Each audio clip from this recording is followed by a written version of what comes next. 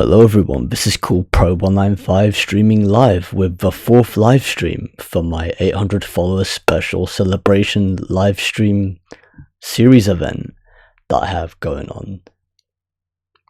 Previously, on the first 3 live streams, within live stream number 1, I've done an any % completion playthrough of Crash Bandicoot Excess, aka Crash Bandicoot The Huge Adventure. In the second live stream, which is live stream number 2, I've done an any % completion playthrough on Crash Bandicoot 2 Entranced. And in the third live stream, which is live stream number 3, I did an any % completion playthrough of Crash Nitro Kart.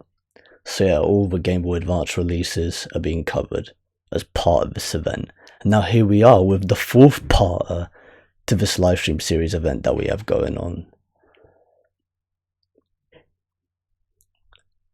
So yeah, now in the 4th live stream number 4, I'll be doing an any % completion playthrough of Crash Bandicoot Fusion, also known as Crash Bandicoot Purple Ripto's Rampage in the US, and in Japan, and also known as Crash Bandicoot Waka Waka.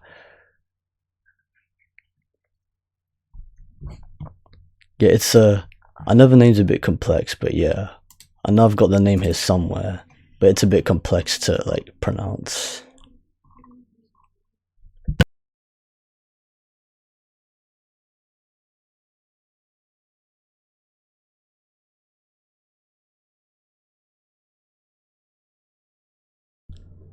Oh yeah, that's right, I got the title. Oh yeah, that's right, I got the title right here. So yeah, in Japan it's known as Crash Bandicoot Advance Waku Waku Tomodachi Daisuken. Yeah, it's like, I don't know whether or not to pronounce that correctly, but yeah, it's a complex name to remember. Right, anyways, now that we're back with the 4th live stream, it's definitely going to be interesting. Honestly, the first 3 have been eventful for what it's worth, and not only that, but I honestly felt like Crash Nitro Kart would actually put me through more of a proper test. Then like it just ended up being more chill, and I personally reckon it might be the same case for Crash Bandicoot Fusion, but as for Crash of the Titans, it might not be, you know. It might not be the same case, and we've already got our first guest commentator jumping in just for stopping by, Rob. Hey, buenos dias, amigo. Buenos dias. Yeah, pretty early as well. Yeah, anyways, for those of you who don't know yet, or for those of you who haven't been watching this live stream up until this point and have just started watching it from this 4th live stream onwards, and you're watching it live on Twitch, you can already see on my stats that I've already both hit and surpassed 800 followers. Even I've both hit and surpassed 900 followers on my Twitch channel. So yeah, it's another one of those overlap situations, and yeah, the reason why I'm doing this is because I have different plans for both followers special celebration events.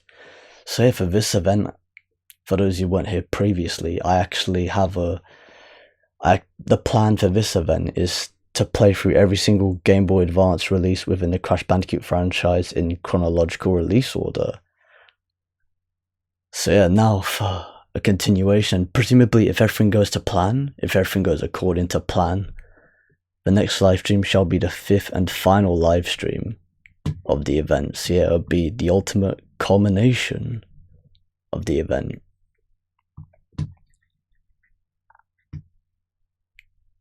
Also, before anything important is forgotten,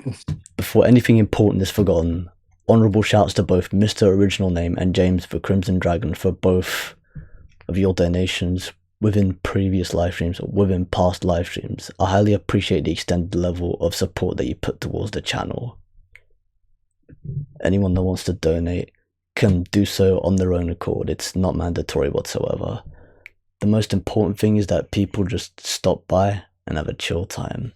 So yeah, just jump into the chat and have like the chillest time possible. So yeah, I like that DM I sent you. I hope you like that DM I sent you, cool, bro. Alright, Well, where's the DM? Oh, on Discord. Yeah. It's definitely up your street because I've ended up listening to it at random on Spotify. Oh yeah, I clocked that DM, but I didn't actually, I didn't get a chance to check it out, but I did clock it. Yeah, Blur Park Life. Art Life. Yeah.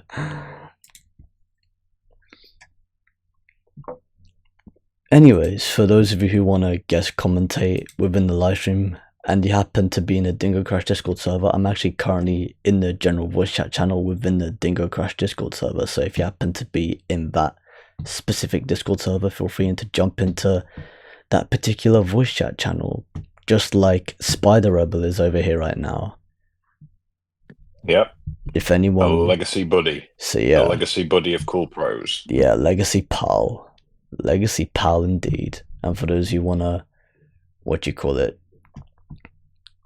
those who happen to have me in another server and want to put in a request in order for me to move a commentary to another Discord server, feel free to put in a request and I shall do so. But of course, now that I already have a guest commentator here, it might not be likely to be the case. But yeah, only time will tell.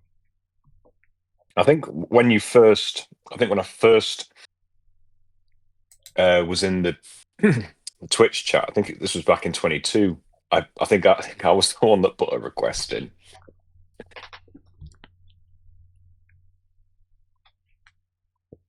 Yeah, like that was like the first time. Anyways, no time like the present to whip this out to social media. But yeah, that was back on my first casual variety gaming live stream that you put the request in. So yeah, that's pretty much when it first became a thing officially. Was it when you were playing Spider-Man? Yeah, it was back when I was playing Spider-Man. Like, the first game as part of that, type of live stream. I think I do remember. It was definitely Spider-Man. Somewhere in that. It was somewhere at that point in time when I invited you to the Nexus community. Yeah, I remember that. But then again, I know that you were a member on the Steam community, but not on the Discord.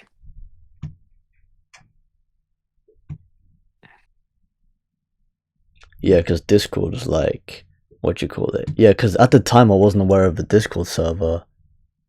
But yeah, since you jumped in and brought it to my presence and raised awareness of it, no time like the present. Yeah. So yeah, I'm wearing my AirPods right now. Oh, cool. I'm wearing my AirPods right now, so I don't know if the audio is going to be like clear enough, because I know that on the playbacks that I looked at from previous streams, it was a little bit hit and miss. Yeah, well, that would make sense because, the quality isn't 100% accurate on AirPods. Well, I think it's because it's in court. Well, I know that another guest commentator that Pseudo, he was talking to me last night about the weakness with the Samsung S25 Ultra, I think it was. I'm not that familiar with the Samsung models because, well, I've never owned a Samsung.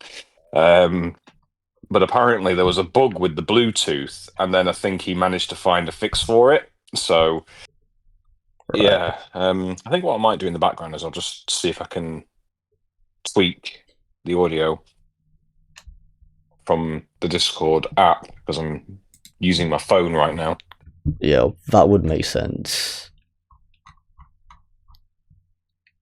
Let me see. But yeah, I hope you like my new Discord profile pic. I decided to change it to something a bit more cuter. Yeah, I clocked you switched it up. Yeah, every now and then I'm getting into the habit of like every couple of weeks or so, I'll just change, the profile pics, desktop backgrounds, because it can be hard to. Well, sometimes if you just look at the same background pic for like a certain number of weeks, it becomes a bit mundane. So you have to, change it every so often. Yeah, but it depends how you look at it. It depends how you look at it, and it also depends on pretty much how you want it to be. So yeah, if that's the vibe you get, then of course you're gonna want to change it. But of course, if you want to keep it the way it is for any particular reason, or you just like, I don't know, it's just like a legacy mark or whatever type of thing that it symbolizes, then yeah, everyone's feel free to do what they see fit.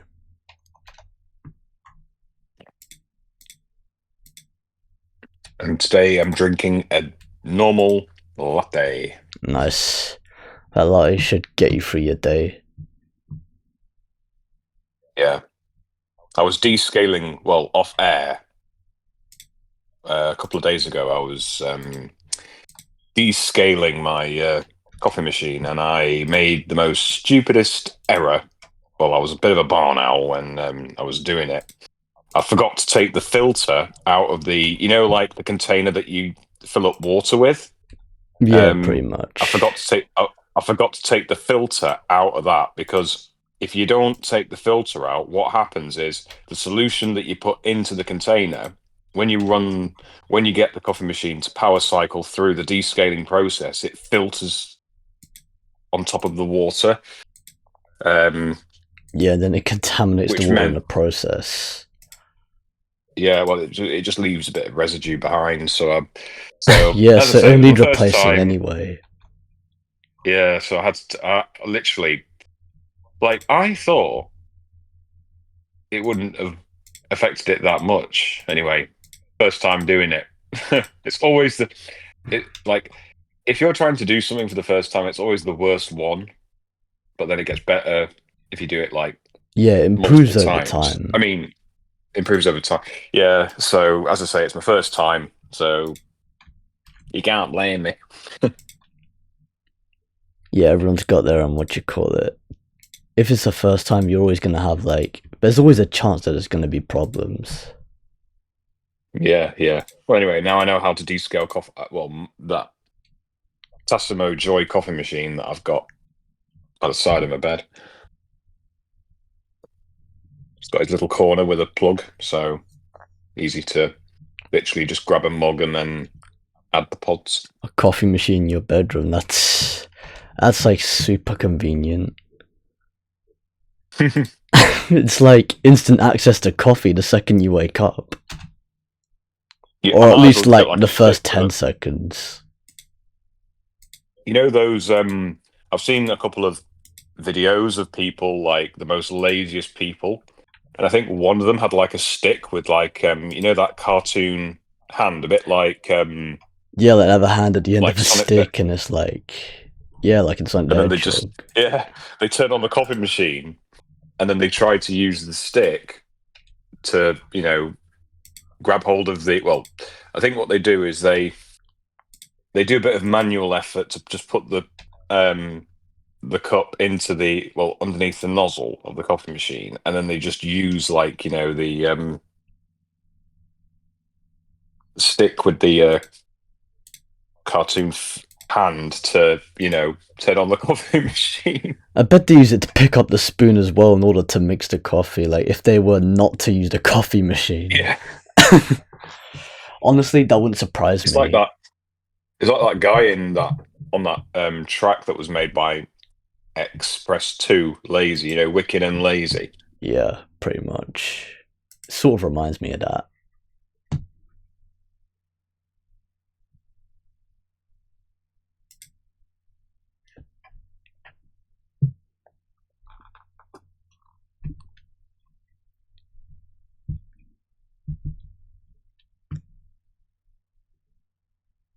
Okay, we're getting there slowly but surely.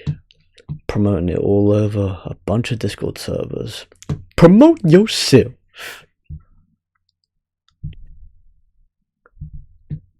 You could do with like a thingamabob.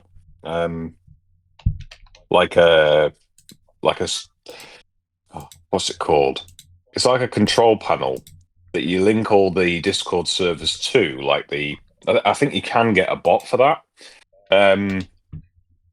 It's like you can select multiple Discord text channels from multiple Discord servers, Yeah, that's pretty and then convenient. all you have to do is make the template.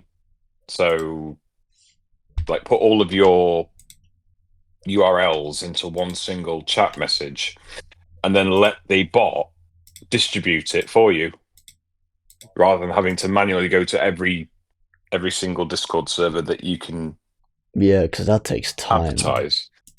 Yeah, there might be a bot for it Yeah, because it's there utilizing definitely. APIs and stuff. Yeah, there certainly should be a bot for it. Because I think that would be utilizing a bit of automation for streamers, because then all they'll have to do is, well, I mean, if they have, like, a stream deck, they could probably set up a button where it would instantly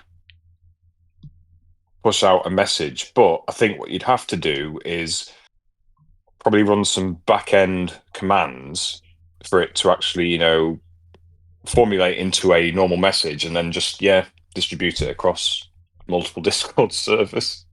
Yeah, that would be like the ideal solution. That'd be the most So all you optimal have to do is just solution. push a button. Yeah, it's precisely the case.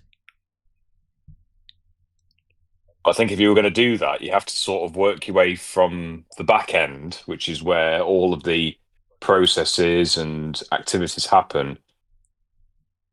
Solder them through with a, normal circuit wire, or a set of circuit wires and everything else, and then solder it onto a button, and then fasten the button onto, a little compartment, let's say on a PC case or something like that. And then all you have to do is, as soon as you push the button, it triggers the circuit to say, right, Cool Pro wants to, distribute announcements that he's streaming on Twitch and YouTube. We must carry out the request. It's like that SpongeBob, scene when we go into SpongeBob's brain and there's just multiple SpongeBobs just trying to, carry out certain processes within his brain. Yeah, I certainly remember that episode. Yeah, it just like split them up into multiple ones. Yeah, and then he was trying to remember his name, and then and then they his couldn't find brain, it. the brain cells, and he was like, "What's his name? What's his name?" It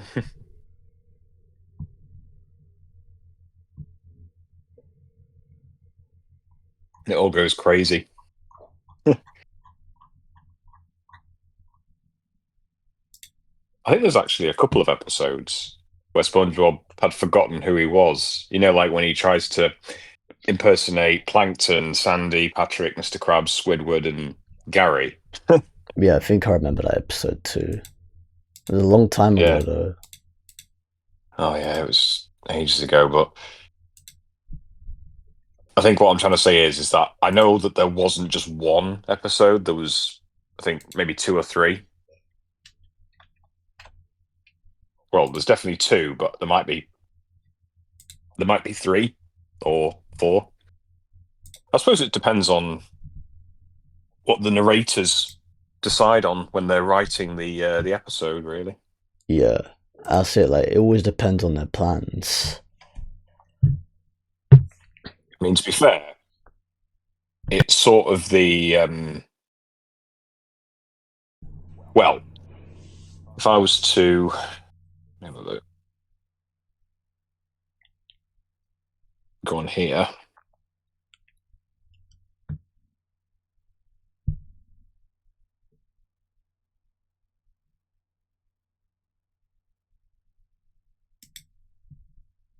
Yeah, so it would have been about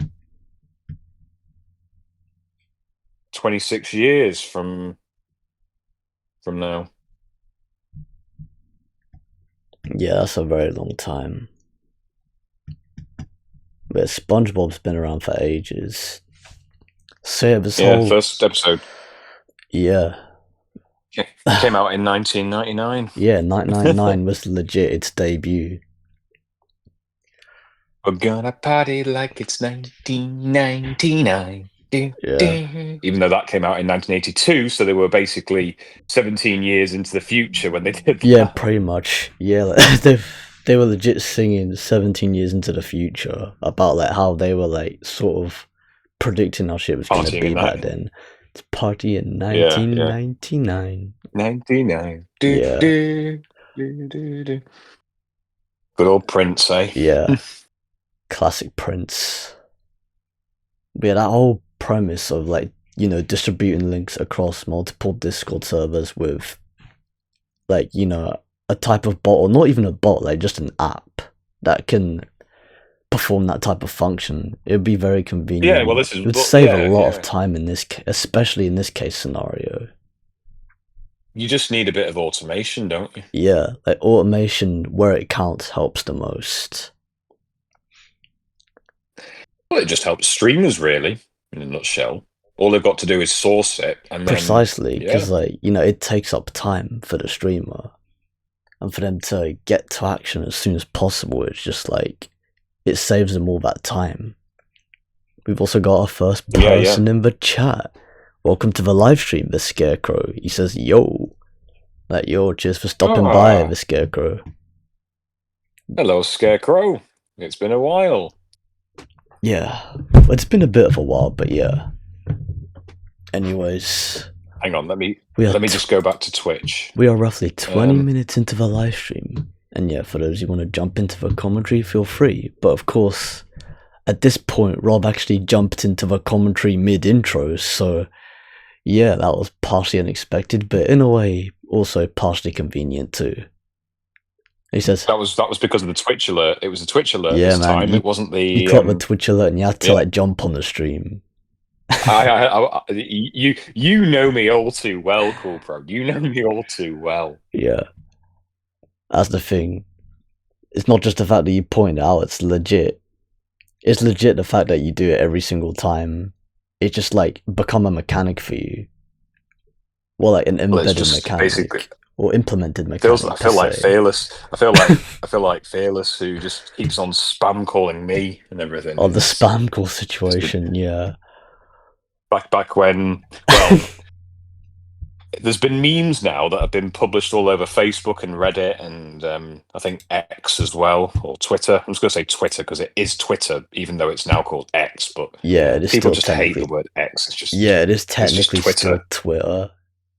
And even when you type Twitter, it still comes up with the same website. So yeah, we have to pay our respects to one of the most famous and one of the most, legacy and hilarious video and voice conferencing software that was released in 2003, and over the last 22 years, it will solely be missed from our PC screens and from the extra bonus features which involved classic games like chess, Hangman, and all that jazz. And I think that was actually a plugin. Yeah, it was a plugin. So all that means for me to say is you will be solely missed, Skype. Rest in peace. Rest in peace. Rest in peace, Skype. 2003 to 2025. Yeah, it was a great app. The funny thing is, like, you can still open it, but I don't think, and you can still view all of like the archives and everything. I mean, you can still view like all the past conversations, but I'm not sure whether or not the messaging actually works because I didn't try it. But yeah, but it does say that they're migrating people to Microsoft Teams. Yeah, well, this is it. I know that the client who I contract for, they're moving to because I think it's because Microsoft, they brought Skype because Skype was its original. It it was its own original application until Microsoft brought it out, I think in 2013 or 14. And then they created a new instance of it. And then I think Teams decided to, well, actually, no. Teams was derived from Skype because they utilized the voiceover, services from Skype. So when you like play like the default sound effects in Teams, it actually comes from Skype because they just changed it up a little thanks to Microsoft's ownership, because they brought it off Skype originally back in 2014. So because Microsoft introduced their own, version of Skype in theory, which is now what we call Teams, they primarily took Skype's original sound effects, mixed them up a little, and then created a new set of sound effects. Well, a remastered, I'd say, set of sound effects, but for Teams. So it's like they built upon it by like creating another version of it. It's interesting because like It's interesting because like around the same time period, Google bought YouTube. They purchased YouTube, and then like they started, integrating it with Google Plus, and now they're both back to being their separate things altogether. That is really weird, to be fair. That's sort of like an alternate reality if they were to join forces again and then just split off again. Yeah, like the partnership didn't last long, if you can even call it a partnership. That is mutual agreement. Yeah, mutual agreement. But because it was a buyout or whatever it was, technically they took ownership. So like if it was a partnership, Google had to pay a lot. Co-ownership. Yeah, I know that Google had to pay quite a lot in tax because they overlooked that they had some outstanding tax to pay. And I remember that being debated in the House of Commons. They were just, talking about Google not paying taxes and everything. Yeah, Google had to pay respects, had to pay taxes and all that back at that time period. Yeah. Okay, so the Scarecrow also says, "Hello, chaps." Yeah, he said that a little while ago as well, shortly after he posted his first comment. But yeah, anyways. I think the chat on my app is not working. Well, so no comments are popping up on your app. Yeah, well, I think it's just refreshing, but yeah, it makes sense. Yeah, it doesn't sound like they're probably going to be up on your phone. I'm probably going to be AFK for maybe about half an hour or so, but I'm going to jump back in. Well, actually, I'll deafen myself on the Dingo Crash server just for about half an hour because I'm multitasking. I've just got a quick meeting with a couple of people, and then fair enough. I'll just unmute myself when I'm finished if I remember to. But yeah, as I say, I'll be around. It's just that I'll probably be just moving to text temporarily until I've finished this meeting, which is due to start in like 2 minutes. All right. So yeah, I'm multitasking, guys. Yeah, this is what you do when you're an engineer working from home. You just, pretty much. You just multitask. But yeah, as I say, I won't be too long. I'll just it's just for half an hour. But at least the viewers can just, because they're mainly going to be observing your stream. Yeah, it's not a big deal because like the stream needs a bit of air to breathe at the same time. So it's like, well, I think you've just started, haven't you? So yeah. Yeah, precisely. Right. Well, anyway, yeah, I'll just deafen myself, and yeah, I'll be back in about half an hour. Cool. Anyways, yeah, enjoy your meeting if possible. Yeah, thanks, man. Safe, bro. Anyways, yeah, Rob's just deafened himself on the Dingo Crash Discord server. Anyways, now that at least the Scarecrow's been in the chat just chilling patiently, just sitting there waiting patiently, no time like the present to jump into gameplay. So let's fire up the Visual Boy Advance emulator. Honestly, it's more than about time at this point because I legit could have started like 5 or 10 minutes ago, but then of course we had this whole conversation. We had a bit of like a tangent of a conversation about Skype suddenly officially being put out of commission per se. But anyways, now for the fourth game. Well, the fourth game in this lineup. The Scarecrow says certainly is about time, lol emoji. Yeah man, just stating facts, just spitting straight facts, you know.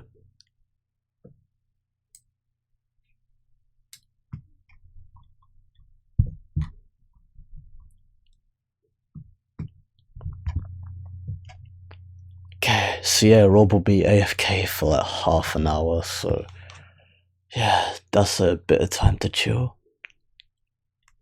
So anyways, no time like the present. Now let's cue the Game Boy Advance startup sequence.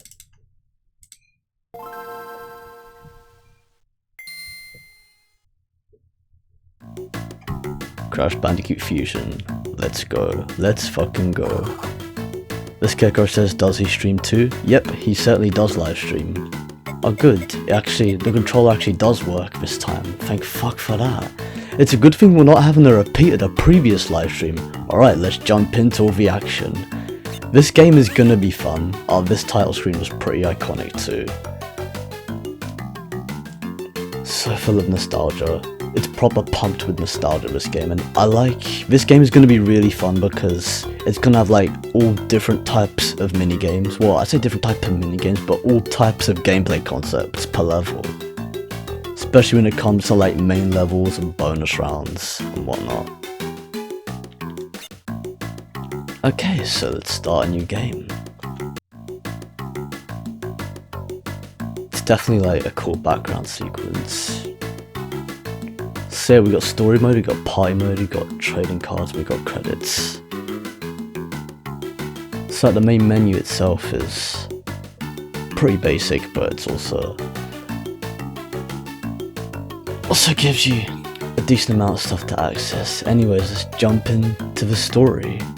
I always found it cool that Crash would like floating on a rock over there. It's an interesting way to simulate, you know, I'd say 3D graphics, but like an interpretation of 3D graphics per se. Especially for a Game Boy Advance game. The Scarecrow also says, it's funny they use the CNK models. Yeah, precisely that, because like, at the same time, this took place after Crash Nitro Kart, so technically this is like a partial side game.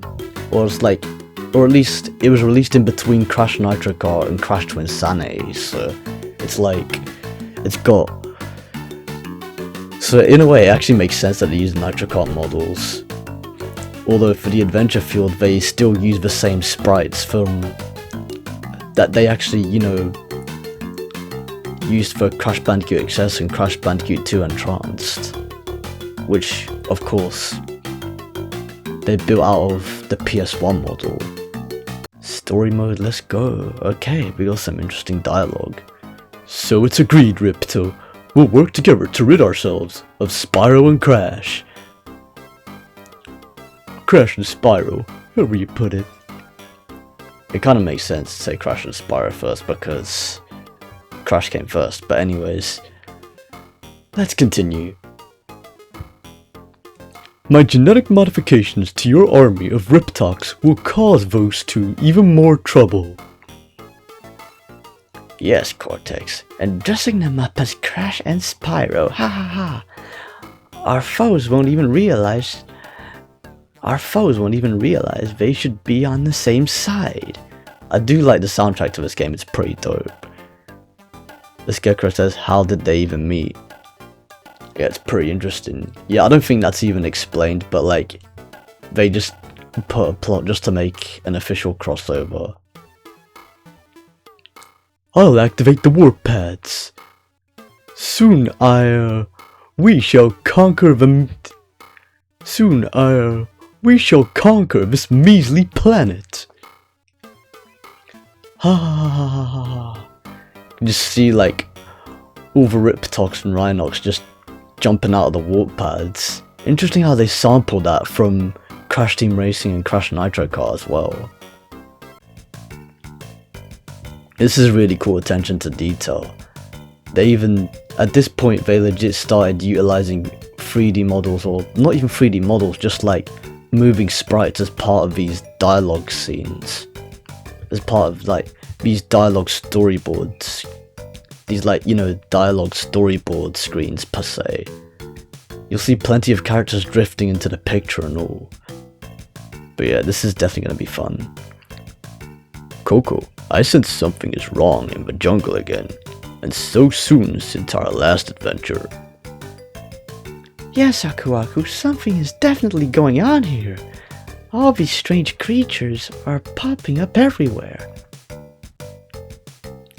I fear this is Cortex's work again. We need someone who can look into this.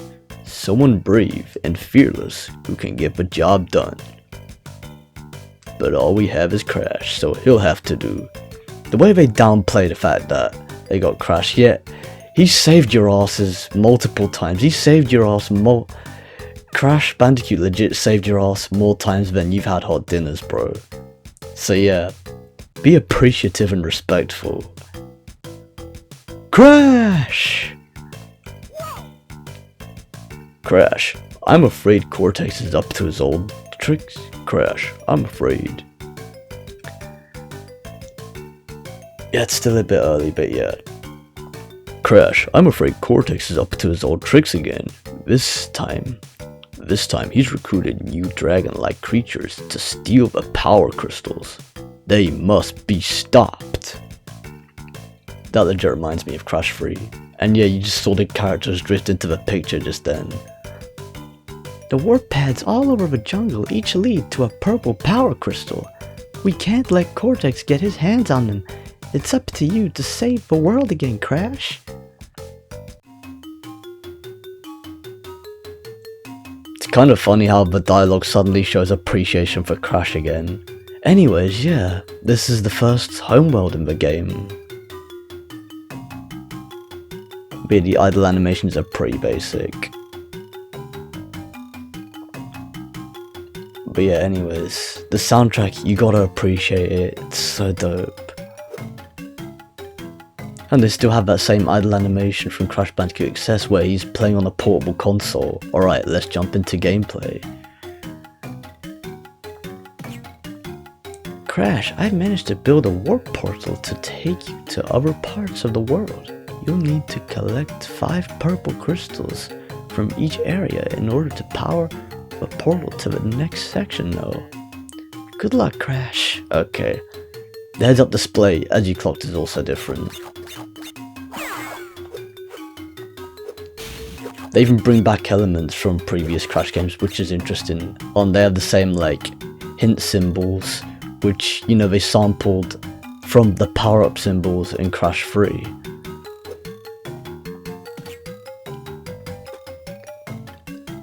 And like, you know, they implemented into Entrance as well. Or like, you know, especially since, you know, they implemented it into Entranced as well.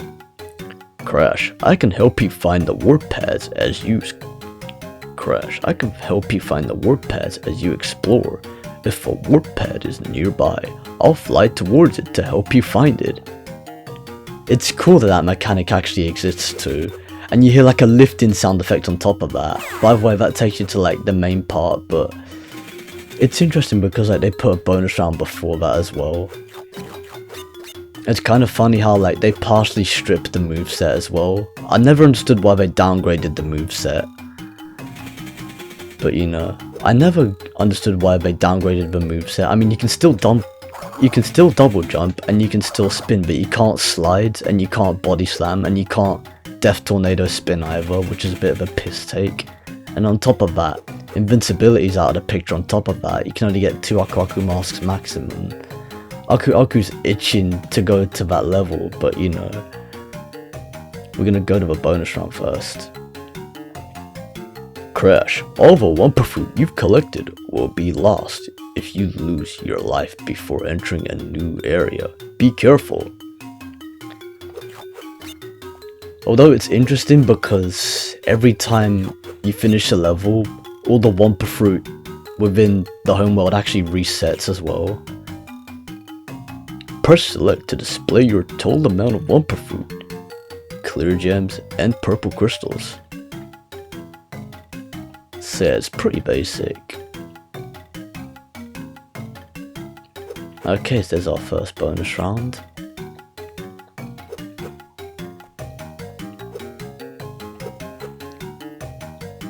The way they shape the platforms too is pretty interesting, and that's actually a nice utilization of animation there. Although I presume they GIF images, but what the fuck ever. Okay, so the first bonus round is Free Falling. So yeah, let's enter our first bonus round. So yeah, a lot of these bonus rounds are treated like main levels, but yeah, this one you legit just gotta plummet and hit every crate on the way down. Destroy all the crates. It's interesting because this reminds me of how this legit reminds me how in the original Rayman, when you're literally just approaching the Bazit boss fight, and like you're just on your way down collecting all the things. This music is pretty chill, and yet they use this music for like every type of bonus round. So this is technically like, you know, the bonus round music for Crash Bandicoot Fusion. It's super chill as well. Yeah, this one is actually pretty simplistic. That was a piss easy one, but there's gonna be harder ones along the way. So there's different types of bonus rounds as well. And there's one that's actually time trial based, which, you know, it's time trial based and it actually utilizes the time trial crates from the relics within previous games as well, as in like the actual proper time trials within previous games. You need to use Wumpa fruit to unlock the warp pads, Crash. When you have the amount of Wumpa fruit necessary, press B to unlock the warp pad and enter the minigame. Beat the minigame to collect the purple crystal. Okay, Grin and Bear It, the first minigame. Even utilizes the same sound effect.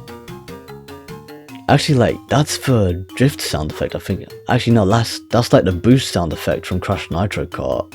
Anyways, Grin and Bear It, our first polar bear level, which, interestingly enough, takes place in the jungle, and there's multiple different types of polar bear levels in this game, or polar bear riding levels in this game, with different environments, and of course the most fitting level environment type of setting is the Arctic setting. So yeah, reach the end.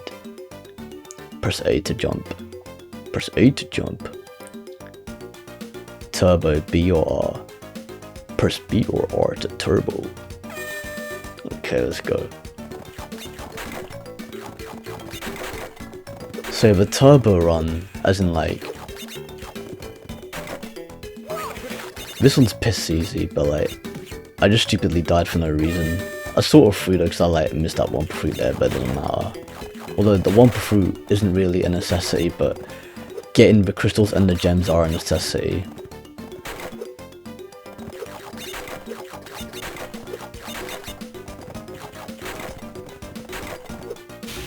The best times to boost is when the gap is just too large to, like, you know, jump from one platform to the other. That was a close one. Of course, nitro crates get blown up at the end. That's pretty convenient. Hence the nitro crate switch. Hence the nitro crate detonator switch. But yeah, this is actually a piss easy one. Just got a crystal and gem, no problem. It's a good thing there are no lives in this game. Double jump by pressing A while in the air, Crash.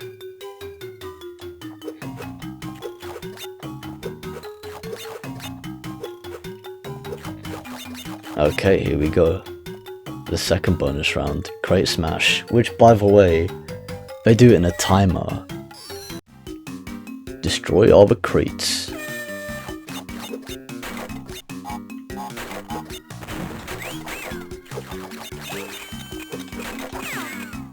It was always funny how, like, they gave Crash, like, different coloured sweatpants as well. That was close, nearly missed a gem.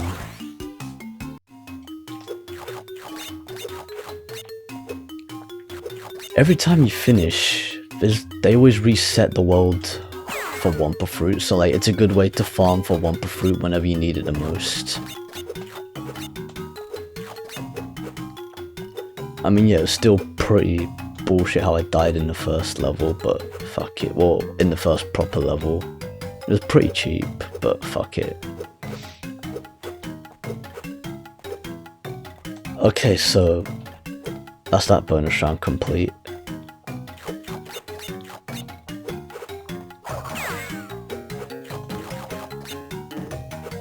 They legit only just put this up here just to collect Wumpa Fruit. Oh yeah, interestingly enough, like when you complete a level and like you earn a crystal, it plays the Spyro 2 it legit plays the Spyro 2 fanfare, so yeah, you legit pay for the fanfare in this game.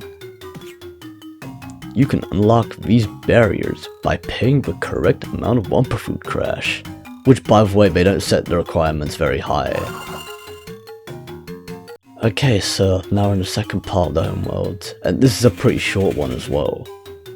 Don't forget that you can always return to previous areas in order to access the warp pads or collect more Wumpa Fruit. So yeah, piss takes are anticipated, but they are what they are. And of course this game has trading cards as well, so be sure to pick them up. So we got characters from the Spyro the Dragon universe as well, in order to make this a proper crossover. There's Blinky from Spyro as well. Stay away from me, you stupid orange creature. Wait until I get my dragon friend about you. Wait until I tell my dragon friend about you. He'll stop you and your friends for sure. Yeah, right. And yet Crash ends up defeating him anyway. Well, the way I phased through that platform just then, I legit just clipped right through it. Up there is legit the Crunch boss fight. Well, not boss fight, but like, you know, the Crunch bonus round. Okay, Sheep Stampede, let's fucking go. Yeah, some of them only have a crystal, but of course it depends on the type of minigame that the level is based on, so yeah, let's jump in. Stop a sheep. Use the D-pad to move. Press A to shoot.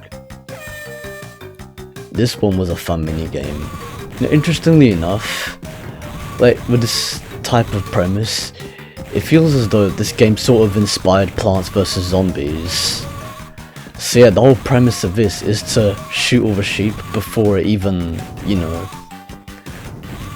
The whole premise of this is to like, shoot every single sheep in order to prevent, like, you know, in order to prevent at least one of the sheep from touching the nitro crates or like running through the nitro crates that are behind Crash. So yeah, Crash just utilizes the bazooka with a missile as opposed to a Wumpa Fruit in this game too. So yeah, the white sheep only take one step, but the black sheep, they just sprint across they legit just sprint across the screen, and just like that we got the crystal. So yeah, that's the fanfare that we paid for when we got this game.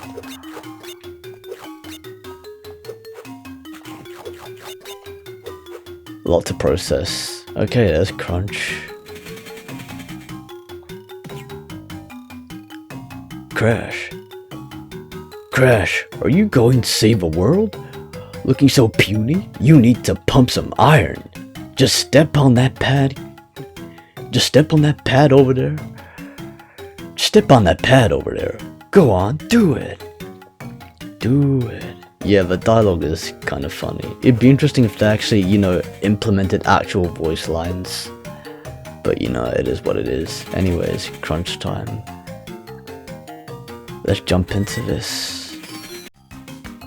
So yeah, legit, in these type of minigames, or in these type of bonus rounds per se, Crash legit just like lifts a barbell with weights above his head, and you legit just gotta lift it you legit just gotta spam the jump button in order to lift it above his head before the timer runs out.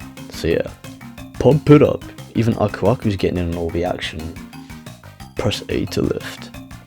Yeah, you just gotta spam it. In each and every single one of them, you get like 15 seconds of time.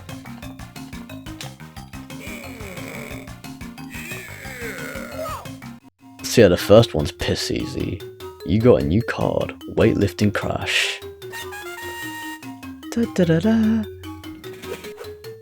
Gotta pump your muscles, and you can see the next level on the other side of the terrain there. That was close.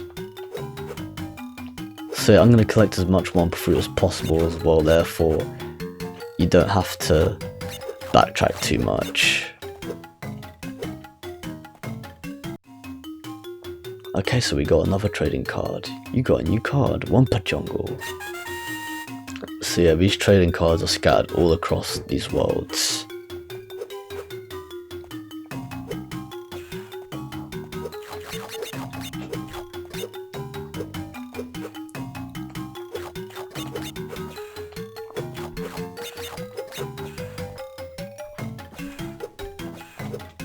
Yes, some are really close calls.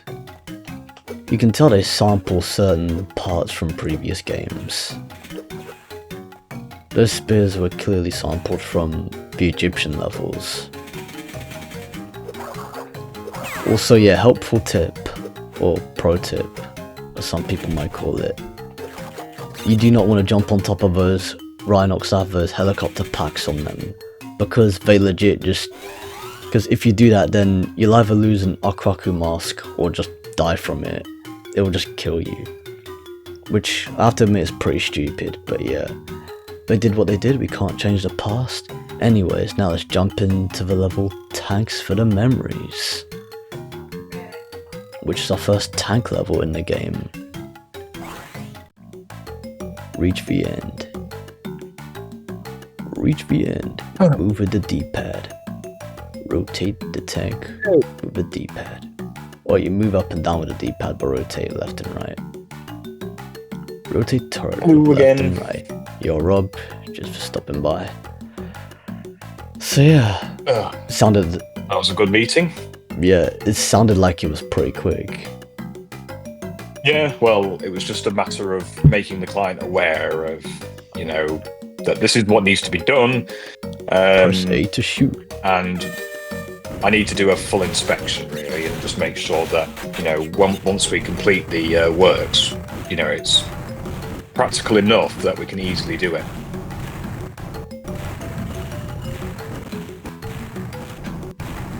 Yeah, that makes sense.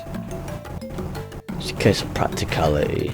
Okay, so like, we got these tank levels in this game, which, by the way, in a way, it's sort of a partial throwback to Crash Bash, but at the same time, it's like, you know, a different gameplay premise altogether. But of course, like, the way you play is that you can just like play it as any level in Crash Bandicoot, just like, you know, smash all the crates in order to get a gem. And it's interesting that they put a crystal at the end of the level as well, as opposed to in the middle of it.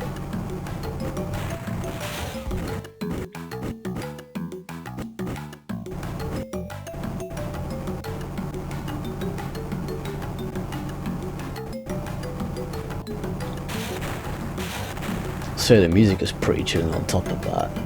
So you can rotate the tank as well as like, you can rotate the turret as well as like, you know, rotate the tank as well. And you can shoot diagonally too, but at the same time, like, the shots are limited.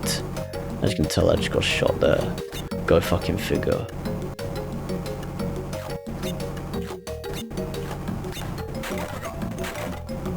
I mean, you can shoot the crates as well as, you know, drive into them too, which is pretty convenient. But some of them, this one's piss easy, but the later ones are like a lot more intense in comparison.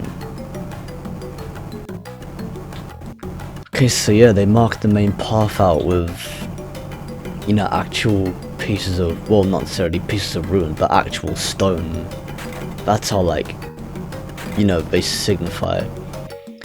That's how, like, they symbolize the path. So as you can see, the end portal's right there, so gotta go all the way around.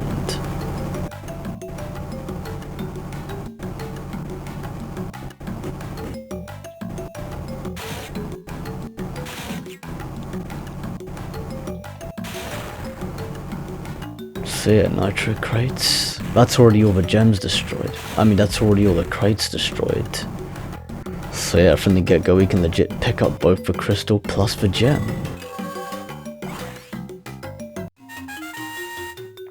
So yeah, that one was simple enough, but the rest get harder. So yeah, spinning those enemies is always the hot take in this game.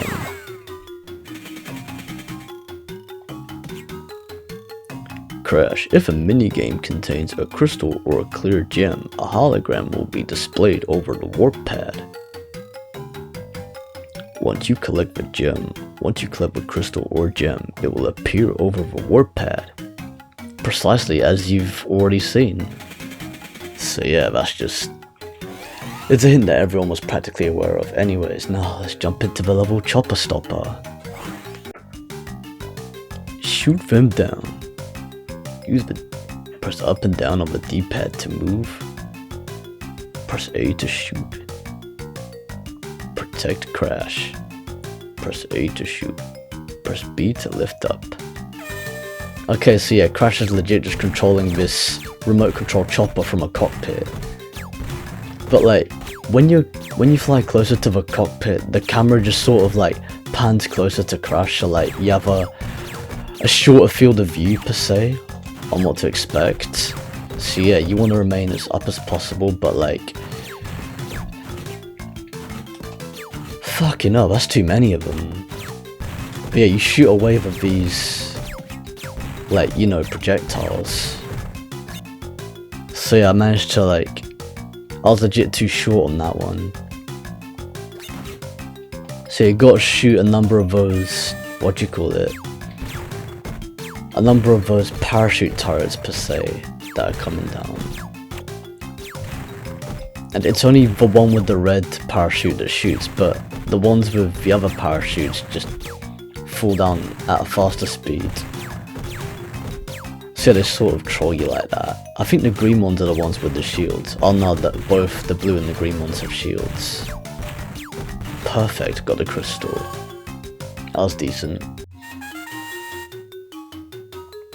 Okay, so that worked. Okay, so we got the card shop right there.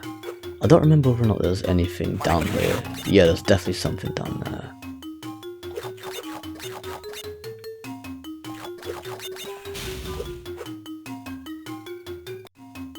So yeah, you got a new card, UFO Assistant. Da, da, da, da. Yeah, you'll be hearing the Spyro 2 fanfare a lot in this game.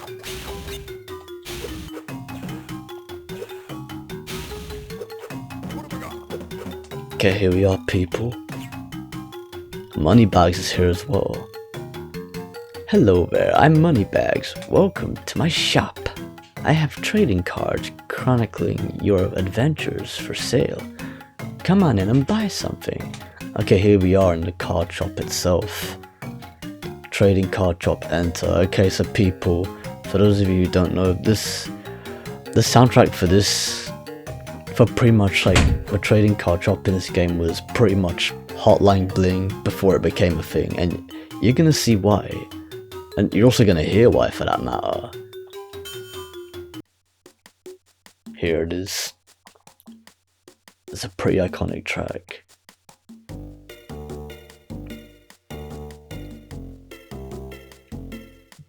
It sounds a lot like it. It's interesting because like the very first time I heard that song, the very first time I heard the song Drake Hotline Bling, it immediately reminded me of this track. But this is like, but you listen to this one now and it sounds more like, you know, an elevator music type remix of it, but even though this one came first. But yeah, this came out 11 years before Hotline Bling came out. So yeah, Crash Bandicoot Fusion came out in 2004 and Hotline Bling came out in 2015, so yeah. It's hard to believe that Hotline Bling is actually 10 years old this year. That's fucking crazy. But of course, like, this is its own composition. Man, like, it's legit an epic throwback. So yeah, we can like buy trading cards and all that as well. So here we are. Yeah, pretty much. Drake be like, man, this is pure insane. Okay, so I'm just gonna purchase one trading card because I don't want to use up too much Wumpa Fruit. Card purchase. Da da da da. But yeah, man, it's super iconic. Drake be like, you used to call me on my cell phone. Late night when you need my love. Call me on my cell phone. Late night when you need my love. And I know when the hotline bling, that can only mean one thing. Yeah, I know when the hotline bling, that can only mean one thing. Ever since I left the city, you got a reputation for yourself now. Yeah, pretty much, like, that's how it is, man. But I, of course, had to sing it a bit faster because the BPM is quicker, you know. But yeah, just gave you guys a bit of a demo just then. Okay, so we can view trading cards as well. I'm not sure if it was 100% up to par, but yeah. Anyways, it was nice to showcase that.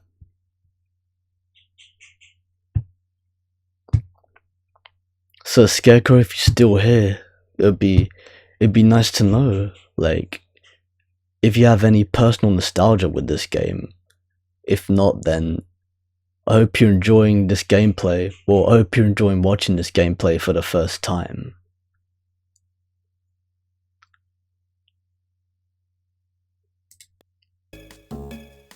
So yeah, back to the game itself. We can actually view the trading cards that we picked up, and it even rates the value of each trading card as well. Idlehead, yeah, that's the one that I literally just purchased. Weightlifting Crash, yeah, that's the one that I earned from the Crunch weightlifting challenge. Wumpa Jungle, yeah, I picked this one up. Yeah, this is one of the cards that I picked up in the homeworld.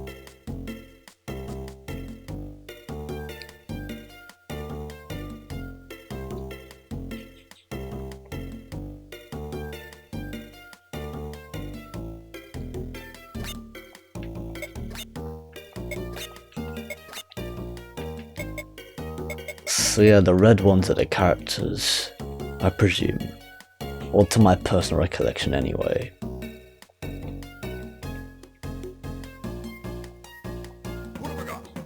You legit cannot unhear Hotline Bling from this track either when you like hear both of them. It's like proper insane.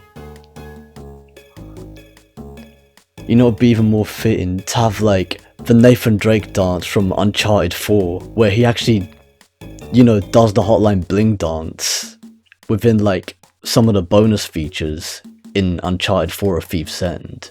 That'd be pretty fitting to play in the background of this track. That's like perfect for a meme.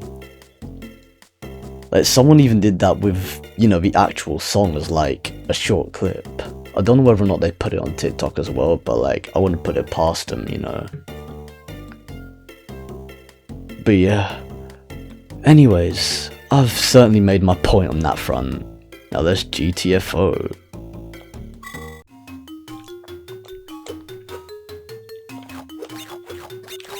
Oh yeah, and since I have 2 Aku Aku masks, this pretty much emphasizes the fact that this pretty much proves that we can't get invincibility in this game. See, like, it literally just disappears. Like, it doesn't even register the fact that I picked up another mask. It didn't even play another Aku Aku sound effect. It legit just like, you know.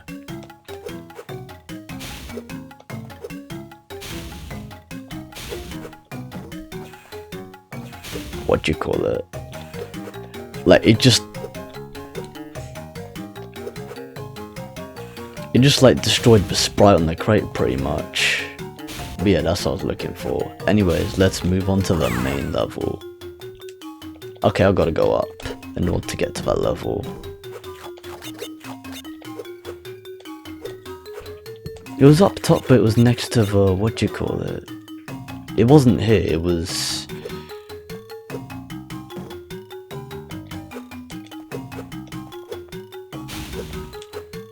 Hang on, no wait, that was the, what do you call it? Oh yeah, I remember where that was now. I might be getting a bit confused, but like... Oh no, that was when I was at the crunch part. Yeah, then that's definitely the next level.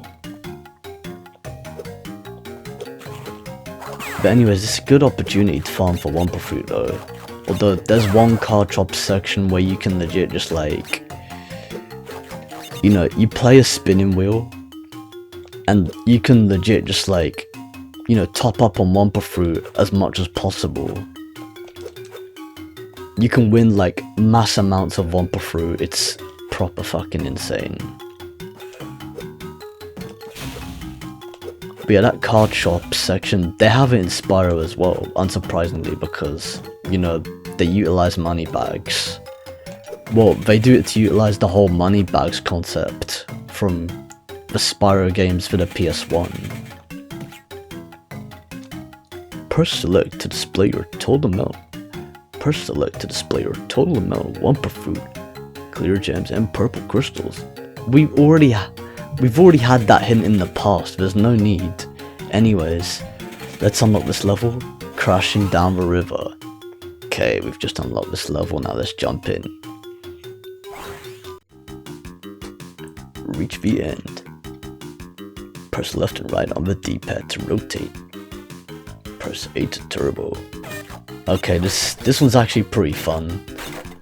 It's pretty chill as well, but you just gotta avoid the... what do you call it? You just legit gotta avoid, you know, the whirlwind portals per se. Well, not the whirlwind portals, but like, you know, I forgot what they were called, but like, you know, these portals that are on the,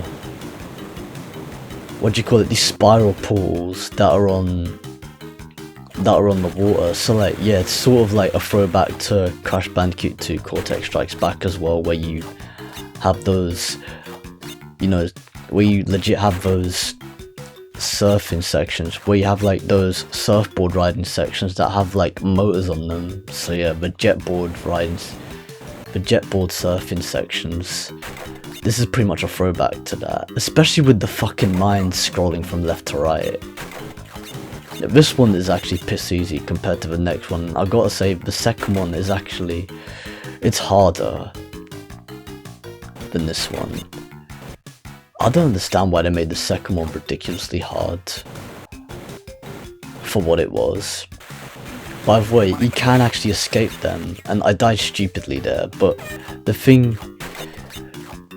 in order to like escape these whirlwind type portals or whatever the fuck they are, or like these spiral portals, like holding the jump button isn't gonna give you the ability to escape them. Like, you legit have to like spam the jump button in order to escape, in order to like get yourself out, because that legit uses the, because that actually propels you out, whereas like holding the jump button, it's in a way slower than actually, what do you call it, well, not necessarily slower, but like, I don't know, in a way it sort of cancels out the speed when you're being dragged in. So like, in a way it makes it feel like it's slower when you're being pulled in by the portal.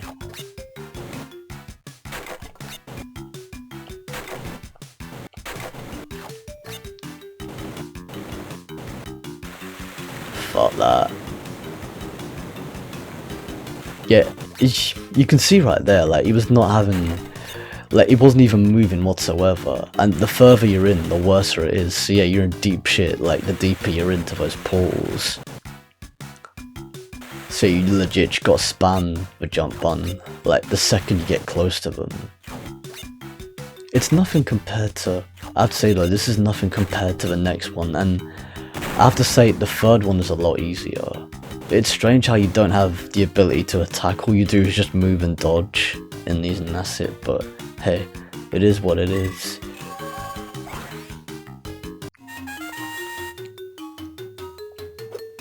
But yeah, I always found those pretty fun for what they had to offer. Crash, you need to collect all the purple crystals from this area before you can unlock this gate. Okay, so that's that done. Okay, so now we play our first boss fight, the Spyro battle. Are these ones we actually physically jump into them in order to access them? But yeah, this is Crash and Spyro's first encounter. I wonder where that last portal has brought us, Crash. I can see a castle over this chasm. Look, a purple dragon. I wonder if it's the same kind of strange creature terrorizing Wampa Jungle. You must be another one of Ripto's creatures. You think you're just going to take over the world? How about taking on Spyro the Dragon first? Knock him off. Move with the D-pad. Press A to jump. Press B to throw. Press B to repair. I think I'm getting vibes now. Yeah, Spyro vibes. Vibes now. Yeah. Let me go on Switch.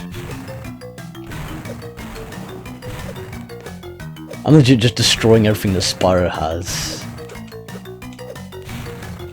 Oh yes! Fusion! That was pretty cheap the way that happened. It's interesting, it's almost like the engine boss fight, but it ain't. But you gotta destroy multiple in order to fuck him over. There we go. Payback, bitch. Honestly, I should have destroyed him in the first place, but I don't know what the fuck's going on. But anyways, yeah, piss takes happen. Wait, you're not like those other creatures back at Dragon Castles? This is Crash Bandicoot, and I'm Aku Aku. I fear our enemy Neocortex is behind all of this. I'm Spyro, and this is Sparks.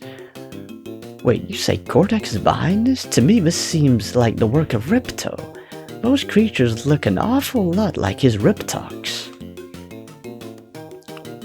Oh no, it's worse than I expected. It appears that Cortex has teamed up with a villain as nefarious as himself, your enemy Ripto. The two of them working together may have enough power to take over this world. I bet they wanted us to fight each other instead of going after them. If we team up though, they won't stand a chance against us. Come on, Crash, let's go! Come on, Crash, let's go! Yeah, let's do this shit. The official team up. You got a new card, Dingo Doll. Interesting how we get a Dingo Doll card after defeating Spyro the Dragon. Arctic Cliffs. Let's fucking go to the second world. Hi Crash, I see you've managed to meet up with Spyro. I hope you two didn't get into a misunderstanding. This is the professor. He's helping me to track down Ripto and Cortex so we can stop him. Interesting how like she knew of Spyro without having any previous interaction with him. Presumably because the professor told her about him. I hope those two modified Riptox aren't too tough for the both of you. Don't worry, Crash and I have the situation covered. Crash, we better split up to cover more ground, okay? Whoa. Alright, let's go. Let's fucking go. Yeah, Crash just drifted in with a thumbs up. Let's do this shit, okay. And then just Spyro just flies off. Fucks off into the sky. Okay, now we're in the Arctic levels. Well, the Arctic homeworld per se. And strangely enough, this is the first time we actually see lab assistants, and it's not even a tech environment. It's not even a tech level type of environment. But yeah, anyways. yeah, it was pretty cheap to have lost to that Spyro boss fight for practically no reason whatsoever. But anyways, crash and burn, let's fucking go. Reach the end. Hold A to rise. Release A to fall. Okay, so here we go, people. Now this is pretty much like a jetpack level. So like, yeah, the name Crash and Burn is actually pretty fitting for the theme of this level if you actually end up crashing and burning, that is. Interestingly enough, like when I first saw like the gameplay concept itself, I didn't really, like, I initially presumed it was like, you know, an underwater swimming level because of, you know, because of the perspective that the game was in. But then the second I clocked the fire coming out of a jetpack, like, I just legit knew that the controls were going to be different. So yeah, the illusion was shattered within a matter of seconds, or within like the matter of 1 second. So yeah, the optical illusion was shattered within a matter of a split second. I'm just reading the art. Well, the history of the chat. I think Scarecrow was asking, does he stream too? I don't know if he was referring to me, but if he was, then yeah, he definitely was referring to you. Oh, to me, yeah. Now and then I do, yeah. I mean, I think the last time I streamed was a couple of weeks ago. But whilst obviously GoPro was commentating on current levels and what have you, and dialogue, I am going to be planning on streaming some. I'm going to be streaming on some new games onto my list. Really, I'm going to add some more games to stream on my list. But yeah, let me just see. So yeah, Scarecrow, his username is Spider Rebel. Spider Rebel. So we've got another card shop over here. I've left you a follow, Scarecrow. Cool. So you'll be able to find me on there. And you can turn on your notifications and everything else. Yep, he's hitting you with that support. Moneybags is like, come in and play a game. Come in and play a game. You can win trading cards or even more Wampa fruit. Okay, so this is the one with the spinning wheel. Yeah, this is the spinning wheel shop. And I think the later ones cost more, but this one just costs 15. It just costs 15 Wampa fruit to play each, you know, just to play like, you know, each turn per se. Okay, so let's spin the wheel. I think I'm gonna farm first. I think I'm gonna top up as much Wampa fruit as possible. So yeah, orange for 82 Wampa fruit. That's pretty solid. Yeah, I'm gonna get as much Wampa fruit as possible. You in 82 Wampa fruit. Okay, yeah, I'm legit gonna get as much Wampa fruit as possible. Therefore, like, it's not gonna. Therefore, it's just, it'll make it even harder to run out of Wampa fruit at later points in the game. I mean, I'll win some trading cards on the way as well, but you know, fuck it. Oh, when it lands on green, you get fuck all. Plays a da-da sound effect.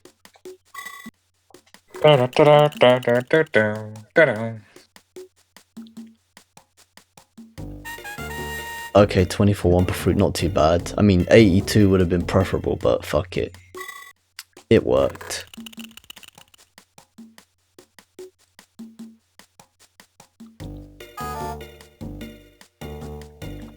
The outcomes are pretty hit and miss, but you know, you gotta be precise on at least like the amount of pressure that you put on the wheel. So it might be here a little while. 67 Wampa fruit, that's pretty decent. Da da da da. Oh yeah, I love that. That brings back memories. That sound effect when you win like a card, I think, or something. Yeah, when you pick up a card or when you win Wampa fruit. Yeah, it's literally the fanfare sound effect from Spyro 2. Oh, okay. Yeah. Yeah, it's interesting how like they implemented that into this game. It's pretty fitting for a crossover. Okay, we win a trading card. You win the butterfly card. See, it was a Spyro card that we won as well. Well, a Spyro themed card.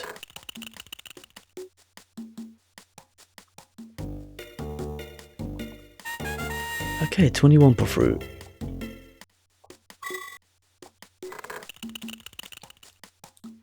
I'll probably like get the 1 per fruit up to the thousands at least.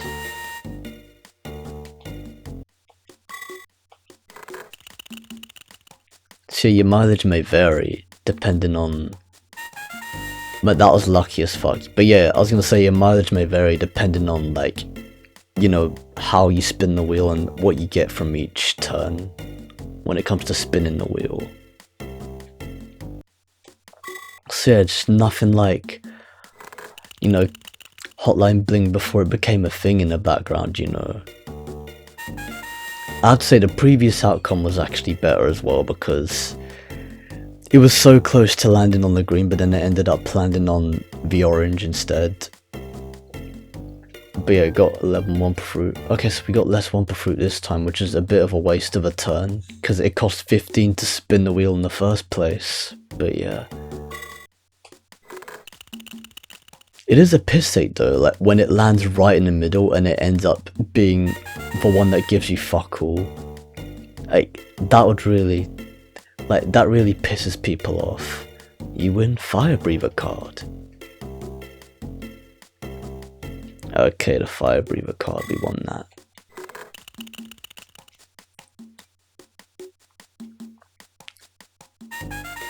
$83 1 per fruit, that's pretty solid.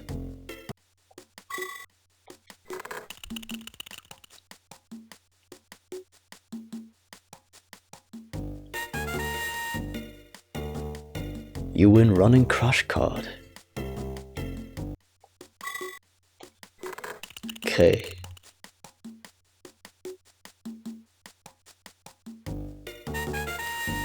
Okay, I would have preferred 35 1 per fruit, but 24 1 per fruit, not too bad.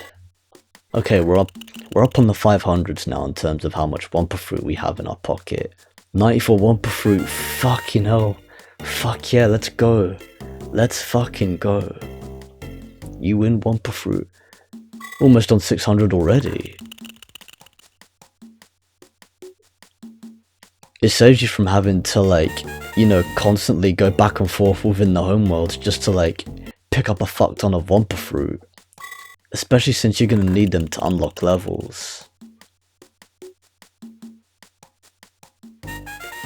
So yeah, it's just chill at this point. It's proper chill.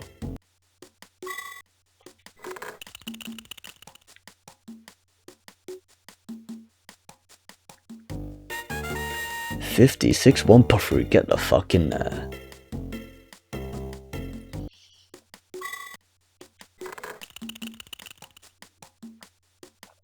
Right, come on.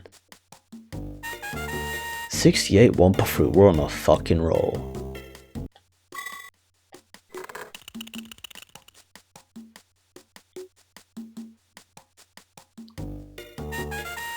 $81 per fruit, man, we're legit getting all the high scores here in terms of 1 per fruit. It's really playing its cards right. Pun partially intended.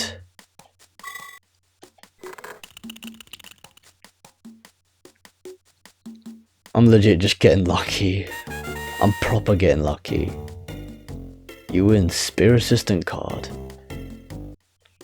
A lab assistant with a spear pretty much.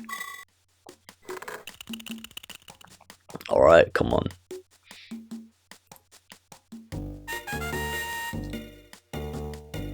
It's sick I had like 3 orange squares in a row in some of the previous turns.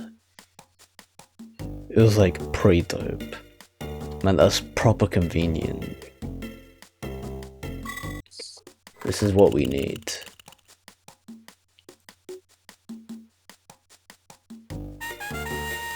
Oh, it would have been more convenient if I got the 87 one, but fuck it.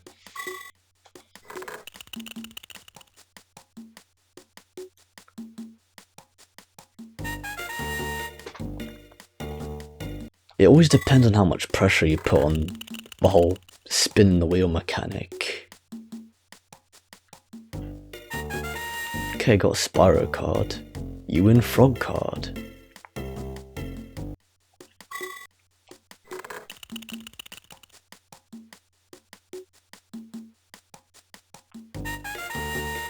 I have to admit, this game is a bit of a test. You win hamster card.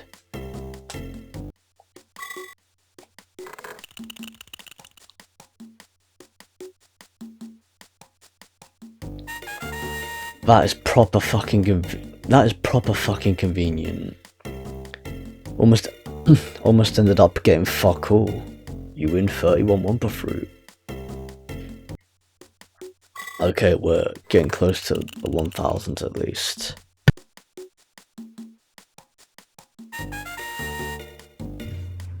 Okay, so you win Polar Bear Crash card.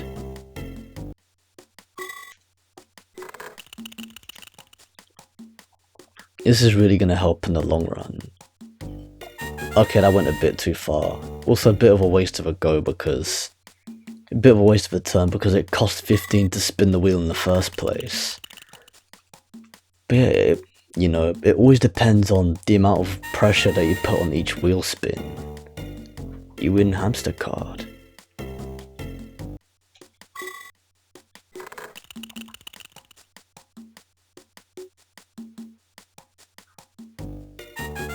Okay, 12 Wumpa Fruit. It's practically nothing because of how much it costs to even spin the wheel in the first place. 62 Wumpa Fruit. That's pretty decent.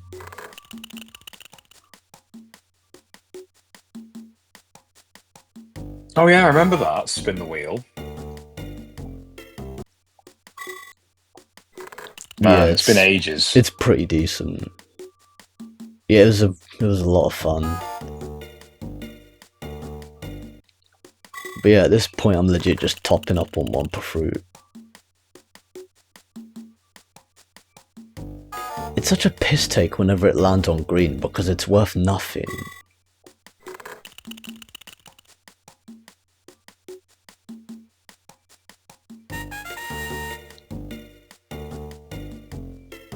$86 Wumpa Fruit. That's pretty decent.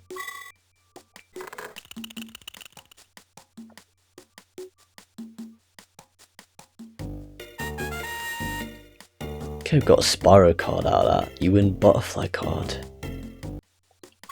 I don't want to be here too long, but I legit want to get a decent amount of Wumpa Fruit, that's the thing. Blimey, 820. That's a lot of Wumpa Fruit. Yeah, sometimes it doesn't even cover it. Especially when it comes to like purchasing a decent amount of cards, but yeah. I just want to make sure I have a decent amount in order to like, progress through the game seamlessly. 96 Wumpa Fruit, that would have been perfect. That pissed away a good opportunity. Because that's almost 100. That is virtually 100. Just four Wumpa Fruit short of 100 Wumpa Fruit.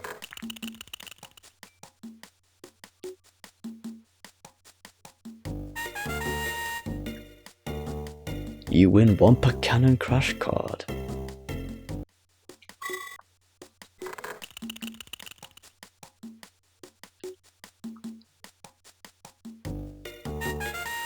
$80 Wumpa Fruit, now we're talking. 83's the next one. Okay. Oh, fuck that shit. What a waste of 80 Wumpa Fruit.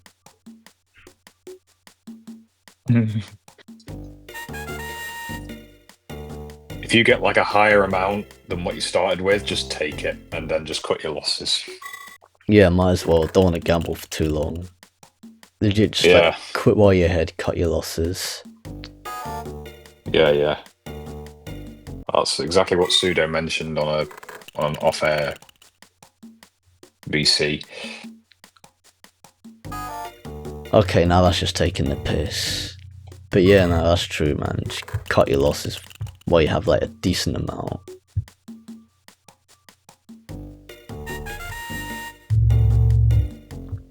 You win Blowgun Assistant card.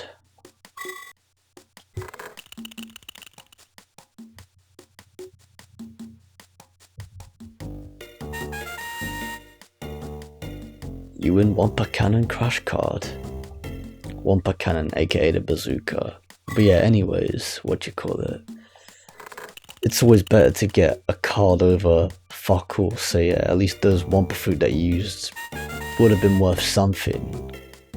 You win Fire Breather card. 73 Wampa fruit. Okay, that was cheap, only for it to result in nothing.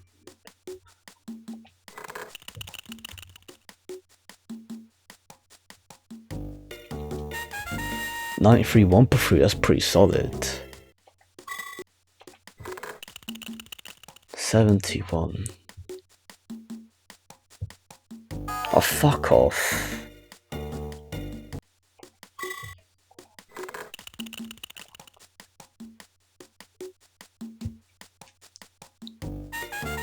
$48, that's pretty decent.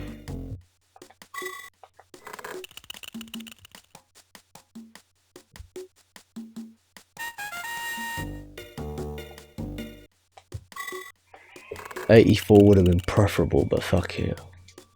Oh, I can't even get 93. So yeah, technically that's only one more Wampa fruit on top of what I already had previously. Because like 16 is nothing, it's only one above the amount that it costs to spin the wheel each time. 68 Wampa fruit, fuck yes.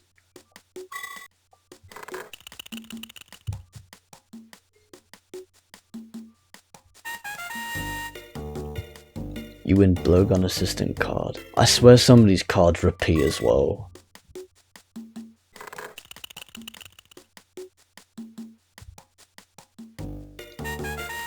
$98 Wampa fruit, that is solid, that is proper solid.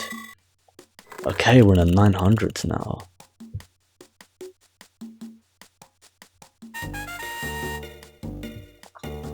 You win Scuba Crash card. That's not too bad for what it's worth.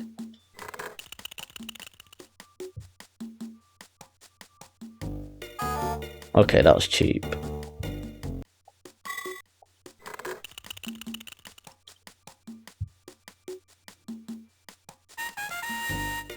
$40 Wampa fruit, we got this.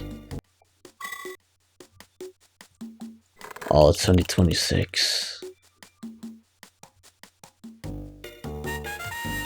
Yeah, sometimes when they don't offer too much, it just doesn't help that much. It just takes the piss.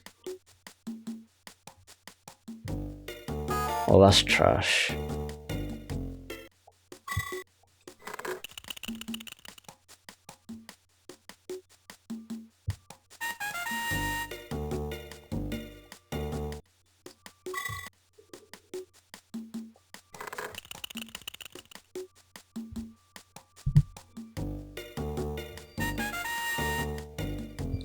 Overshot the orange just then.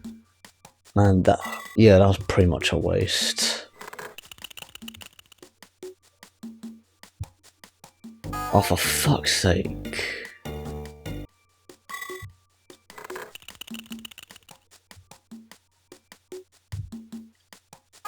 Two greens in a row, you're taking the piss.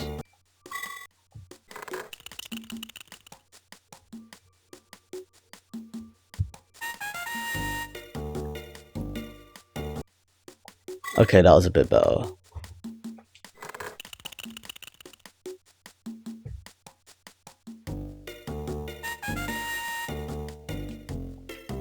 Yeah, frog card. I know for a fact that we already got that. There's literally no point.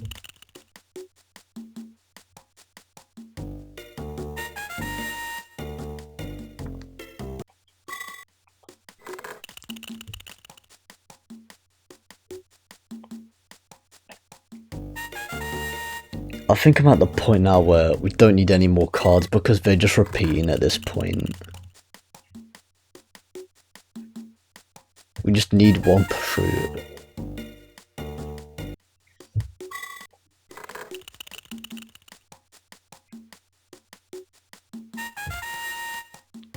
That was in between. Fuck yes! Got 85 Wampa fruit. It's always better when it works out in your favour when it lands in between two colours. Because you never know what outcome you're gonna get until it processes it. That's how it is. Okay, let's get another orange if possible. 96 Wumpa Fruit, we fucking need that shit. Fuck yes, now we're talking. Okay, we've got 1070 Wumpa Fruit right now. Yeah, I might give it a few more goes. Fuck that green shit. That can piss off.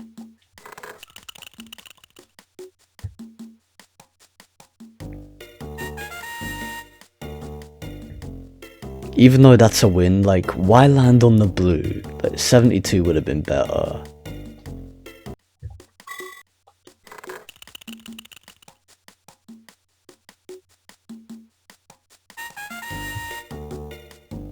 Yeah, we've already got all the cards, so like, they're pretty much, at this point, getting a purple is equivalent to getting a green, so fuck it.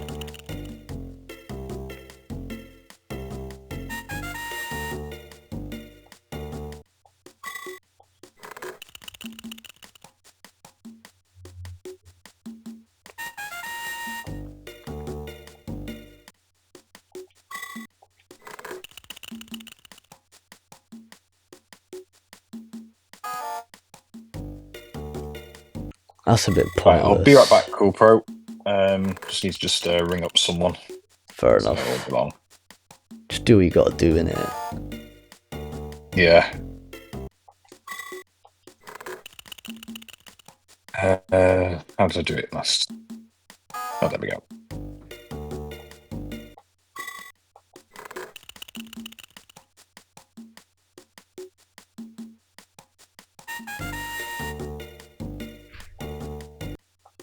Yeah, just getting repetitive cards. Come on, gotta get this. 81 per fruit. That's exactly what I need.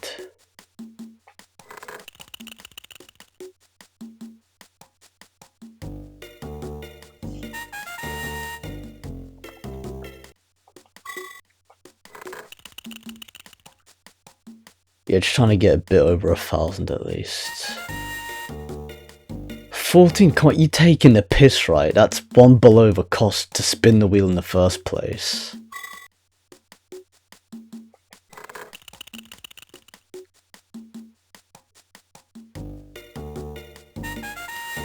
$19 per fruit. Come on, let's get 83. Oh, for fuck's sake.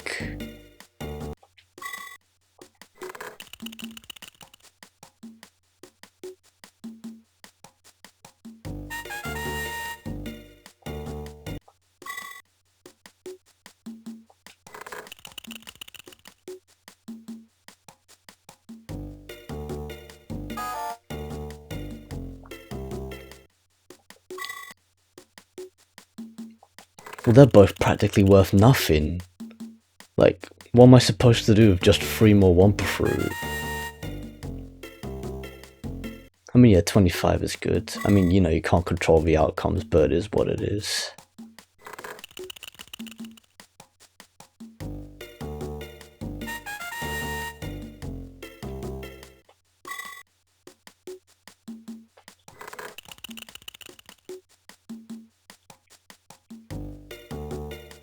Oh, for fuck's sake, you can't have gone any further, could you?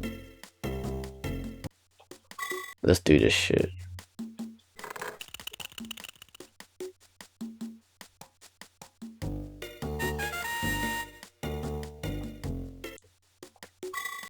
Come on, we need decent outcomes, not crappy outcomes.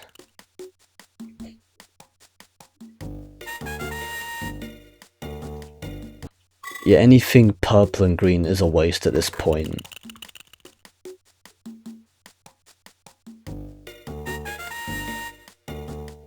And sometimes blue. Although, like, it helps you a little bit because you don't complete. That means you only lose, like, a portion of what you lost and not the entirety. Okay, 57 Wumpa Fruit, come on. I think the next time I get like over 1,000, I should just take it and run. 61 per fruit. Okay, 1,026. Let's see. Might give it one more go. 71 per fruit.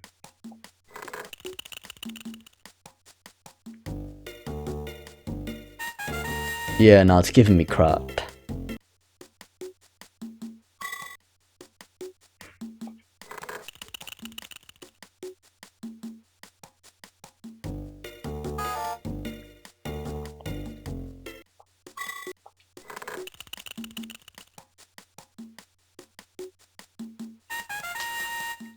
Yeah, I think it's just giving me crap again.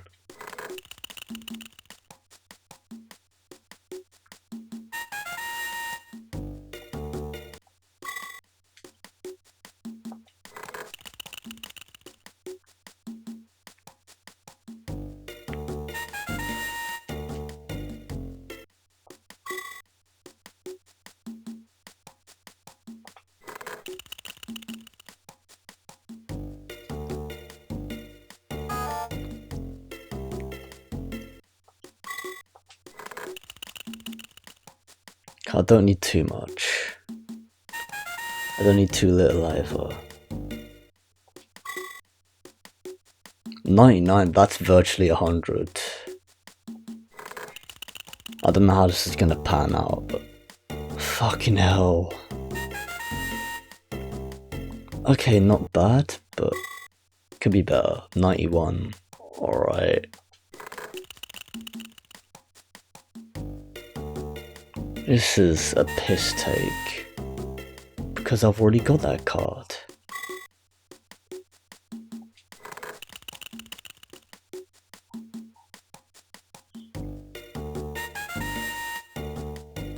$51 per fruit, not too bad.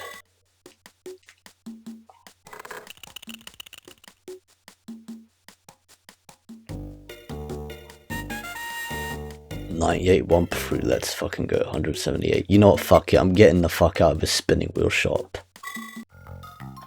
I've got a decent amount. I don't need any more from the spinning wheel shop. Plus, there's another one in the tech park anyway, so I'm not at a loss. 1,001 per fruit is plenty.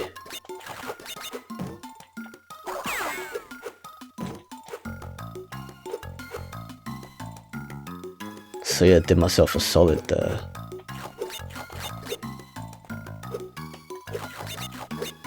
I do like the Arctic level setting. Okay, we got a bonus round here.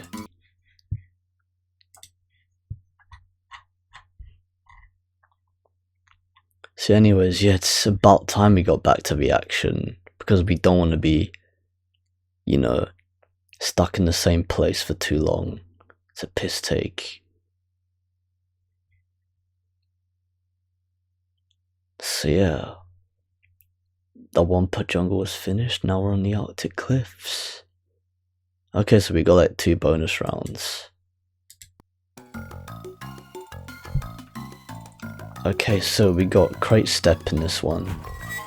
At the center of this bonus round. Okay, it's another one of those platforming type bonus round levels. Okay, destroy Arbor Crates.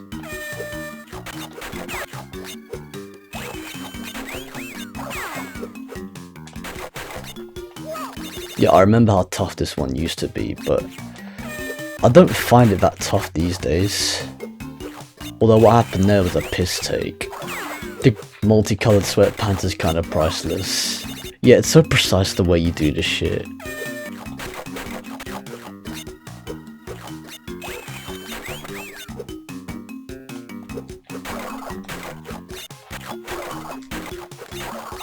Okay, we made that one.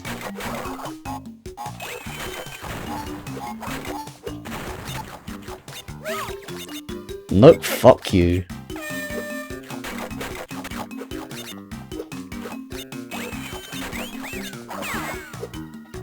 What the fuck? Didn't he killed my double jump input? Okay.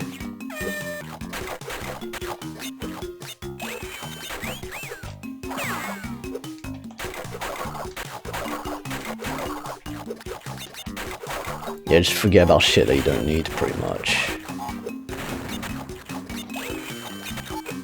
There we fucking go.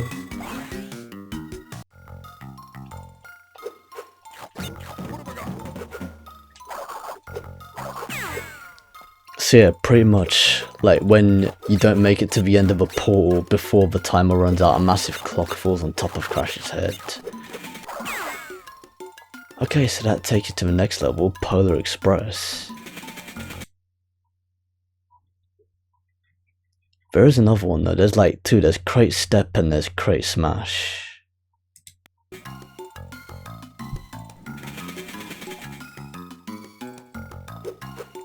I think one is below the other.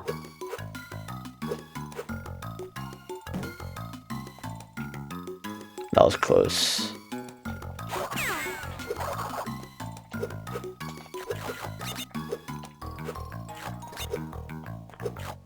Okay, we got ice platforms here now too. Interesting how the ice is literally just a picture, it's just a texture, it's not even like, you know...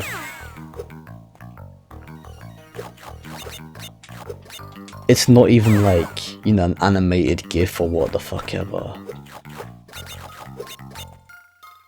Ah, this takes you back to the Wampa jungle. Yeah, that's one of those backtracking portals there. That makes sense. Okay, so that's pretty much everything. Oh yeah, because that's the starting point of the world as well, so it's like, you're here anyway. That's how you got here in the first place.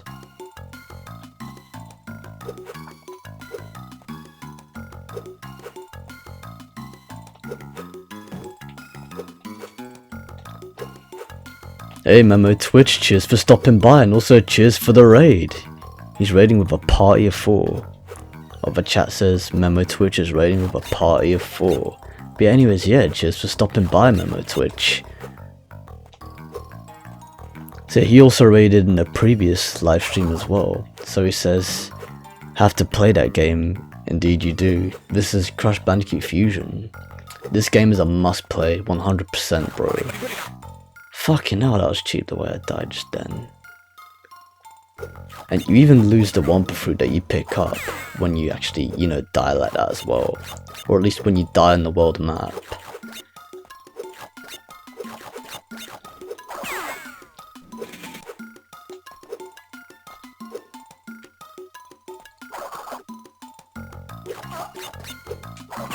Exploration is definitely more fun.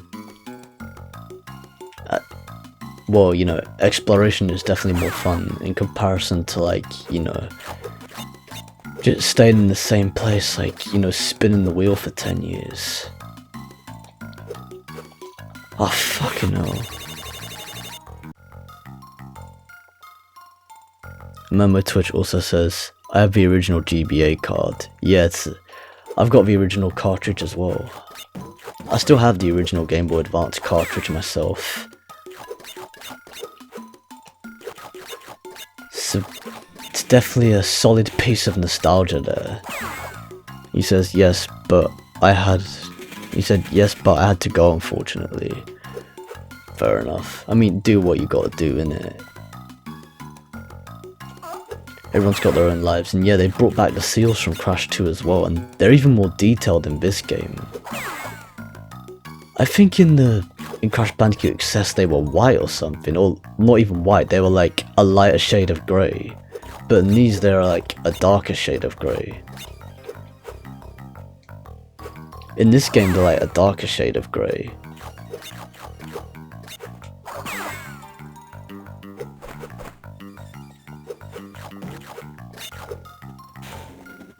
Okay, so yeah, back to the starting point.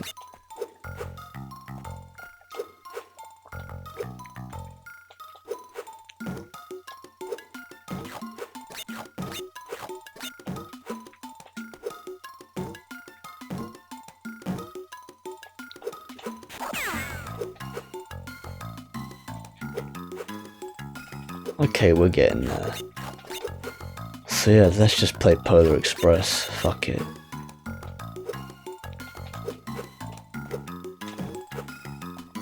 So yeah, that is legit the name of the level, Polar Express. Wait, we can't get on top of that. Fuck it. Yeah, just figured I'd see whether or not it's possible. It's been a while. So yeah, Polar Express. Let's unlock that level and play Polar Express. So yeah, this is actually the first polar bear riding level that actually has an appropriate setting for its theme, well, for its type of gameplay concept. So yeah, crash riding a polar is like, you know, is even more fitting in the Arctic setting environment, or in the Arctic environmental setting per se. Hence, like, polar bears literally come from the Arctic, so like, it makes perfect sense. But in a way, I do understand, like, why there's, like, why, you know, they implemented this type of gameplay premise across all the other types of environmental settings. Because rightfully so, because, like, it just gives the player more variety, or it gives the player a wider variety of levels to play. Just in case, like, also just in case they run out of concepts on top of that as well. So they sort of bring back concepts from Crash Bash as well, just like, and this is also partially one of them, but mostly Crash 2, and as you can see I died cheaply there because I jumped early. Anyways, but yeah, these are actually pretty chill.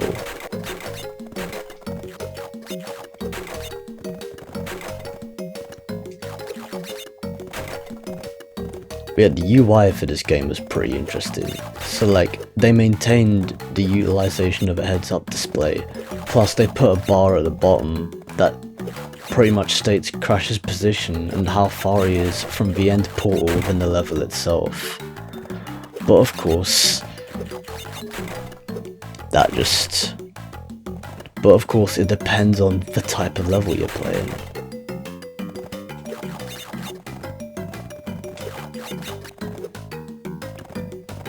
So yeah, sometimes speeding while you're on the polar bear actually makes you jump. It actually makes you jump both further and higher. So yeah, it gives your jump more altitude.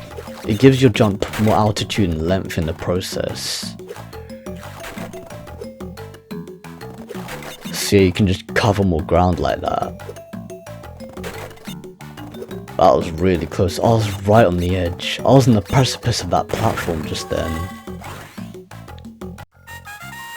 Memo Twitch says, one run without checkpoint? Yep, indeed. Yeah, they don't have checkpoints within these games. And yeah, like, although to be fair, these levels are pretty short, so it's not like it's 100% necessary, but yeah.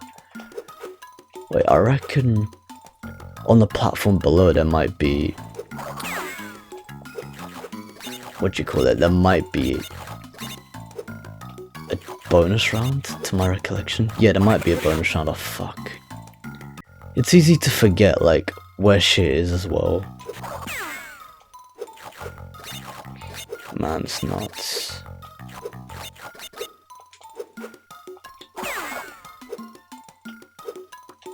I ain't properly played this in ages and all, so yeah, there's that as well.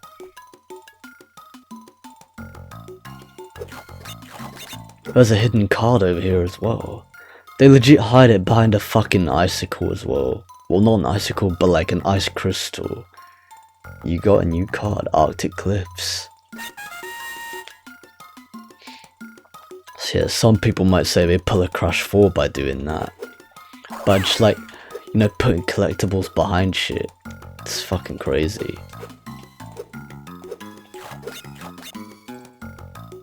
This is the other bonus round that is present in this world. I knew there was another one. Okay, crate smash.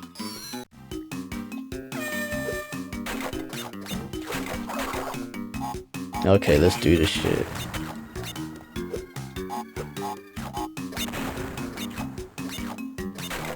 What the fuck? Okay, not enough pressure.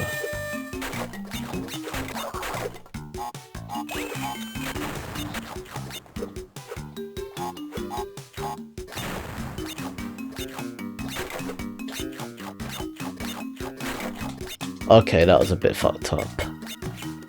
But yeah, my approach was to like, you know, kill the number of jumps that you do on the later crates. Yeah, just skip that one completely, because technically you don't need that.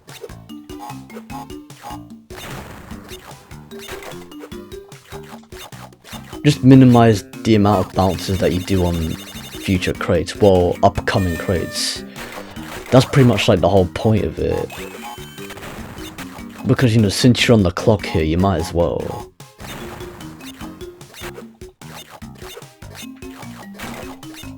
It's stupid how, like, it kills your ability to double jump after you've hit another one on the way up.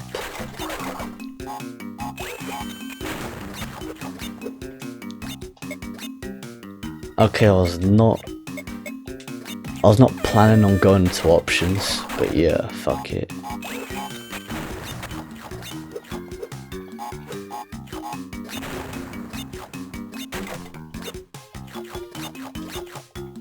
Okay, yeah, that fucks it up, sort of. This one isn't hard either, it's just taking a piss. But, you know, piss takes were anticipated. I did anticipate piss takes as well, but not on, like, the earlier levels. That's kind of like... It does sort of knock you... It does sort of, you know, knock you for 6 a bit in a way. Whenever that happens. That's even better.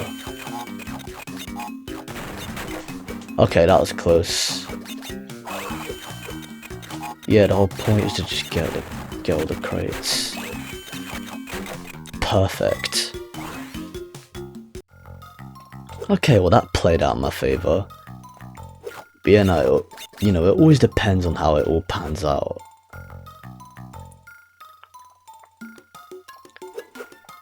You know, it's interesting how the terrain... You know, it's interesting how, like, the ice parts on the terrain... You know, like, it's interesting how the ice parts on the terrain, like, are actually, you know, slippery, but the ice platforms themselves aren't. It's kind of strange. It's pretty redundant. Because as you can see, like, there's no slippery physics taking place on top of the ice platform, but it's actually taking place on top of the ice portions of the platform terrain. So yeah, it's interesting and also funny how ice physics actually take place on the ice parts of the platform terrain, but not on the ice platforms themselves.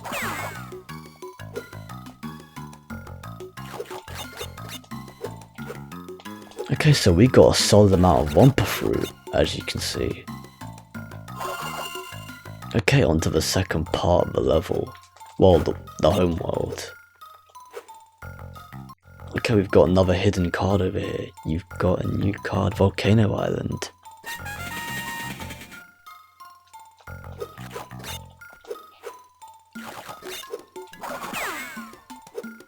Okay, so we got all this shit over here.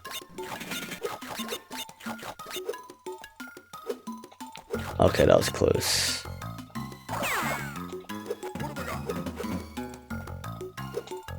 Okay, so technically the first levels are up top, so let's just go there first. It's got Agent 9 there from Spyro. At least I presume it's Agent 9. Well, at least like this you get more Wumpa fruit in the process. And there's another card shop there too. Oh, Crate Shuffle Shop, yeah, I remember that shit. What? Fucking hell. Well, that was cheap, the way that happened.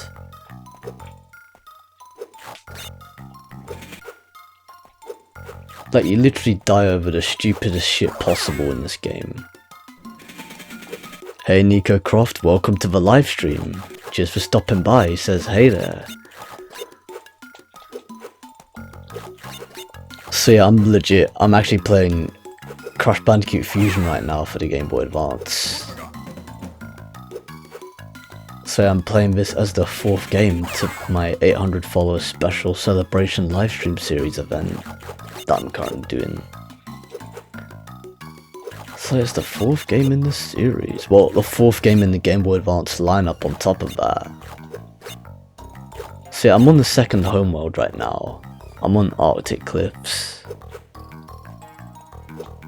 So we're getting deeper into the game. It says how. He also says, how's the game? Well, the game itself is actually pretty fun. I like the multiple different types of gameplay concepts that it has to offer. Yeah, I don't like how certain platforming sections in this game take the piss, but yeah.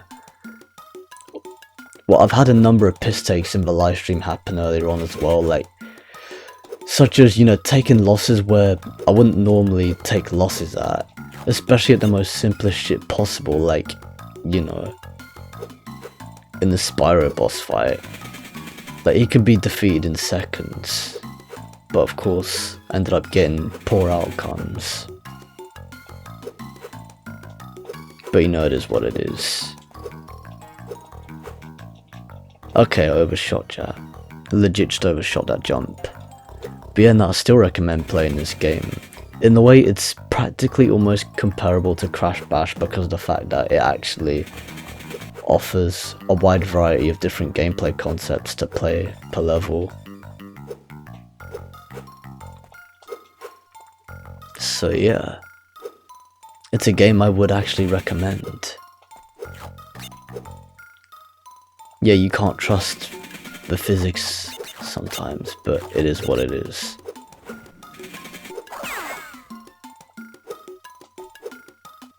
Okay, so now we're pretty much back to the beginning of the second part. Oh, and I plummeted again, go fucking figure. It didn't even read my fucking jump input. It didn't even process the jump input that time. But you know.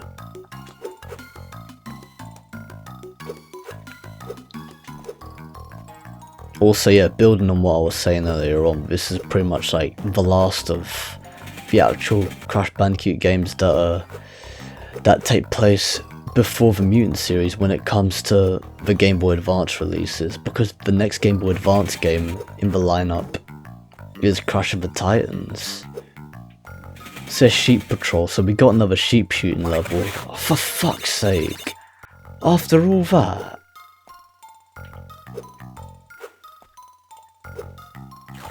That's so fucking stupid.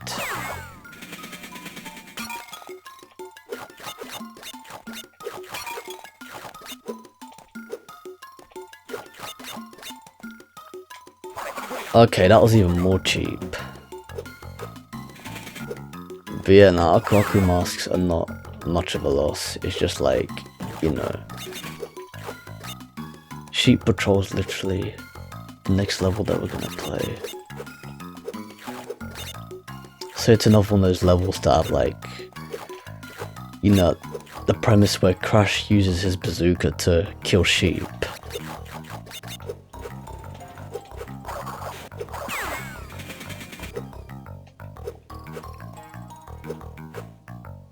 Okay, that was even more cheap the way that happened.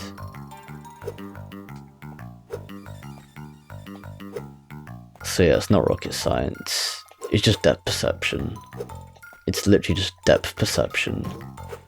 Alright, anyways, let's unlock Sheep Patrol. Alright, let's play the level Sheep Patrol. It's interesting because, like, I remember seeing them advertised.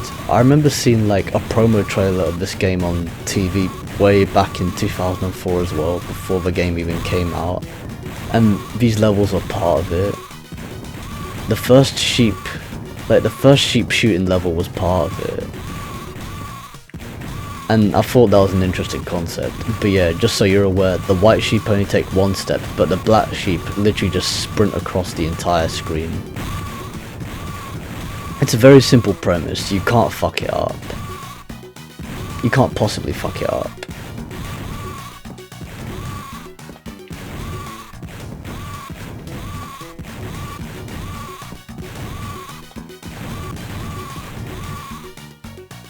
So yeah, that was simple enough. So in a way, it's almost like Plants vs Zombies, based on its premise, even though it came out before that.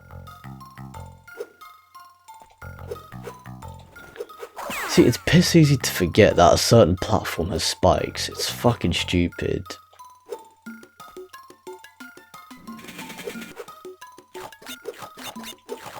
Oh yeah, I know exactly why it's trying to take me down there.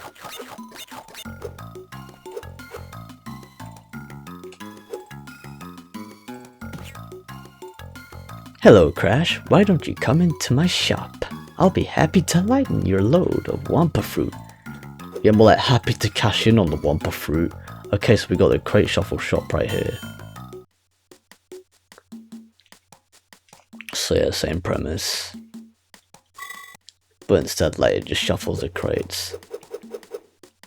But yeah, sometimes you don't know which one to pick. So like, either you're like, you know, shooting to get a card or just a specific amount of Wampa fruit, depending on what that Wampa fruit's worth. It's a good thing I chose the first one because I got the penguin card out of it. But yeah, this game is actually really fun.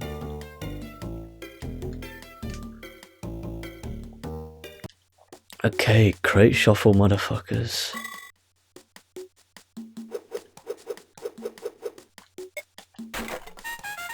I got Wampa fruit that time.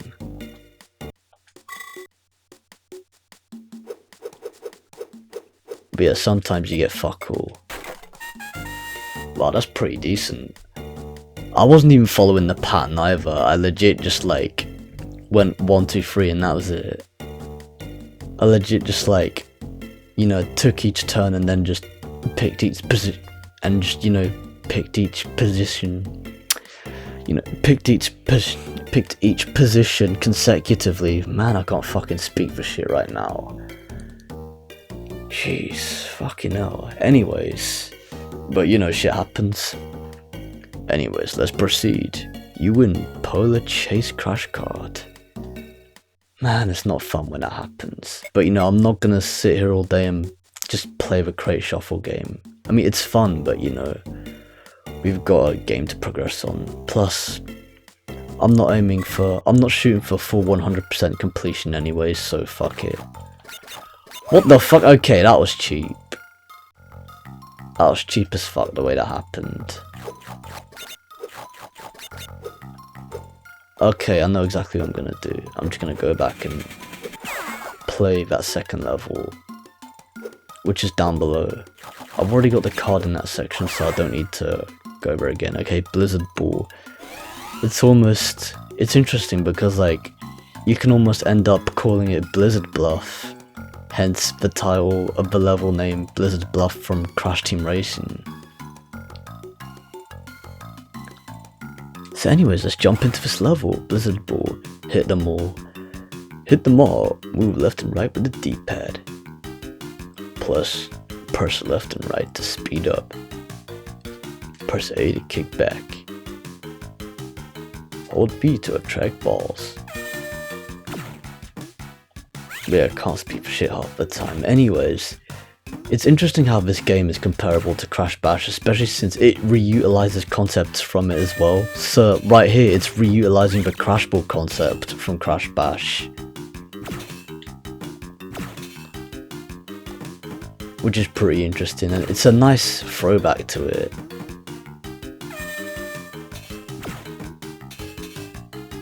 So yeah, this is proof that, like, you know, Crash Bash was definitely a decent game, because if it wasn't considered a good game, future developers wouldn't be, you know, reutilizing concepts from it in the first place.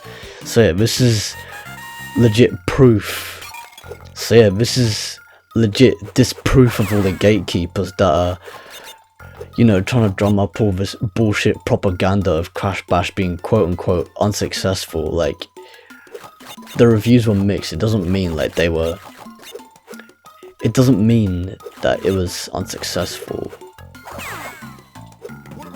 And not only that, but like... And not only that, but the score itself... Like, pretty much the score itself that it got on Metacritic... like, is nowhere near as bad. This is like, it's pretty much nowhere near as bad, because it's not even below, like, you know, it's not even below the halfway mark of the score percentage. So it's like, you know, all the more reason, like, the game, I can understand why, like, people had like mixed opinions on that game because of how hard like some of the challenges were. But at the same time, and on top of that, the fact that, you know, a lot of it is like, a lot of the outcomes are luck based. But you know, it is what it is.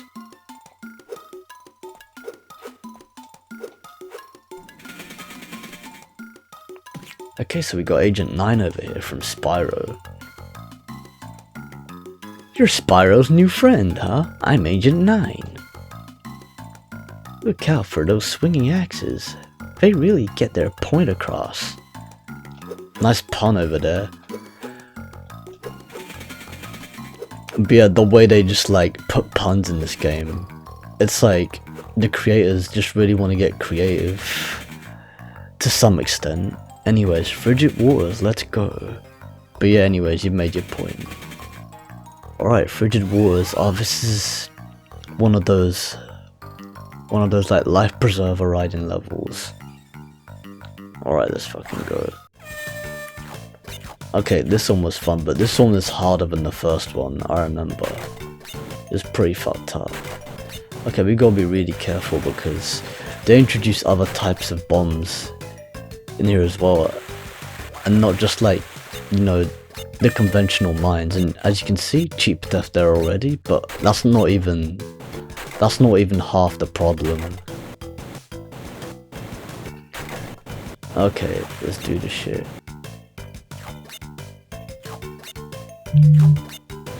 Okay, gotta be really careful. So just like in the previous level, they put nitro crates on the water. Okay, we got this. At least you're able to escape from the actual, you know, from the actual whirlpool. Yeah, I think that's what it's called, a whirlpool. Like, I can't believe I forgot the name of it at that point. And by the way, these are the new hazards that I was talking about. So like, they introduce like these bombs that like just explode, and they're not even. The strange thing is that like, they don't even look like actual bombs. They're just like silhouettes, which is pretty fucked up. So yeah, it's like you gotta do whatever possible to dodge them.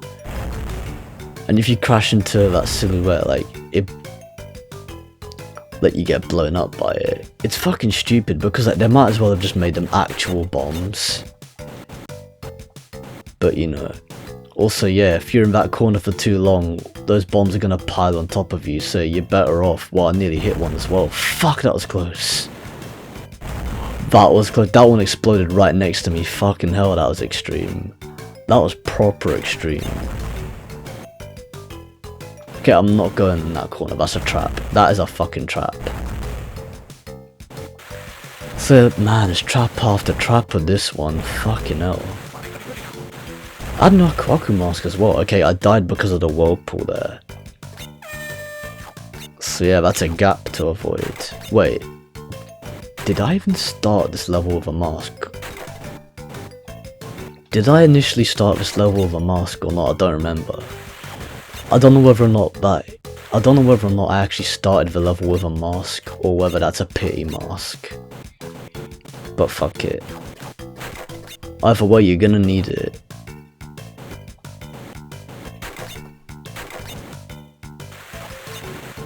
Our Kwaku masks are an asset. They're a proper asset. It's interesting, like, they put the chillest music possible to the most dangerous of situations.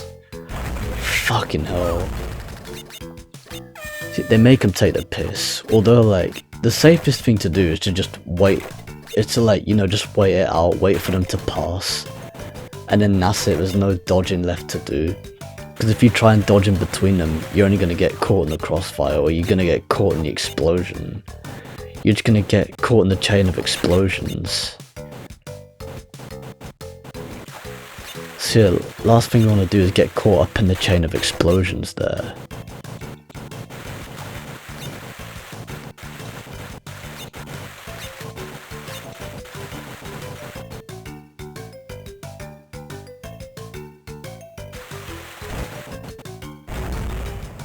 Okay.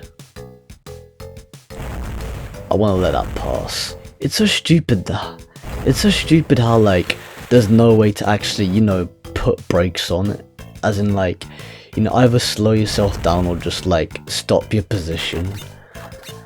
It's weird. Okay, let's get the fuck out of here because bombs are gonna pile up over there. Yeah, there's a crate on the right over here. Okay, let's get up. There, that's better. I don't think there's anything up here. No, just a crate. Okay, so we got 3 more crates. So we need the fucking nitro crate. We need the green exclamation mark crate for the nitro crate detonation. There it is. There we go. For nitro crate detonator box. That's just perfect.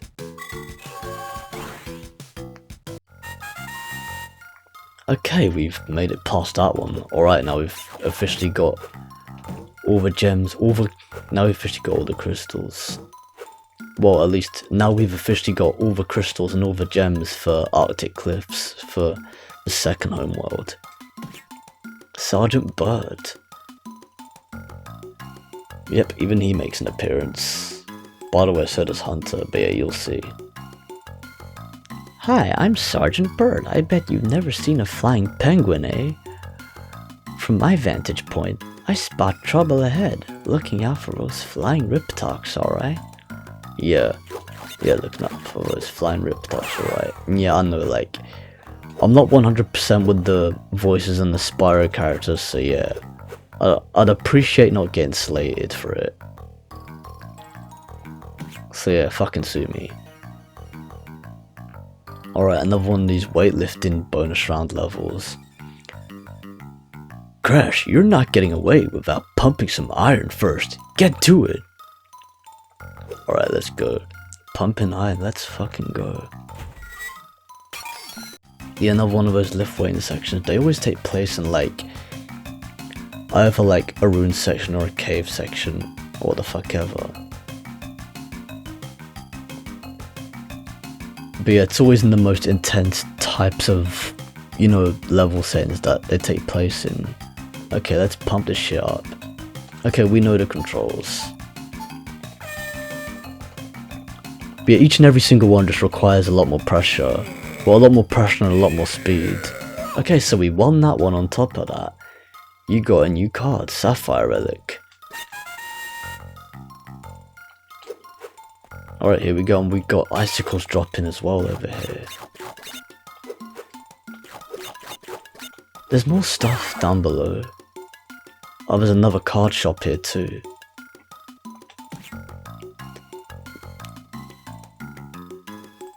Step out of the cold and into my warm shop. Yeah, just so you can... way to advertise your... what you call it? Way to advertise the fact that your shop has central heating. Just so you can sell more shit to people. Oh, this is a mystery game. I remember that. Yeah, it's another one of those. Well, this isn't a crate shuffle game, this is just a mystery game now. That one had fuck all. You can piss off. Okay, 39 Wumpa Fruit. Got a card out of that as well. You win Jetpack Crash card.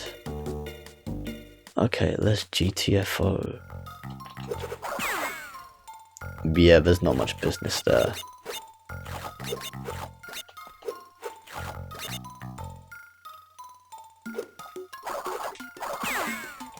That's pretty close.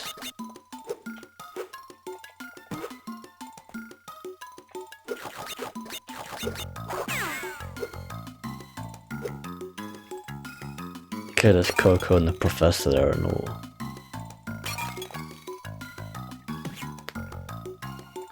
Hi Crash, Aku told me what was going on. No worries though, this is the Professor and I'm working with him to locate Ripto and Cortex so we can stop them. Just keep getting those purple crystals. Yeah, pretty much. Just keep getting those purple crystals, okay? If Cortex gets If Cortex gets them, we'll be doomed for sure.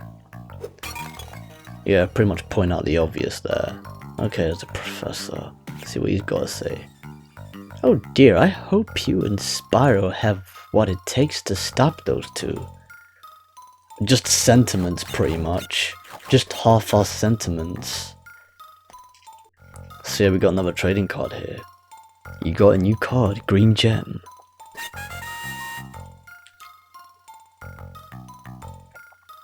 It's interesting how, like, they utilize different types of, you know, sprite animations for the Crash 1 model. Okay, just another cheap death. Like, they're always a waste of time to deal with, especially in this game.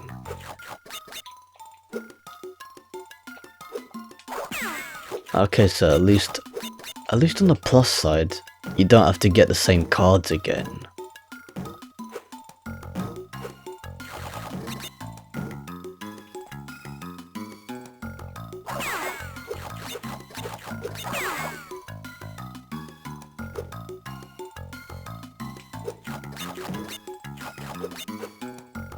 Okay, so definitely we got more on what you call it. It's so cheap how, like, you can piss easily fall into the pit because of the way it's fucking stupid how piss easily you can fall into a pit because of the way that the platforming train is structured. You can easily, like, hit your head and then just fall into a fucking pit for no reason whatsoever. It's like poorly placed chasms and shit. Alright. Now for the second boss fight, Tiny Takeover. Okay, so we actually fight Tiny Tiger for the second boss fight. I think we're close, Crash. Coco and the Professor have almost located Ripto and Cortex. The way they had, like, the way they made it so Crash had fucking icicles dripping from his nose and ears. Like, talk about attention to detail. Tiny. Gave Tiny his, what you call it, iconic personality as well. Gold Tiny Smash Crash! Tiny Smash Crash! Pretty much. So yeah, they introduced the, what you call it, the thingamajig section. They introduced the whole, what you call it, the tank section as well. And interestingly enough, it's almost like the Dingodile boss fight as well. You know, I figured I'd just, like, sort of throw for content in a way because I just lost an Akraku mask. But now, fuck it. But yeah, interestingly enough, it's sort of like a reinterpretation of the Dingodile boss fight from Crash 3.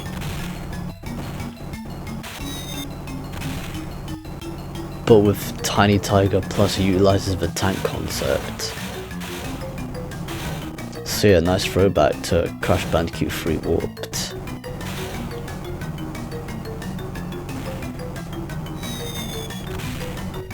It's precisely like that because, like, when he's shielded, he can't really, you know, when he's shielded, he shoots upwards into the sky and then it lands into your position on the outside of a ring. But in this case, you're actually separated by water, so, like, the stakes are more extreme. So he can only shoot Tiny when his force field is down as well. So yeah, it's not just when the blocks are down, it's not just when the cement blocks are down, it's not just when, like, the cement rock blocks are down, it's also when his shield is deactivated as well.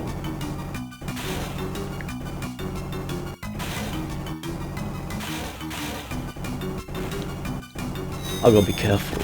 That was really close. Yeah, you don't have to go all the way around just to dodge him. I've just blown up Tiny as well. He is a piss easy boss fight in terms of, like, practicality, but just the way that panned out. Didn't go 100% to plan, but it was what it was. But anyways, let's move on. What happened? You said you could stop that Bandicoot. He has 10 crystals now. You cannot stop him. There's no fucking way. Blast, I thought for once that Tiny wouldn't fail me. Well, okay, that was a bit fucked up. Almost a voice crack there. Well, I should have known. Teaming up with you was a mistake. Your minions are weak, just like you. Shut up, you scaly-faced shrimp. Who are you calling a shrimp, you bulbous-headed small fry? Enough! I have someone... Yeah, it's more like... I imagine it's more intense, but yeah. Enough! I have someone better in mind who can get the job done.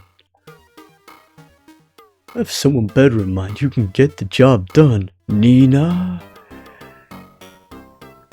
Yay, Nina wants to play. Well, apparently they interpret her as a kid in this game.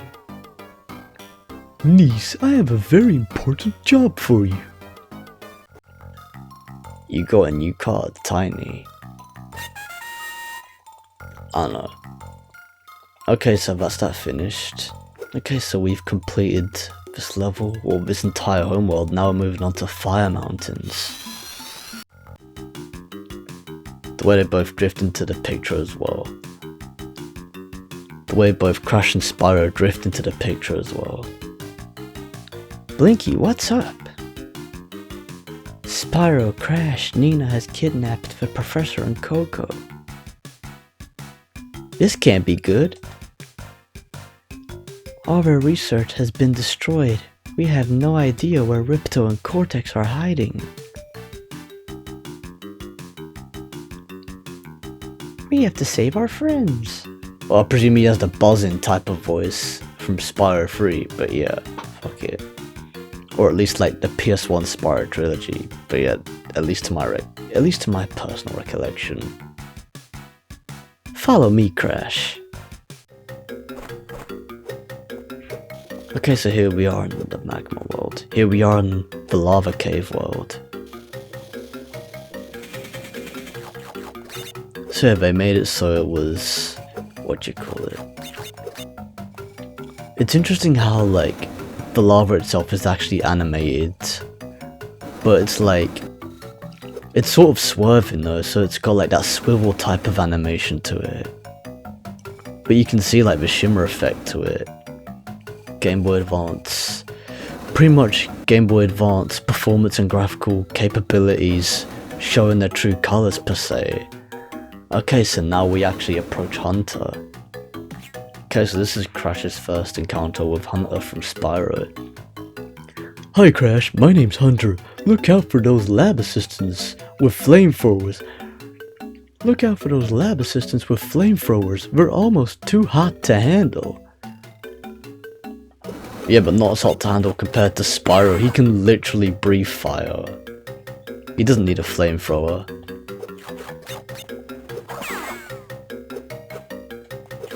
But yeah, man, like the puns that they put in this game are priceless. Well, this background here, the way they simulate the stars of like, you know, the most basic shapes possible. Okay, so here we are, tanking over the world. I presume that's the first level. Yeah, that's definitely the first level.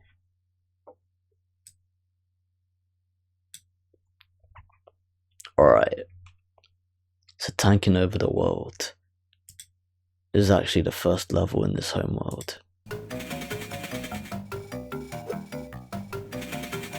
Okay, tanking over the world, let's fucking go. This is also the first tank level. Well, this is also like, I'd say the third tank level, but technically the second one was a boss fight, so yeah. It's interesting how sometimes like, they swap around the themes as well because they didn't really compose that many tracks for this game. I presume part of the workload was to like, you know, split it between both Crash Bandicoot Fusion and Spyro Fusion. So yeah, that would make sense. Okay, so let's take these fuckers out. They put crates in such inconspicuous places as well, so you gotta be really smart where you approach them. They even introduced new enemies into the later tank levels. As you can see, there's that new type of mech that was introduced. I think I don't remember what it does, but it does sort of blow up. So I'm gonna level review. Even though I have recently sort of partially derusted with this game, I feel like in a way I could have done with a bit more derusting before going live with this game, but you know, it is what it is. I still need to get these live streams done either way, and either way I'm still, whether I derust or not, I'm still gonna anticipate at least a number of piss takes, at least like the odd number of piss takes here and there. So honestly, it's not a complete loss. And yeah, like those beeper type of enemies, they're like they shoot at you, but I think they shoot lasers, but like mini lasers though. They're definitely not long lasers, because like the long lasers, they would actually, you know, they'd extend for a certain period of time. It's interesting how like you can make your projectiles sort of ricochet across walls, therefore like it just makes it easier to, you know, access certain, in order to like not just access certain parts, but like, you know, destroy certain crates and take out certain tanks and shit. Just, you know, completely destroy certain mechs. Yeah, you got fucked over. So yeah, it's pretty much a reflex action to check other parts of a level, to check like almost every corner of the level as you progress.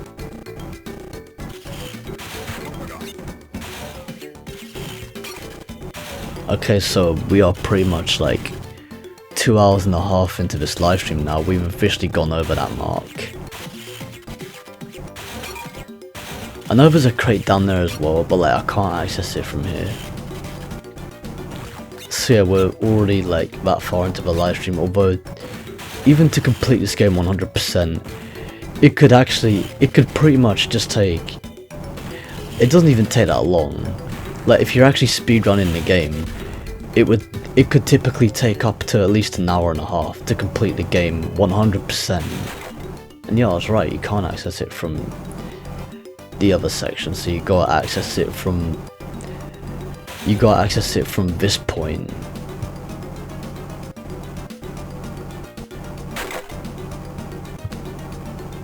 But yeah, this is a chill live stream, so it can take as long as it takes.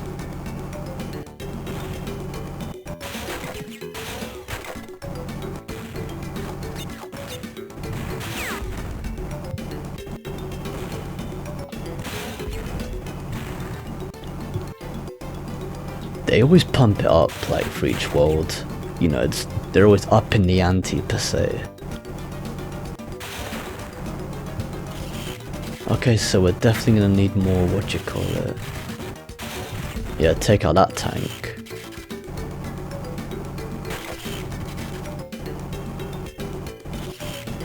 It's practically a threat to us for no reason.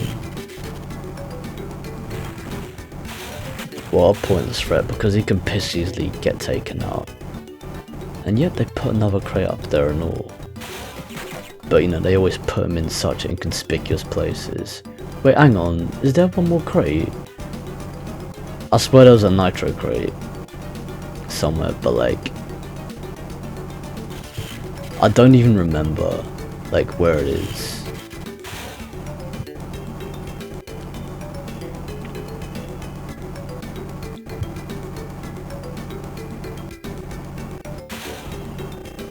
But no, I think I've gotten all the crates. But for some reason...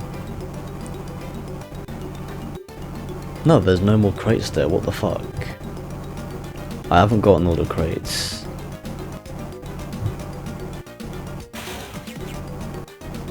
Okay, this is strange. Because I've been here.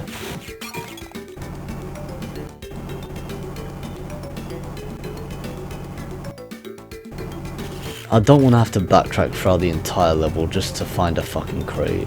Just for one crate. But you know. But it is still technically a requirement, which you'll see.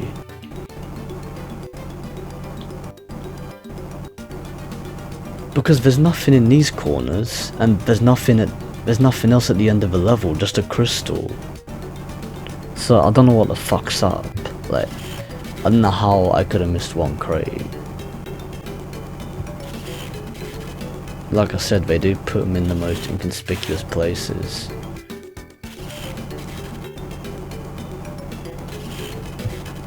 Like, it's so weird.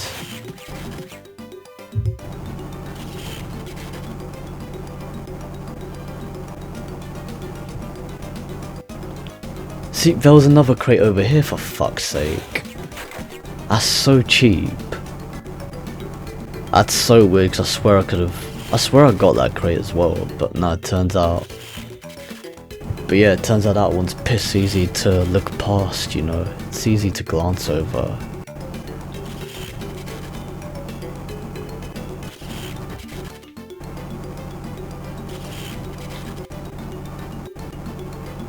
Okay, so now we can finally finish up at this level. About fucking time. Honestly, it's not even a long level, but, you know, it just took the piss away that, you know, that crate was missed just then. It just wasted a bit of time. Yeah, it padded the length pretty much.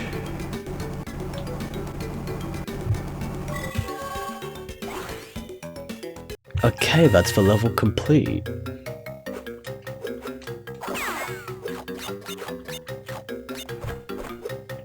Time to fucking go. Okay, yeah, I don't think there's any more up there. But yeah, they've introduced new types of obstacles as well.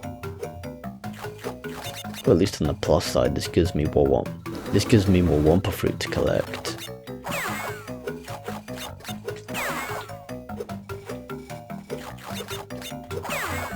Okay, that was cheap. Whoa, I almost died just then as well. Did not know what to expect up top, but yeah.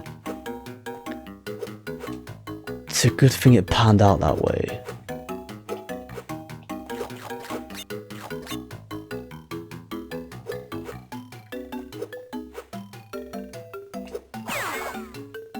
Okay, took out that flamethrower mofo. Well, that was close as fuck. They even have like fucking rising pieces of lava. What the fuck is lava? Yeah, like they have rising pieces of lava like shooting up from the bridge as well. Man, I can't speak for shit right now. Man, that's annoying. That's a piss take.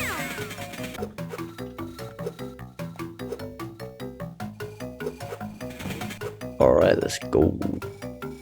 Okay, so in hot water, that's the next level.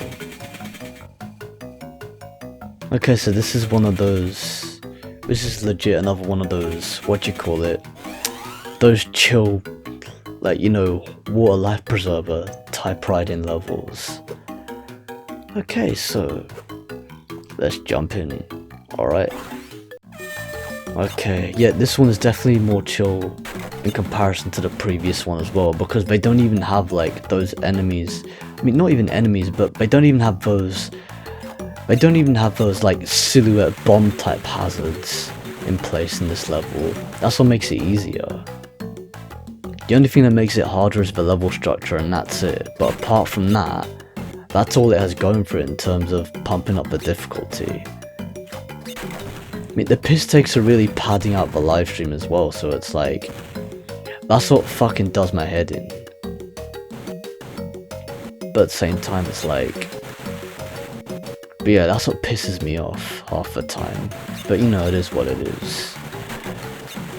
Which makes it longer than it needs to be. But of course, all we can do is carry on. Okay, let's GTFO.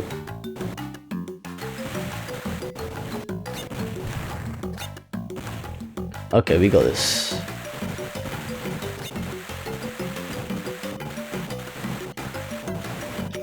Okay, what the fuck is your problem?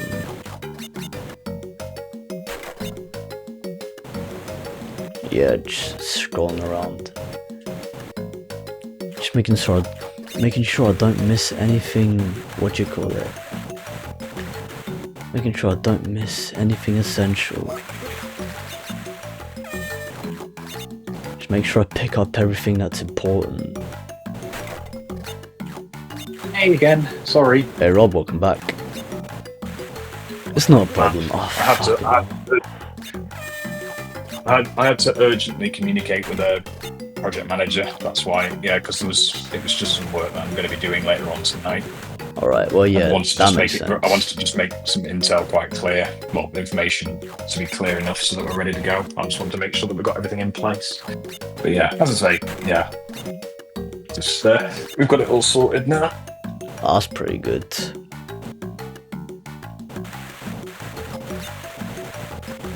But yeah, as long as everything's like...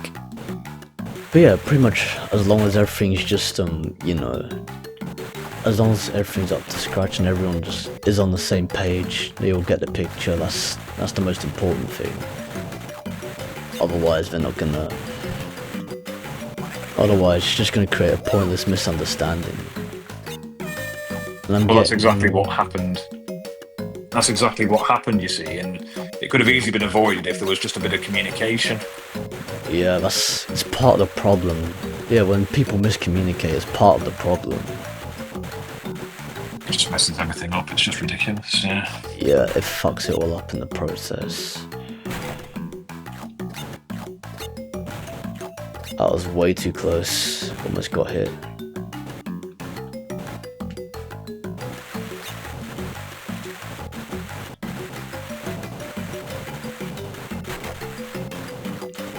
Okay, so I'm on the 3rd homeworld right now, and I'm playing pretty much like, you know, the 3rd life preserver riding level. I don't know how the fuck you're supposed to call it.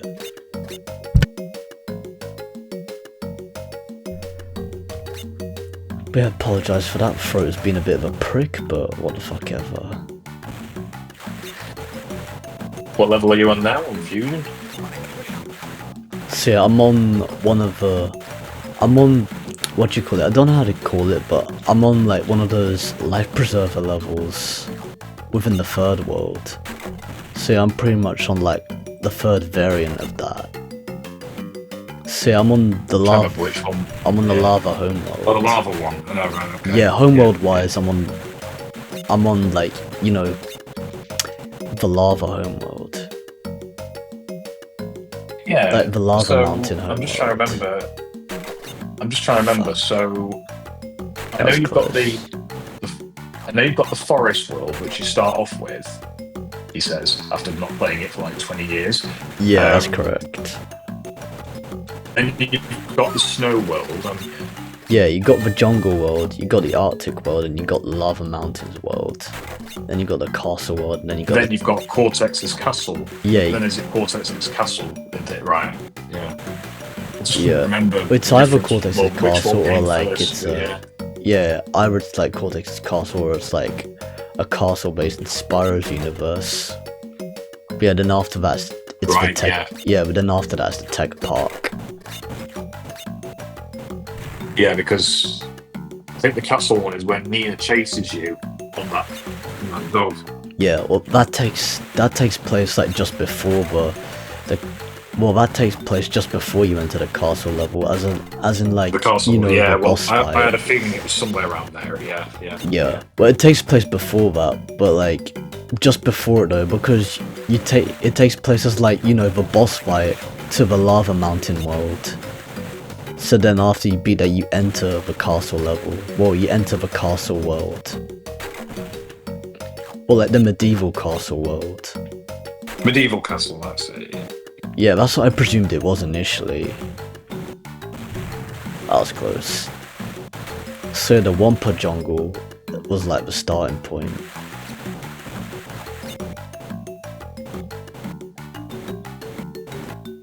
Oh, for fuck's sake.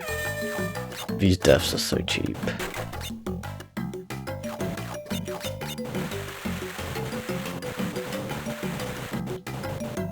Come on, we got this.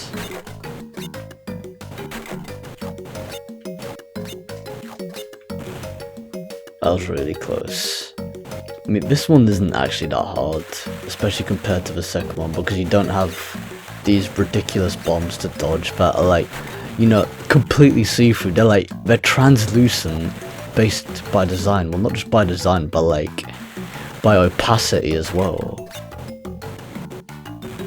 It's like, I don't know how much opacity they have, but they must have at least like 50% opacity or 75% opacity, but I don't know, either way, like, why not give it 100% opacity? Because like, you want to know, you know, you legit want to know that it's an actual projectile, well, not just an actual projectile, but like an actual threat that you need to dodge, because if you just see a silhouette, you're just going to presume that it's a projectile that's like, you know, it's still incoming from the sky but hasn't hit you yet. But no, like, in this case, like, the second you hit it, you actually take damage, which is fucking stupid. Yeah.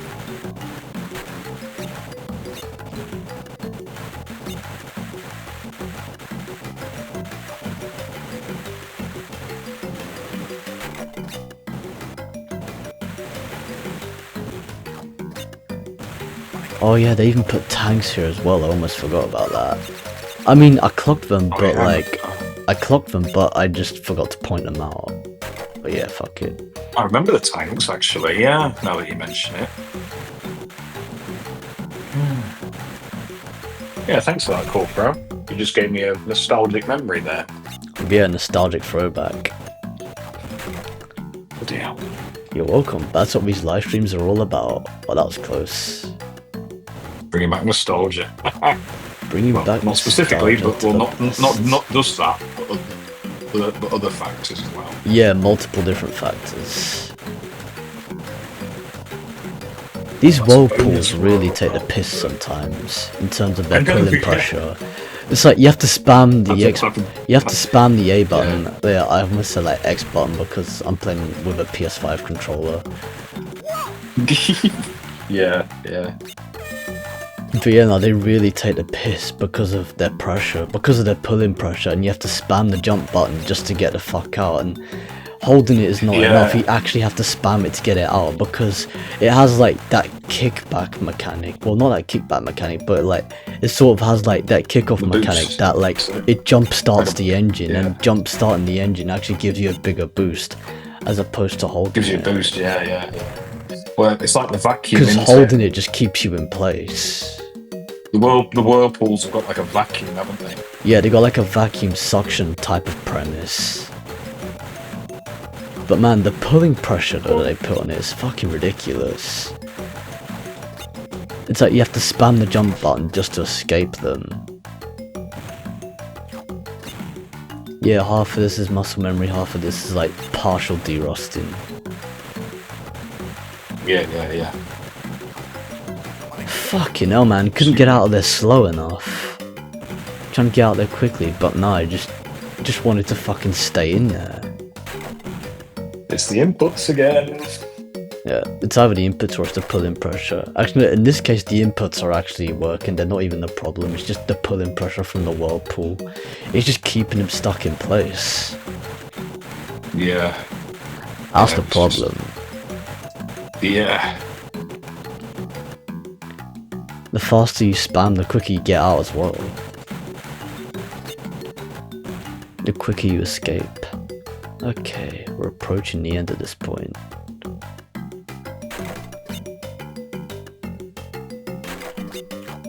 They have like the most chill type of music possible for the they have like the most chill type of music possible for the most dangerous of situations, especially in this game. Yeah.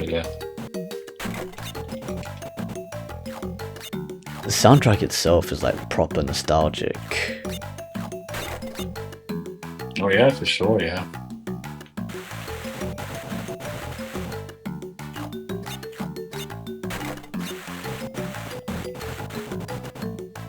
That was close. Okay. Just like chilling. Okay, nitro crate detonator. Wow, that's so fucking stupid. The second I hit the fucking nitro crate detonator, I fucking just get pulled in by the fucking whirlpool. Well, he ricochets off. Well, he pretty much ricochets off the iron crate. That was previously the nitro crate detonator switch. And then he just like gets sucked in by the whirlpool. Just gets pulled in by the whirlpool.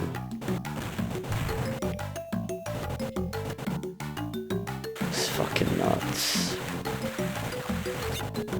Alright, let's fucking go.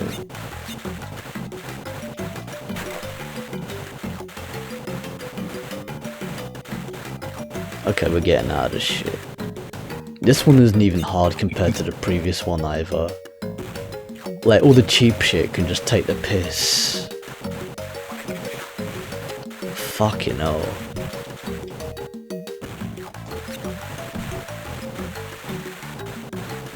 Can't even fucking get out in a straight line, that's such a piss take.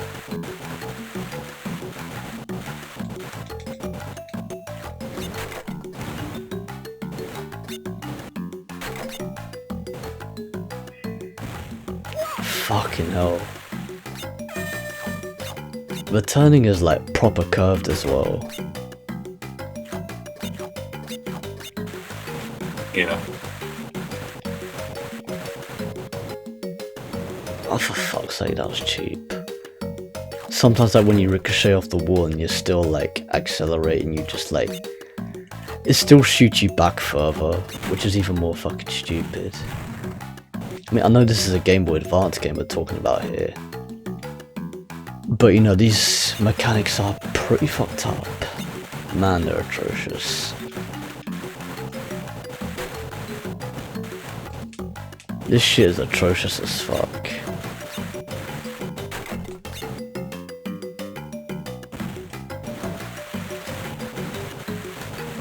Come on, come the fuck on. That's like me in my head. Come on, get a move on. Yeah, it's like, get a fucking move on. Can't stay in the same place for too long. Making the room look untidy. There's that mine there and all. Yeah, pretty much. Just making a mess of the place. Alright, let's fucking go.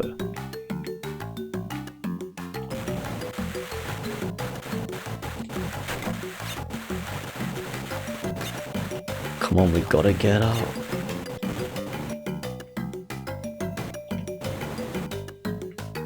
Alright, that was close. Almost missed that crate just then. Yeah, they're piss easy to miss.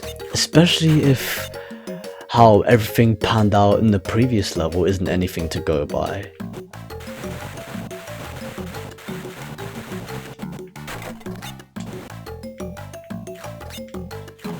So yeah, that's a perfect example of that.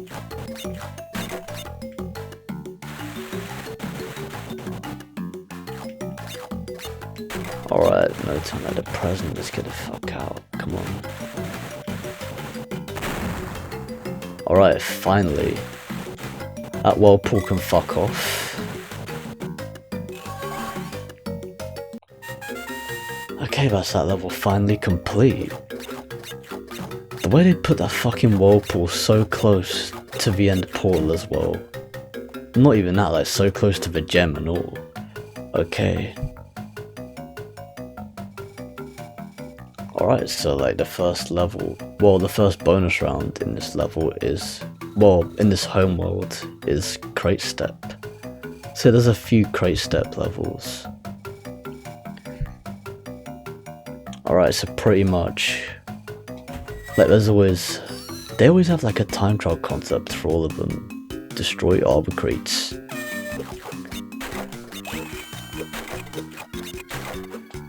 Yeah, they make it so like you have to complete the level and destroy all the crates in all of, within the timer in order to like, you know, just to complete the level and get a gem. I mean, of course you can still complete the level without getting a gem, but the whole point of completing the level is to get the gem. So that's the whole point of the completion aspect of it. But this game doesn't even have that mechanic where like you can stand on top of spring iron crates either by like, you know, spinning the second you reach, you know, the top point of them. It's strange but interesting. I never understood why they removed that from this game, but you know, it is what it is. Come on in and spin the wheel to win a prize. Come on in and spin the wheel to win a prize. Oh, this one has another spinning wheel shop. Okay, so I won't spin the wheel too many times in this one, especially since I've got a fuck ton of Wumpa fruit. Maybe when the cards just start to repeat, but that's pretty much it. Okay, so I got the red gem. I got the red gem card. You win, red gem card.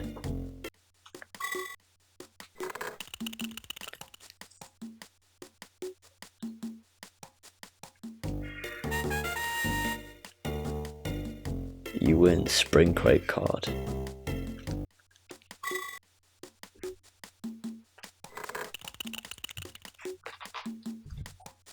I legit wasn't anticipating that outcome either, but cool. Nice, 72 Wumpa fruit, that's pretty solid.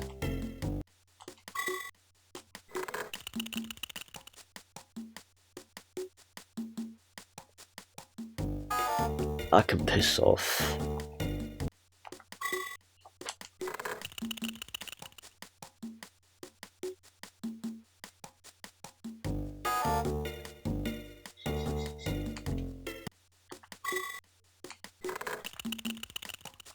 Alright, I don't know how this is gonna pan out.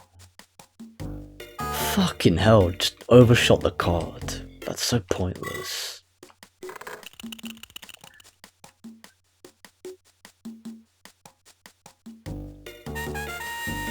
$55 Wumpa fruit.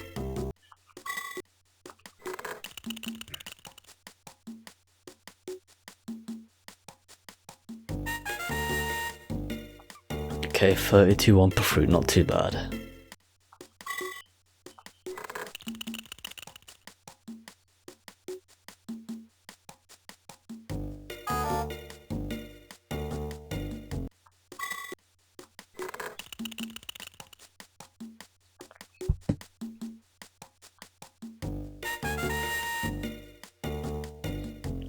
$54 Wumpa fruit, that's pretty decent.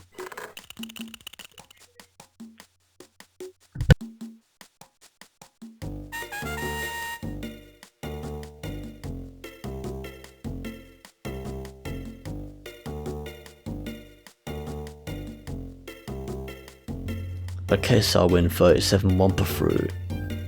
Okay, yeah, so I just had to put someone in their place just then as well. You know how it is. It's like you don't fucking shout across the house when someone's live streaming. I can't hear anything. Is someone yelling in your neighborhood?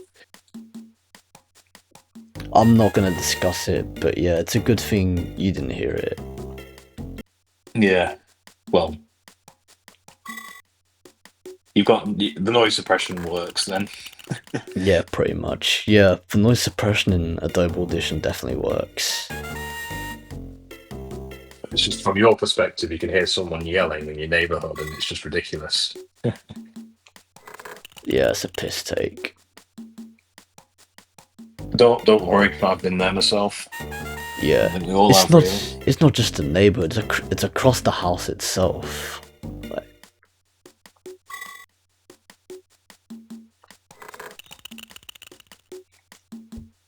But yeah, anyways, I think I've just been topping up on Wumpa fruit as of the past few spins. Okay, you win Underwater City Ruins card.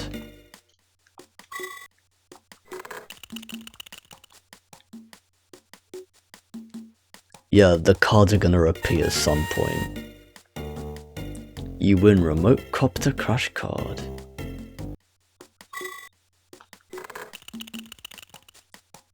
Wow, we've been live streaming for a while now. Fucking green. Like, that outcome can piss off. Legit, that outcome can fucking piss off.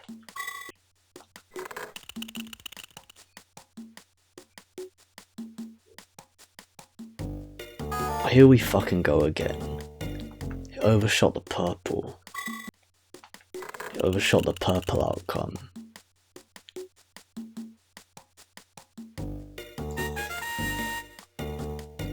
Okay, now we got the Bat Attack Crash card. You win Bat Attack Crash card, let's fucking go. Oh yeah, this one, they make it so it's 20 Wumpa fruit to spin the wheel as well. say they made it even more of a rip-off. 85 Wumpa Fruit, that's pretty decent. Oh yeah, they have like the spinning wheel shop in certain worlds, but not all the worlds. Okay, this is a Spyro card. You win Green Gem card.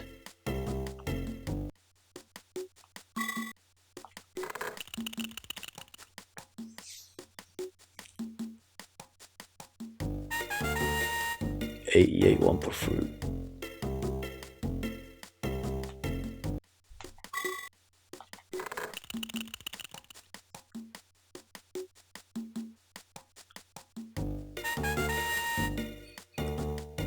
Iron box card. Okay. But yeah, these cards. Okay, more Wumpa Fruit. That's pretty Everything but decent. cards. Yeah, It's just everywhere you look, it's just a card. yeah, it's just plenty of cards. That was a decent outcome. 98 Wumpa Fruit. I'm so glad it didn't process it as, you know, the green outcome. The game can piss off if it was gonna do that. If it was gonna pan out like that, it can piss off. I don't know if the cards are gonna repeat at this point, but yeah. Fucking hell, overshot. Overshot the purple section.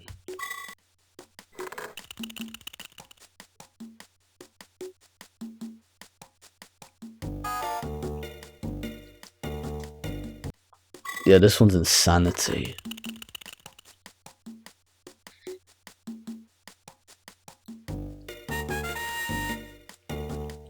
$71 Wumpa Fruit. Yeah, it's pure insanity.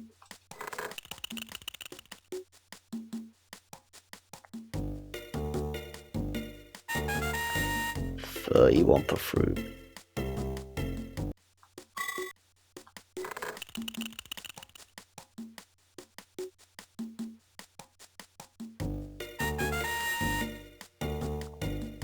Aku Aku box card.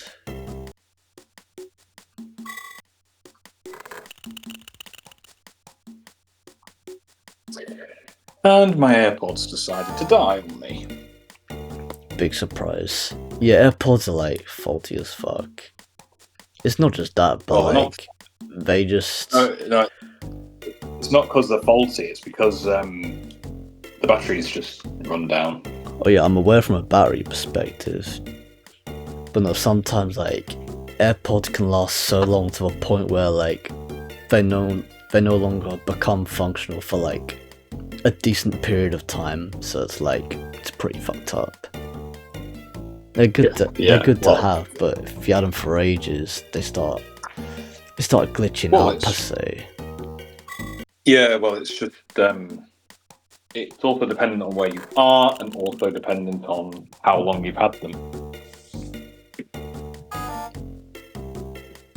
Yeah, it's also dependent on that's- the type of technology they use, and how they're made, how they're manufactured. Yeah. If they're manufactured decently in the first place, they would last a long period of time.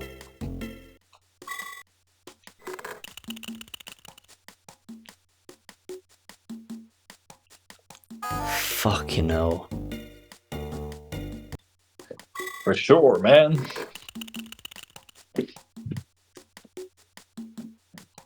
Right. Over here.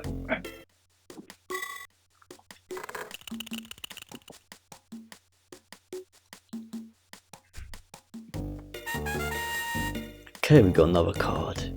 You win Remote Copter Crash card. I don't know whether or not I got that one already, but yeah. I think the second I start seeing the names repeat, then that's when I'll stop. Are you going for all the cards, or are you just going to do a few of them, or collect a few of them? I'm pretty much just playing to the game's completion, but like, I think I'm only gonna get like certain cards. I think I'll only like, you know, get all these cards in terms of like when they start repeating or not. Yeah, because it requires like so much Wumpa Fruit to get all of them. Well, yeah, that's understandable. Yeah. if you're speedrunning this game, it would take...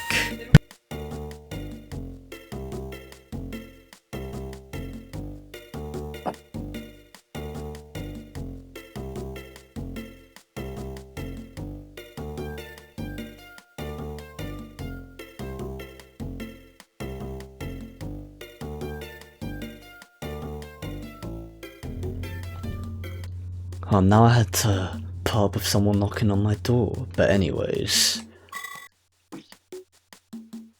enough of that.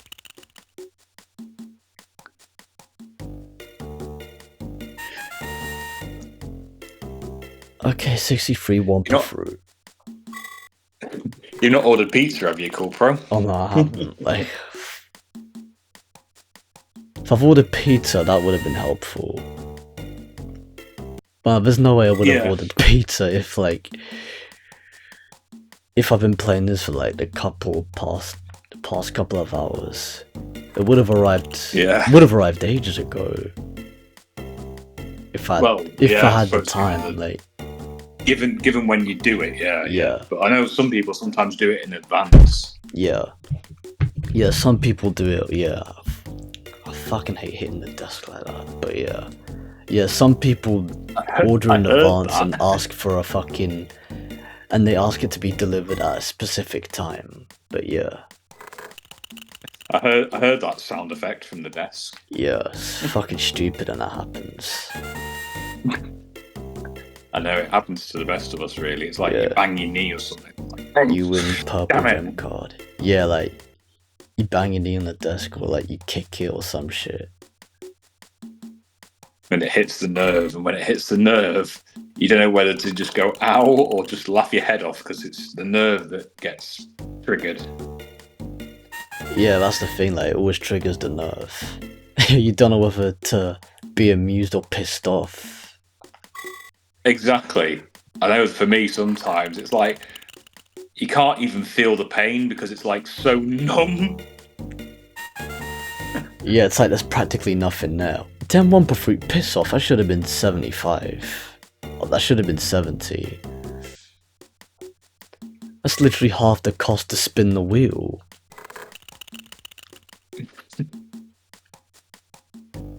You better be careful when you come to Blackpool. Don't like spend 100 quid in one place. Yeah, no, fuck that. Not gonna spend like over £1,000 in the same place. Let alone 100. Yeah, wouldn't even spend 100, let alone 1,000. It's crazy. Yeah. £100 on the most basic thing, that is like fucking disgraceful.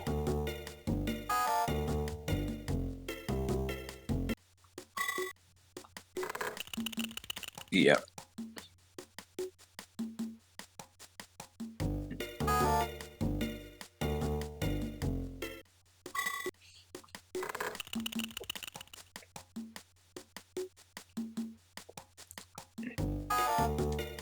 But you know, people just like to make money. Yeah, that's it. Yeah. That's what makes the world go round. Precisely. But that green outcome can fuck off.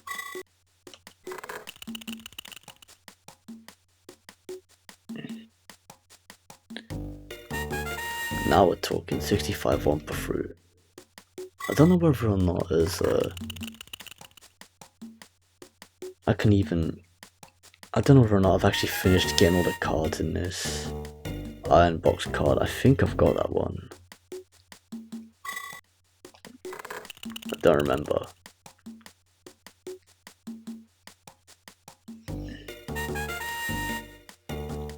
Okay, Egyptian Tombs card. Yeah, I don't think I've gotten that one. Okay, you win Egyptian Tombs card.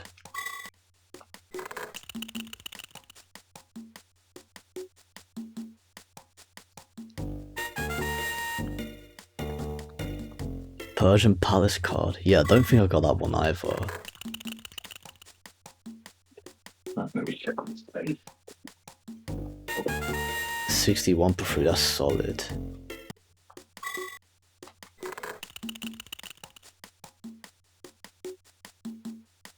I need to plug in myself.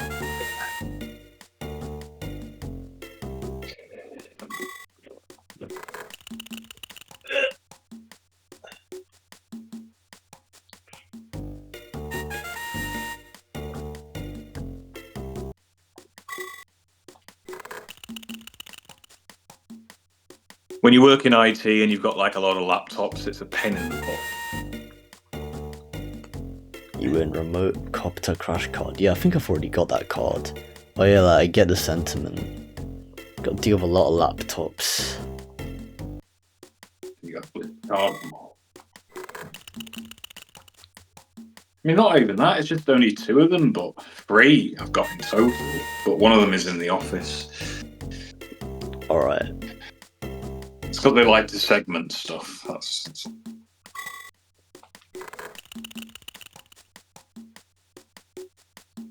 I'm just doing an inspection. That's interesting. Tonight.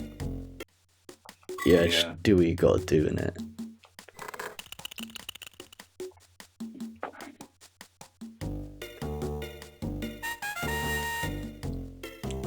You win yellow gem card. I don't think I got that one before. But anyways. But yeah, gotta carry out whatever inspections possible. Because someone, especially a PM, overlooks so many critical errors. Yeah, it's so stupid. Okay, we got 42 one per fruit out of that. Retardation is an understatement. Precisely. Complete understatement.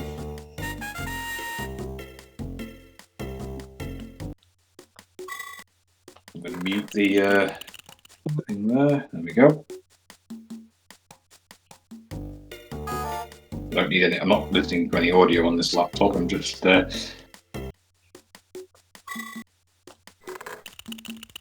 opening up a little application on here. If it will actually launch, there we go.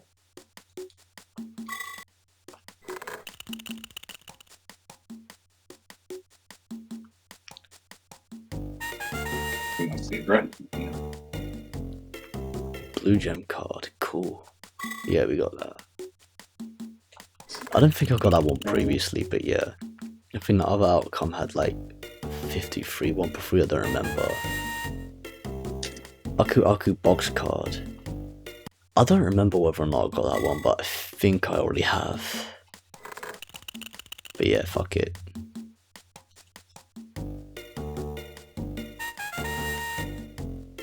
$93 one per fruit, that's decent. I'm almost on 2000 one per fruit.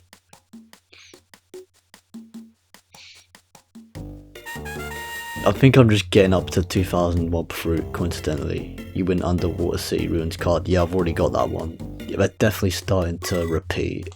So I might as well just get more one per fruit and then just cut my losses. Yeah. 43 one per fruit. Do what you gotta do, man.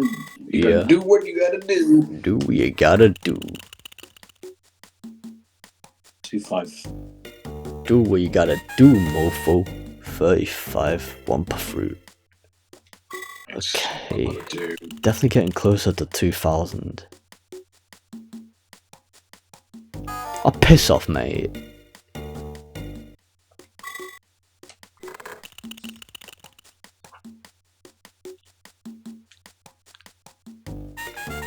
Well, that was a bit of a waste. 61 one per fruit would have been perfect, man. 15 one per fruit when it cost 21 per fruit to spin this wheel. Man, it's so stupid because it costed 15 one per fruit to spin the previous one. But yeah, nah, here we are. We just raised the price by 5 one per fruit. Once again, 15 one per fruit. Talk about inflation. Yeah, quite literally. Spinning wheel inflation. Aquaku box card. Yeah, I've already got that one, I know for a fact. I know for a fact that they're repeating at this point. Fuck yes, that was so lucky. 52 one per fruit. I think after I get 2001 per fruit, I'll just go and have lunch, because I don't know how long it's gonna be until I finish the game. Okay, 21 per I mean, fruit. how far have you got then? I mean, do you know how many levels you've got to get through? I just can't remember for the life of me how many levels there are. Well, not levels so precisely, long. but I know there's like 5 worlds, and I'm practically in the middle of the 3rd one, so yeah, I'm basically halfway. Oh, okay, yeah.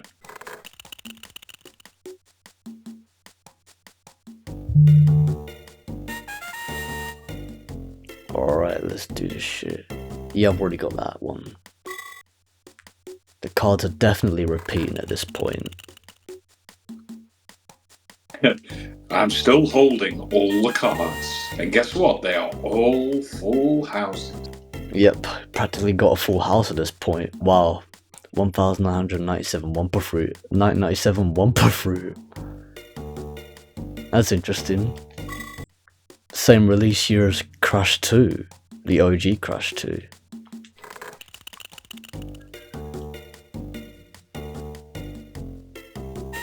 $51 one per fruit. That's pretty convenient. Okay, 2028. That's interesting. Like 2028. That's 3 years from now.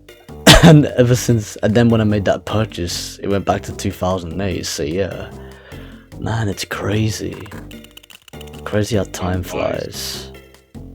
It flies by proper fast. Okay, now you just come on. Let's not waste one per fruit. But yeah, that's just it, you know. And it landed on the crappy ass green section. I don't understand why they made it so that green was worth nothing. It's like, it's not even the type of colour to even represent a bad thing, like a bad outcome in general. But they made it so that was the case in this game. I don't understand why, but they did. They did what they did, and we can't change the past.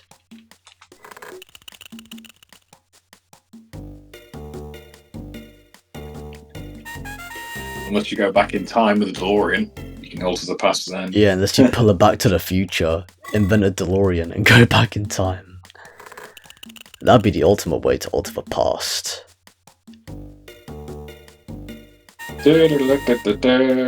71 per fruit. Fuck yes, get in there. Let's fucking go. 2089 one per fruit.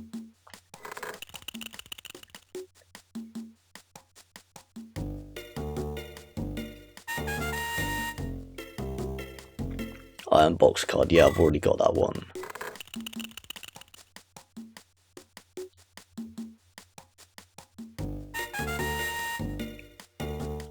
You win 93 one per fruit.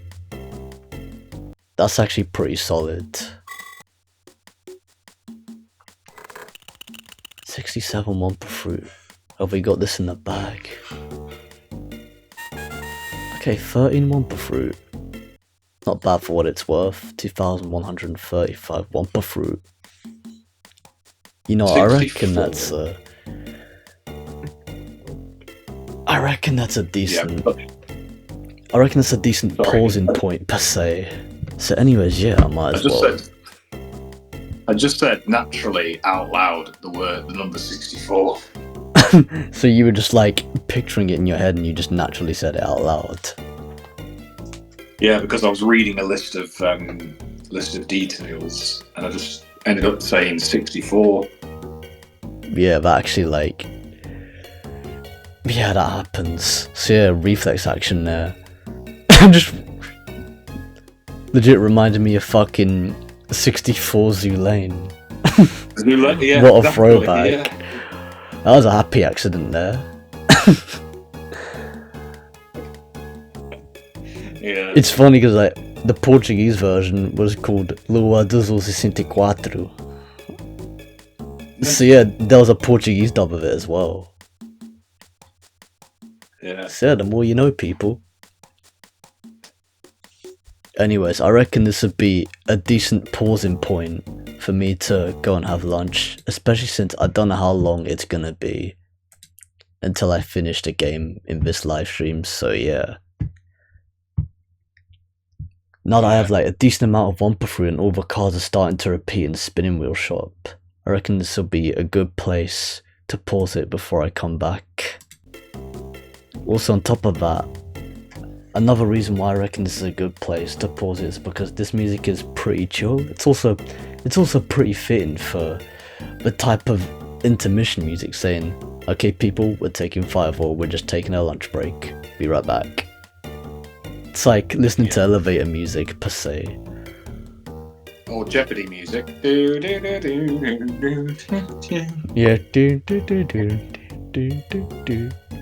yeah, it's funny. But yeah, anyways, what you call it? But yeah, I hope you people enjoy this presumable demo of Hotline Bling per se. While I go and have lunch. But yeah, it might not be too long. But yeah, people, those of you who are present, like Rob will still be here for, well, the amount of time that he is here, because he's still working remotely at this point, so he'll be able to reply to your comments. He'll be able to reply to your comments at his earliest convenience. Yeah, as I say, I'll keep the chat going like I did last time for you on your behalf. Yeah, people, pretty much.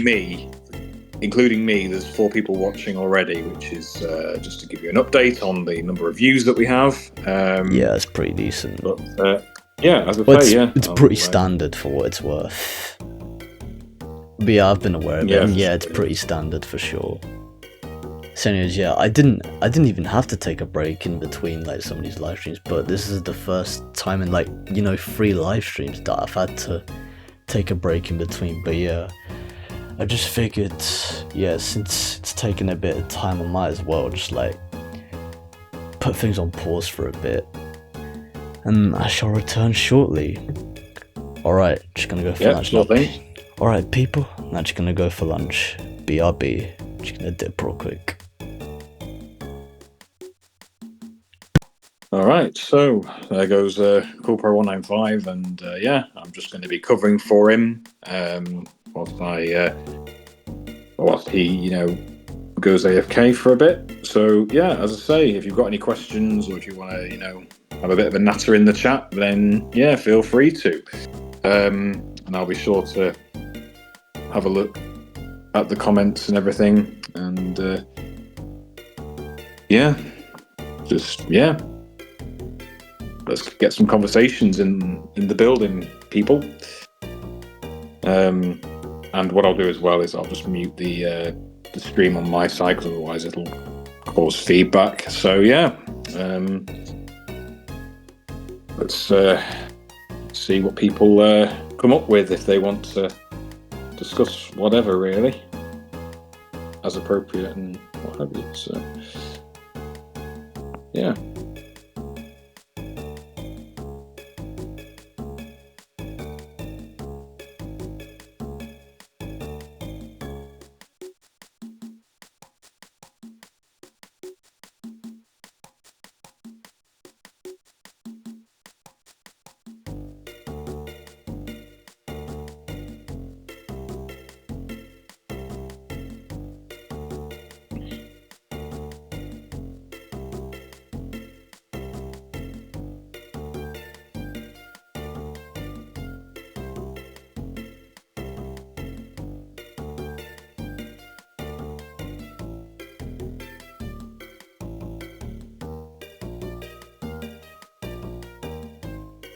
Yeah, the background music on Crash Bandicoot Fusion is epic.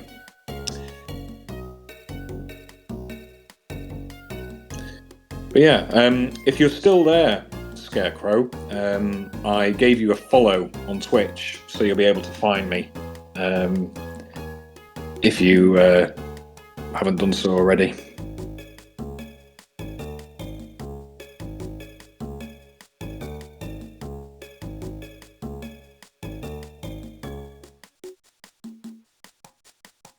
So yeah, I think since we're on the topic of Crash Bandicoot Fusion, I definitely remember playing this 20 odd years ago, or maybe 19 years ago. It was definitely in the mid-2000s when I played this on the Game Boy Advance. And I actually liked it. Because I basically grew up with the Crash Bandicoot franchise, even though I didn't play all of the Crash Bandicoot games. I've played, well, Fusion, Cortex Strikes Back, Crash 2 on the PS1, Crash Bandicoot 3 Warped. I think I did play another Crash game, but I can't really remember. But anyway, yeah, so Cortex Strikes Back and Warped on the PS1, and this one on the Game Boy Advance Fusion. So, yeah, but likewise, the franchise has remained consistent throughout the years with Crash, Coco, Aku Aku, Cortex, Nina, all the classic characters that we know from the franchise. And also the memes as well. The memes were hilarious. It definitely put me in stitches. Because that's what we're all about with the memes now. It's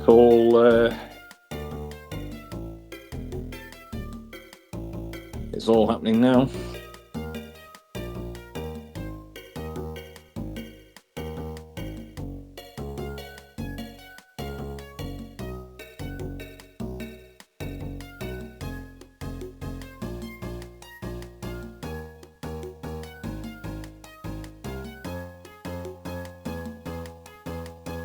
But yeah, for those who are in the chat, how are you guys doing on this nice sunny day? Well, actually, if you're in the UK, that is. How is everyone doing on this nice sunny day, or wherever you are in the world? How are you doing?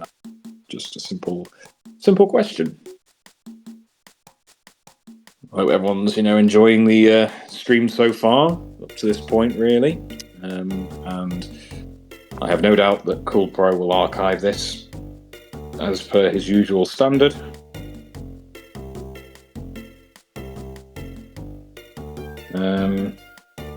So yeah, let me try something, because I don't think I can see the chat.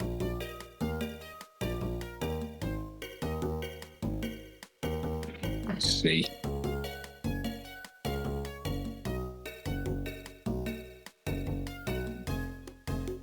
I'll just write the word test into the chat and see if anyone acknowledges the message. Because I want to make sure that because sometimes when I tab out of Twitch on my phone, it shows up the loading circle at the bottom of the screen, and I'm just thinking, is the chat being refreshed and what have you?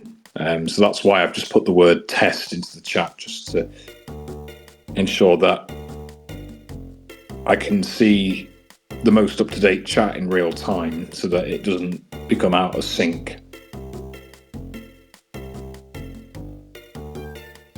But yeah, we've got 5 people watching now, which is good. But at the moment, for those who have just joined us, welcome to the live stream, and thanks for stopping by. Cool Pro will be back in the next couple of minutes or so. He's just gone to get something to eat. So yeah, stay tuned, and yeah, feel free to have a natter in the chat.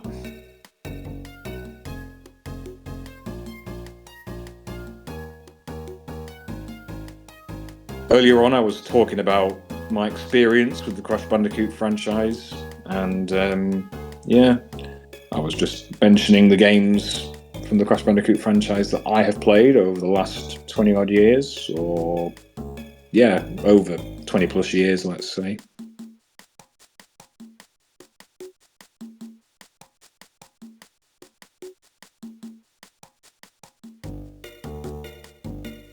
So yeah.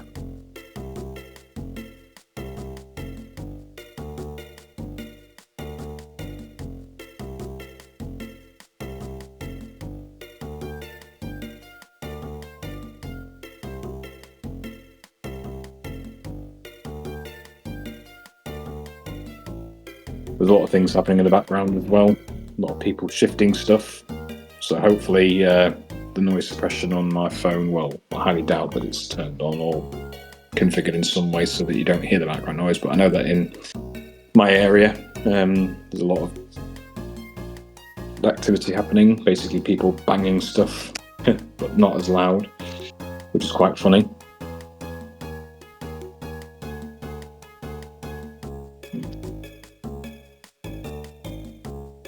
There we go.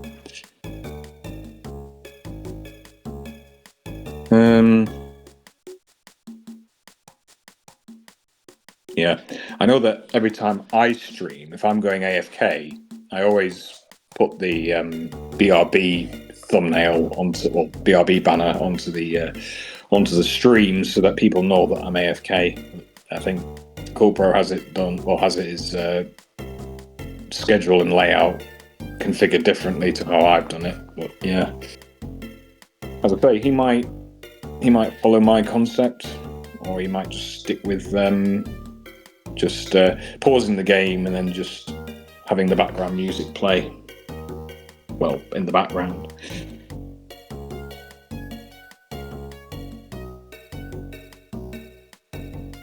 So yeah.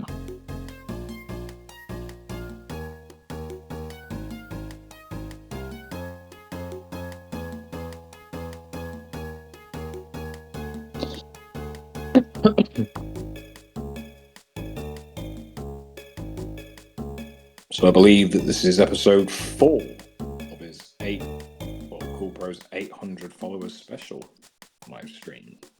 I think he's going to do another one later on, but he'll probably correct me if I was mistaken, because I only just joined as soon as I got the Twitch notification that he was live, before he even advertised that he was live on the TNC Discord server that he's part of. He's one of the senior members of the TNC, and he's also a rep on the Dingo Crash Discord server as well. And his nickname, Mans.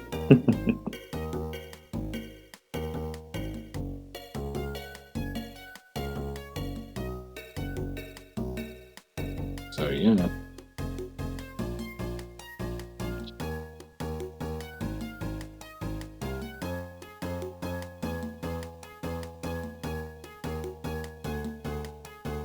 Yeah, so likewise, before he went AFK, I was just doing a bit of checks because working from home as well, and yeah, just been doing some inspection work really. Nothing too exciting really. I think when CoolPro comes back, we'll be back on the entertainment a bit, and he'll continue with where he left off. I think he's also monitoring the chat as well as myself, because he'll no doubt have it on his phone. So, yeah.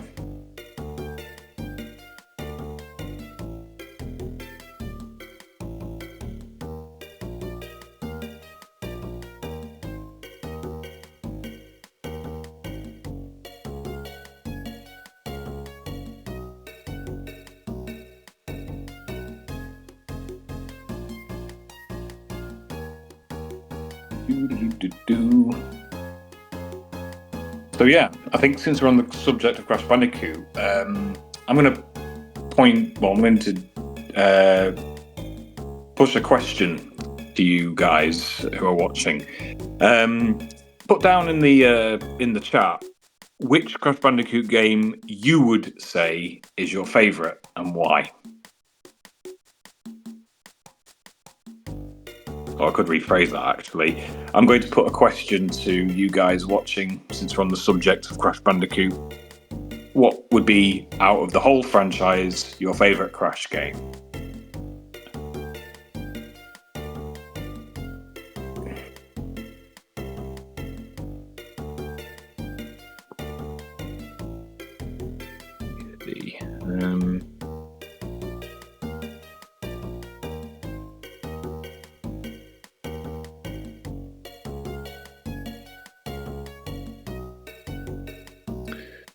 Just seeing if there's a way for me to actually view the chat, because I think on this app it's a bit buggy.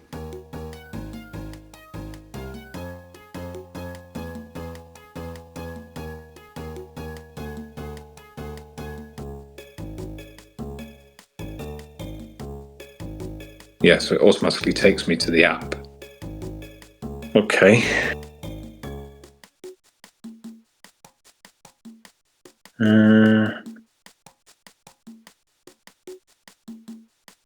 Yeah.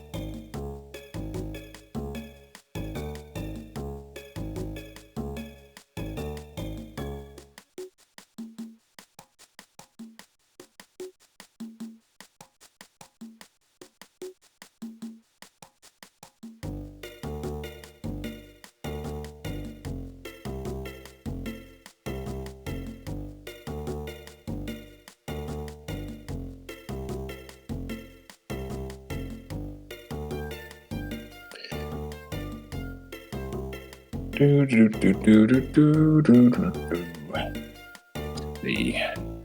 a way for me to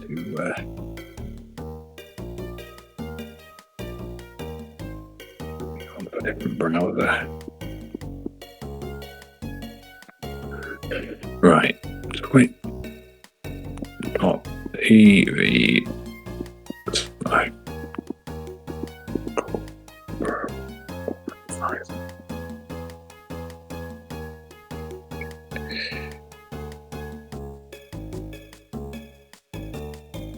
Turn that off.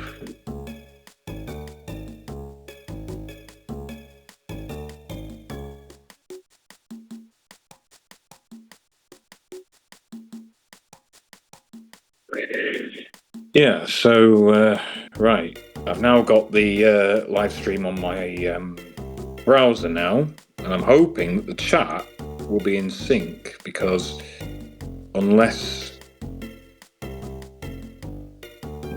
I'm thinking that people aren't typing anything because they're just waiting for Cool Pro, or they're just AFK and they're just in the stream waiting for Cool Pro to come back. Either way, I'm hoping that there is still some activity in the chat that I can see from the browser that I'm now viewing the stream on.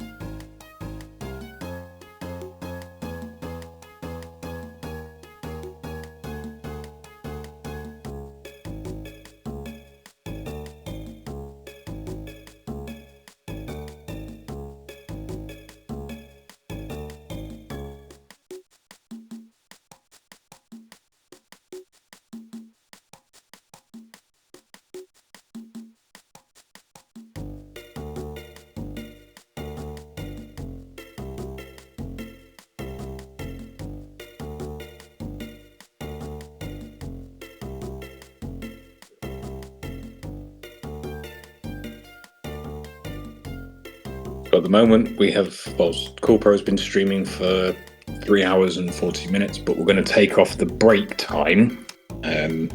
So it might be around 3 minutes. Oh, 3 minutes. 3 hours and 20 minutes, I would say. Maybe 3 hours 10.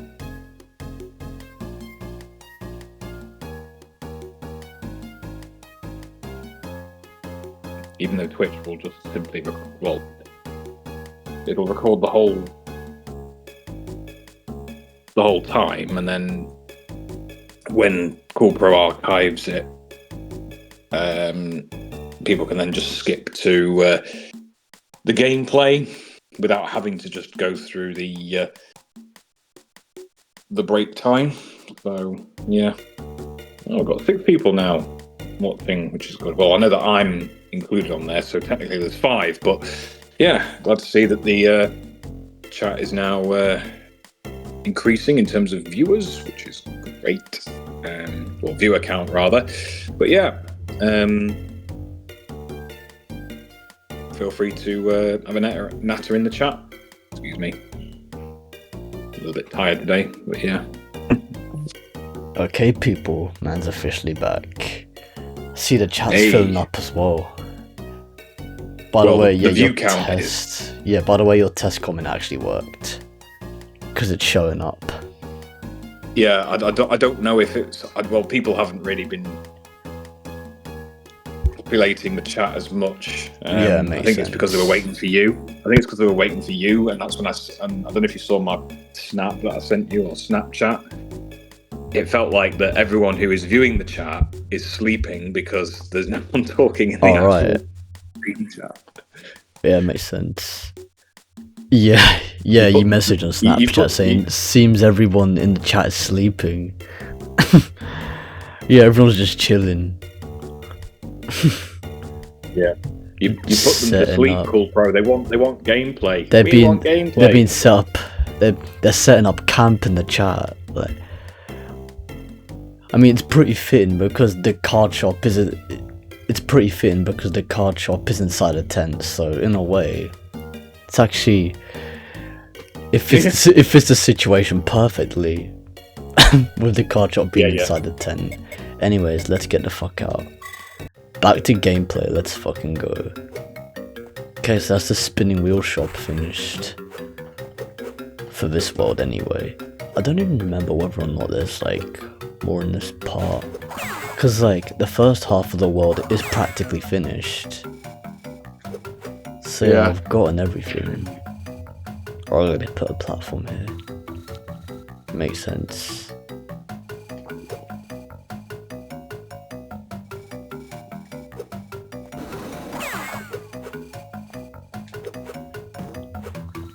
Oh, I recognise that lava level. Oh man. Yeah, it's proper throwback. Look at the way it's designed. Yeah, the way the lava just shimmers.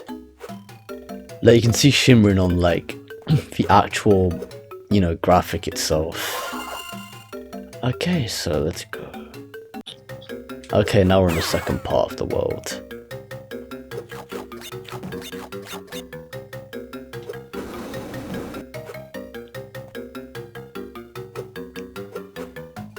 This track, it certainly doesn't just sound volcanic, it sounds tribal as well on top of that. Yeah. Well, yeah, because it's ancient times, isn't it, really? Yeah, it sort of makes sense. Presumably on the way it was based. So we've got multiple different levels in this game.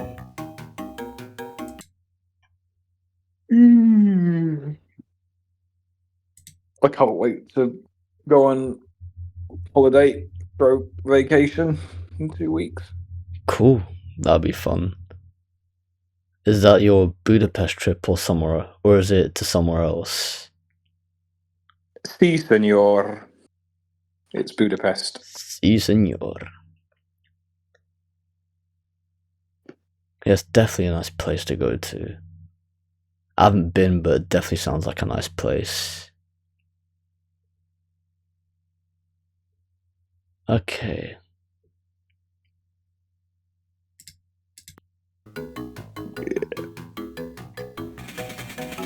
That boat came from the deep again. Yeah, right from the deep. Okay, chop till you drop is the next level in the game. Oh, it's another one of these chopper shooting levels. Yeah, I figured it was one of those.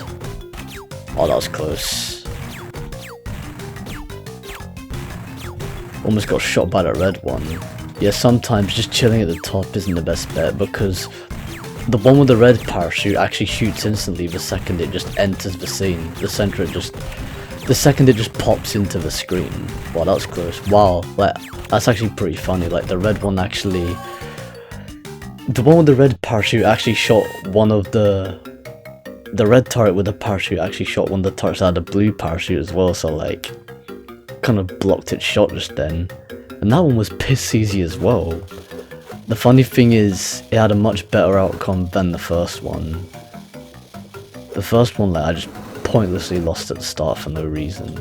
But yeah, anyways, this seems like a good turnaround.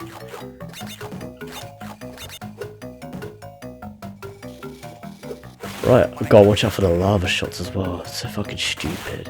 Okay, another card shop. When it's hot out here, come on in. My shop is air conditioned. When it's hot out here.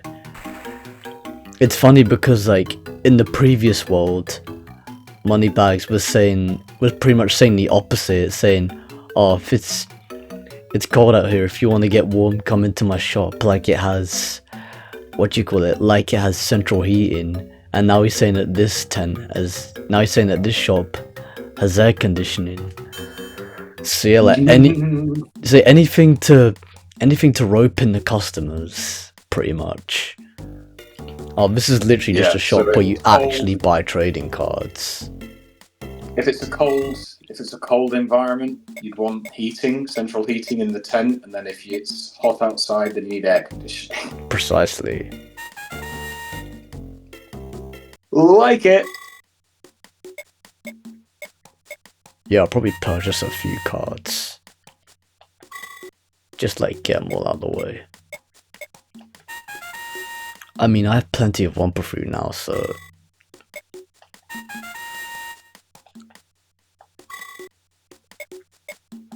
Bunch of Spyro cards. Well, a lot of Crash cards and Spyro cards. Yeah. Because I have lots of Wumpa Fruit, I pretty much exhausted this entire shop. Yeah, I think Yeah. I think you just gotta reset every time, therefore, like, you can just get as much as possible. Okay. Yeah, Infinite cards. because I had to exit out and then jump back in I legit had to exit out and jump back in just to, like, get a different outcome of cards.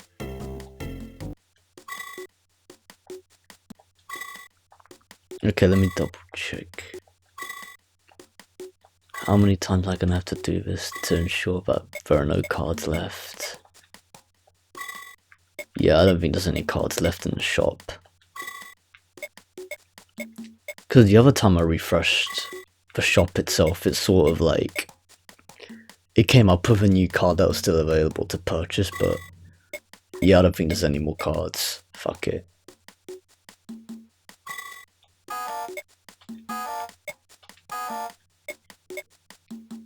That sound effect when, like, you pick a card that's already been purchased, it just plays the denied sound effect, like, ta-da!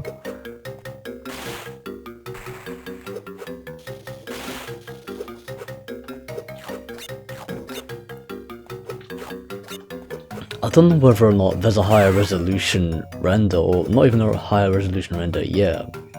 I think yeah, render's the correct term. But yeah, I don't know whether or not there's a higher resolution render of that deny sound effect. But, you know. Would be interesting if there was. Cool, there's a card up there. Which, by the way, I'll need to access up top.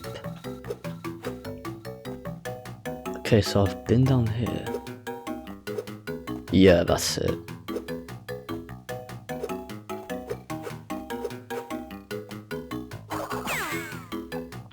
Okay.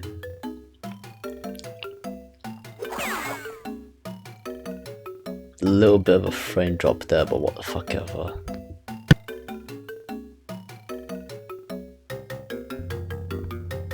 Well, not necessarily a frame drop, but like, I don't know, OBS just processed it a little bit. It processed it a little bit off per se. Anyways, rocket power is the next level, which is a jetpack level. Alright, so now let's just enter rocket power. Let's unlock it and enter it. Let's fucking go. Okay, so it's another one of these jetpack levels, which we fly in 2D.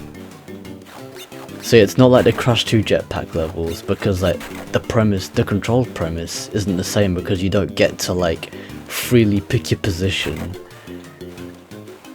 Like, you determine your position based on the button pressure of a jump button. I mean, if you hold the jump button, you legit just skyrocket up to the top and then you just crash into the ceiling, whereas like, if you don't press it at all, you just plummet to the ground and literally crash into the ground terrain. So yeah, it's like, you just gotta have an even mix, per se. I just legit go where the Wumpa Fruit and crates are. Just like follow the trail of Wumpa Fruit and crates. Just follow the trail of crates and Wumpa Fruit. But yeah, I think now that I've had my lunch, I'm a little bit better. You feel better? Yeah. Only slightly, but still. I feel like I have a bit more energy in me to put up with this. Okay, that was a cheap death. Crash into a nitro crate just then. That animation as well. Like, that animation was just priceless when Crash, like, after Crash exploded, he was like still moving and he was doing like, you know, he was trying to initiate flight with his own 2 arms. Just like in the fucking, just like they do in cartoon shows and shit. Yeah. Yeah, like, that shit's pretty iconic.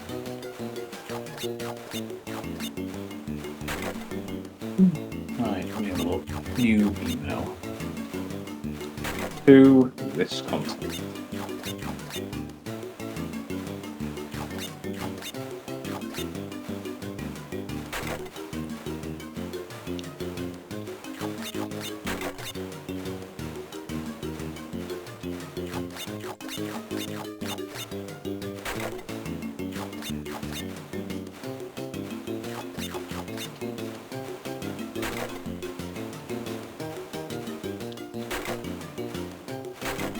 In a way, this one's actually pretty chill. I remember back in the day, they used to feel so intense on the actual Game Boy Advance itself. Just because of like the intensity of, you know, not knowing what to expect at the time. It's like, something like this would always like come off as intense from a child's perspective. Like, from a kid's perspective, it's definitely, like, you know, proper insane. Okay, so now we only need 1 more crystal and 1 more gem in this world. Okay, so I've already come from this path, so I gotta go up.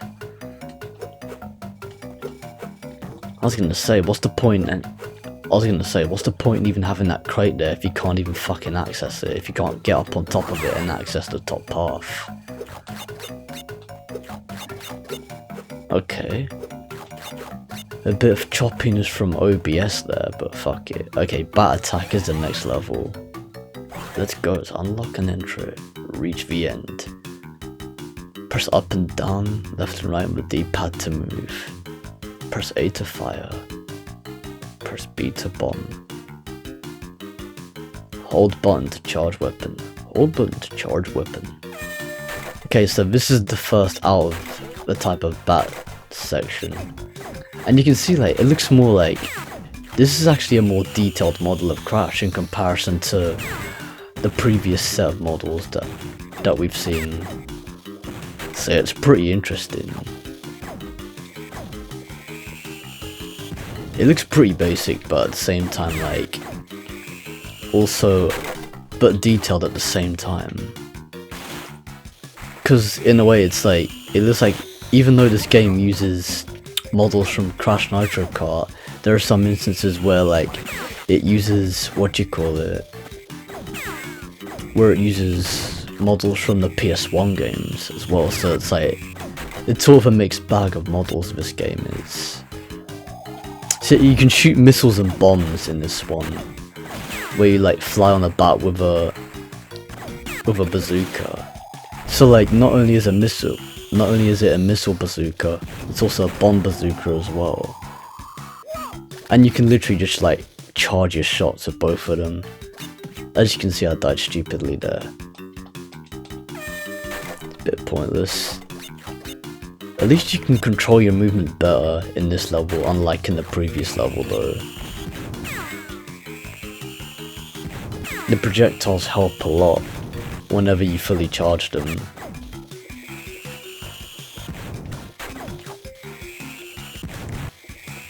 So yeah, there's like, technically there's 3 of these types of levels, or 4 of them if you count the boss fight with Ripto. Yeah, 4 if you count the Ripto boss fight.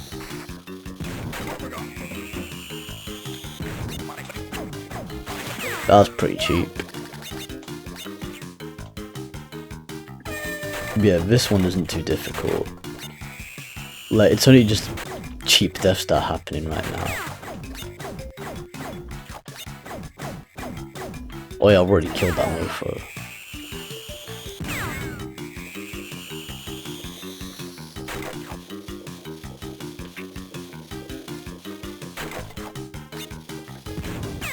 Shot the legit just shot the motherfucker before he even had the second chance to shoot it.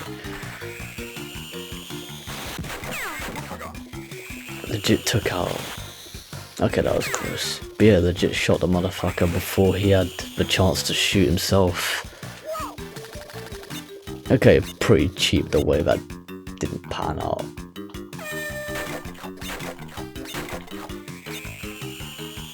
Although I have to admit, this is like partial for content, but you know, it is what it is.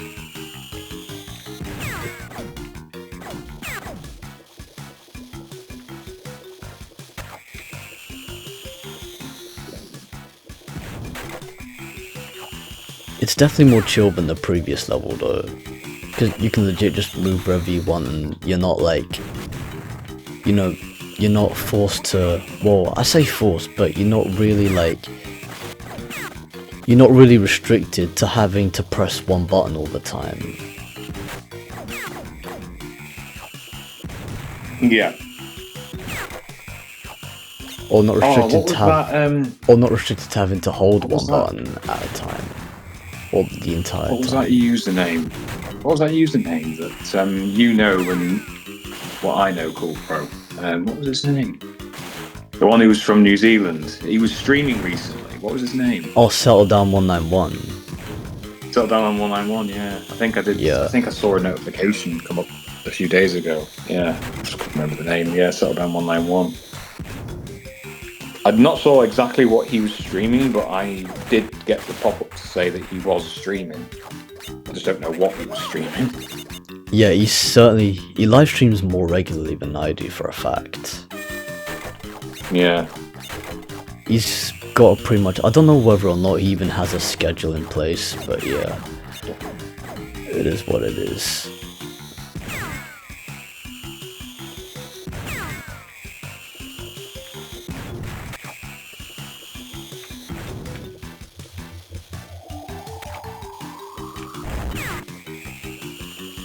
Yeah. Oh, right, well, I think I'm going to get some grub myself now that you're back and you've had your lunch. You might as well, yeah, just take a lunch break whenever possible, because we all need to fuel ourselves up sometimes. That's exactly what we need. And of course, that's if we don't get distracted. Yeah, on top of that. Yeah, if you get too distracted, you just lose all focus. You lose all focus and yeah, it all goes crazy. Yeah, everything just falls apart. Yeah. Like, I've got some out of hours work to do tonight, so. Alright. That sort of makes I've got sense. to sort all this out. I mean, it's quick win, it's just making sure that they can, you know, test. That was stupid the way I got hit there. But yeah, that's whatever you gotta do, it's like off the clock work per se. Off the clock work, yeah, that's it. So that's the one, cool bro. Pretty much. That's precisely the one. Need to find. Stupid prick. 499. That's the one I need. Okay. Annoying because I've got to log everything on my bloody timesheet, like hours. Like a bus driver.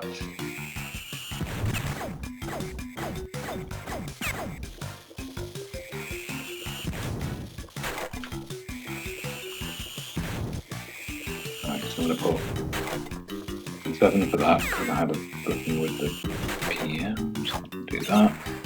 Then I've got to add. Oh, I need to add another. Fucking hell, bro.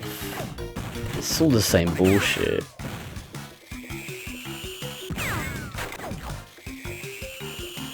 So that. Add. Make the lesson. Yeah, okay, that's fine. I legit forgot about that. Anyways.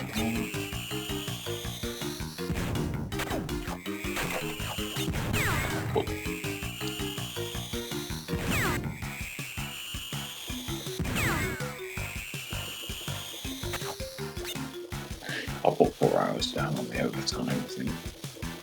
It's going to need that anyway. Alright, we got this. What's that one there? Need that. Wow, okay, that was super close. Projectile almost missed the batch then. Okay, I'm gonna level you. I don't even know why I went back to shoot that back, but fuck it.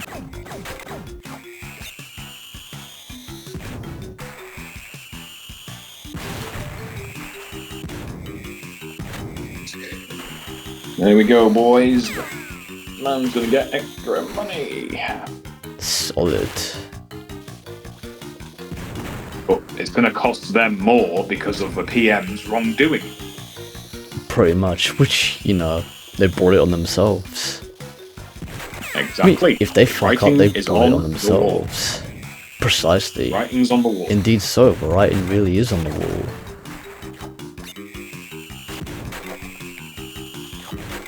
And there's no way to get it off. The client was given the wrong information by a project manager who had no clue on the technical aspects, and he failed to ask us in plenty of time as to what the requirements were, because they can't even manage their own bloody schedule with all their projects in their queue. They don't keep on top of their projects enough to, you know, ensure that there's enough Stupid bat. leeway. There's just a lack of organisation. And that's just from one junior PM who hasn't got a clue what he's doing. Yeah, that's so stupid. Which pisses me The off. the amount of people that get hired with little to no experience on the fucking job. But it's not just that, it's just the people, it's just that they limit themselves because they don't know who to speak to. But then what they should have been given from their manager was people to speak to. Okay, so that's bat attack finally complete. The root cause, culprit with all this, is the people higher up that just can't offer that, you know, help, because they're just in it, because they are basically in excessive meetings that don't achieve anything, and then they just go around that bloody cycle just to keep, you know, a bloody tick in the box to say that, yeah, they've done the meeting now, job done, move on. Takes the piss. Yeah, just piss take corporate time wasting, pretty much. Okay, now for a crunch challenge. Well, I'm working up a sweat in this heat, hey. Hey, wanna lift some more weights? Yeah, back to another weightlifting challenge. Okay, bonus weightlift. Let's fucking go. Yep. Bench Pump it press. Here we are. Just gonna lift up this heavy ass barbell. Those rocks even contain lava inside them, like those two massive rocks that Crash is lifting up right now. Lava, Pretty lava, cool. lava. Pretty cool attention to detail there as well. The fact that they have like Lava, lava, lava. the fact that they have a lava stream traveling in the background, plus a volcano. Yeah. It's proper scenic, super picturesque. You got a new card, Gold Relic. But yeah, man, that's proper picturesque. Really sets the scene nicely. Alright, so that's this world complete in terms of collectibles. Now moving on to the boss fight. Yeah, I was wondering whether or not there was something here. Okay, there's definitely something at the bottom. Whoa, what the fuck? Okay, I died stupidly for practically no reason whatsoever. Yeah, you can fuck off. I don't know whether or not this is a secret path or a path that I actually came from. I think it's a path where I came from. Yeah, it's definitely where I came from because rocket power is here.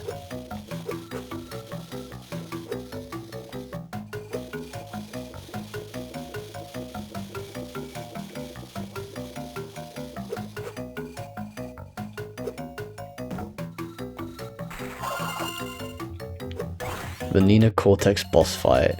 Here we go. This is the one that chases us.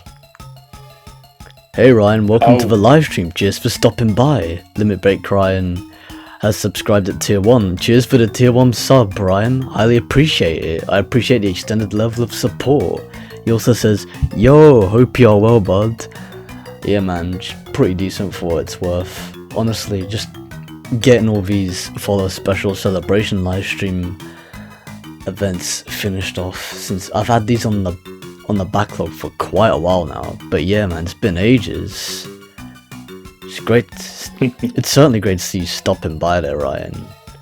But yeah, likewise, hope you're well. When you said the Nina Chase Corp, I was like, oh, now I remember that one. But yeah, this one is definitely iconic. Coco's like, get us out of here! Get us out of here. Spyro, help! Spyro's reaction Yeah. he's been petrified. He's completely petrified, like his jaw completely dropped to the ground. And Crash just has his like standard expression. Via Spyro's like, look, Crash, it's the Professor and Coco! Purple puppy, Nina wants to play. The fuck? Yeah. Yeah, it's fucked up shit. That the teeth from Nina's teeth. Yeah, just the sprite work that they put into Nina. Crash, distract Nina so I can get the Professor and Coco to safety. That's when you have to taunt her, really. This is the chase taking place. Okay, it's pretty cheap. Yeah, I forgot about that pit of spikes just there as well. By the way, this isn't actually such a hard boss fight, or in this case, a boss chase.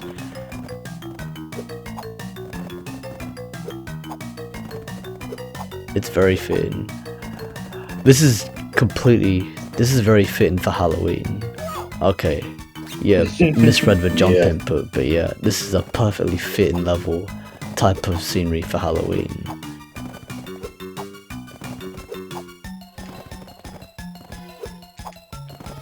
So yeah, you just run and jump pretty much. So pretty much like you just want to hold, practically the entire premise of this is that you legit just want to hold down the boost button the entire time, so then Nina can't catch up with you, period.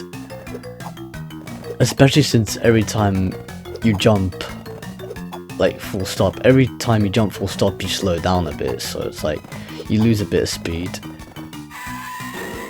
But as you can see, I just got Nina all caged up.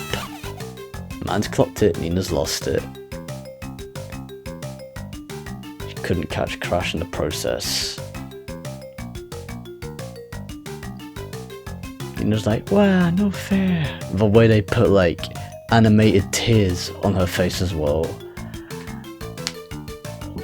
And it's just like looping back and forth as well.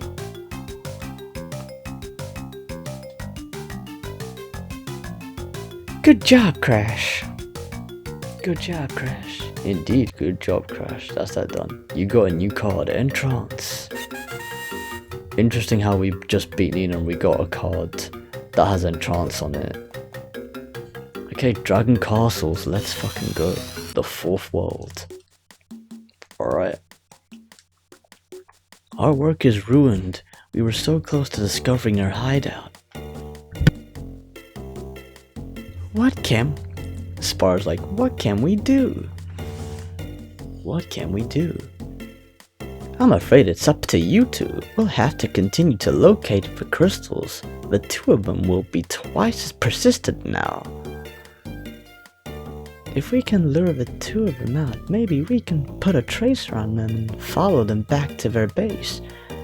Then we can stop them for good. Crash, you'll need to travel to Dragon Castles and locate the crystals there first. Spyro, can you head to our home, Wampa Jungle, and keep those Riptocs in check? You can count on us. Yeah, pretty much. Yeah, we can definitely count on us. Interesting how they played the trading card shop theme in the background of that scene section. I don't remember seeing an axe there, but yeah. Oh, that was it. Yeah, you have to go to the left. Yeah, now I remember. Yeah, pretty much, because that's where like the first. I honestly, it takes you to the first place. Cool Pro. I cannot even recall seeing a rotating or a swinging at the start of that level, because I think all I did was just went left. I didn't go to the right. Yeah, he didn't really like. Probably didn't explore the level to its full extent, but yeah. Well, we did, but like ago, it's been a long time ago. Yeah, 20 plus years ago at least. This game did come out in 2004 as well, so I'm not surprised. Yeah, which would make sense. I think I got it in 2004, 2005, something like that. Yeah, likewise. Yeah, I definitely got mine in 2004. I definitely picked up a game in 2004 myself. Okay, so in this world we actually start off with a weightlift challenge from Crunch. Nice. Let's go, Crash. Work out those biceps. Literally all he says for this one. But they just decided to like make that a thing. But they didn't want to extend this one. Okay, so this is the penultimate weightlift challenge. Okay, let's get this one over and done with. And it's in front of the Dragon Castle this time.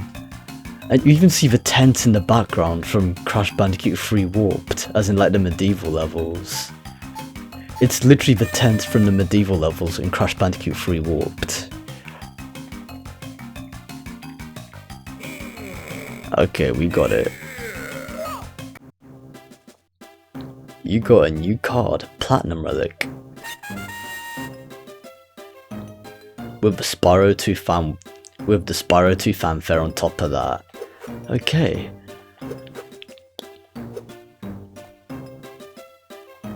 They even have the goats from Crash 3.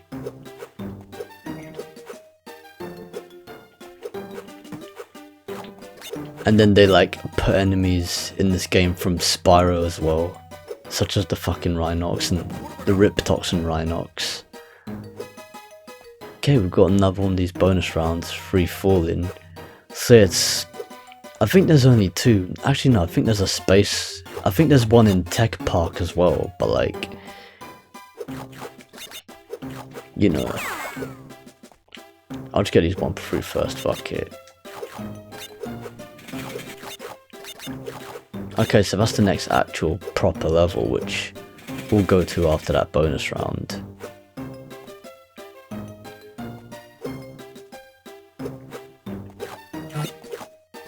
Bloody hell. What the fuck? Oh yeah, the game just like clipped. Sorry, I thought that was because my phone vibrated because I got an email and it went poof, and I thought it went through the microphone. Yeah, OBS just like sort of like tanked a little bit, but yeah, fuck it. We have Blinky from Sparrow as well. Makes an appearance saying, "Hey Crash, sorry about our misunderstanding before. I thought you were on Ripto's side. It's good to know you're working with Spyro now. It's about time you realized that and all. The way they put a card behind a mushroom as well. You got a new card, Dragon Castles. Da da da da. With the Spyro 2 fanfare on top of that. Go watch out for this Loch Ness Monster type of motherfucker as well. Which by the way, you know, I was actually hit by on the way there when I was like, as OBS sort of tanked in frame rate per se, or just like dropped a frame. But anyways, yeah, let's play the bonus round Free Falling. I think we collided, Cool Pro, because you were focusing more on OBS, and then I got that notification on my phone that vibrated my phone, and I thought it went through the microphone, causing you to have a bit of a oof moment, like a jump scare moment. Yeah, we both had our own type of like we got jinxed. Partial jump scare jinx moments. Well, we just got jinxed. I think it was more of a jinx, but anyway, before I forget, yeah, partial jinx. For myself as guest commentator, hey, Limit Break Wyan. Destroy all the I forgot to mention that earlier on because Cool Pro overtook me. It's right, because I read it anyway. Yeah. Well, I just thought I'd say hey from myself as well as guest commentator. Oh yeah, no problem, that makes sense. Oh yeah, this one, they actually put fucking TNT crates and nitro crates here as well, so they made this free falling challenge even harder. Oh yeah, for sure, yeah. You gotta be so careful.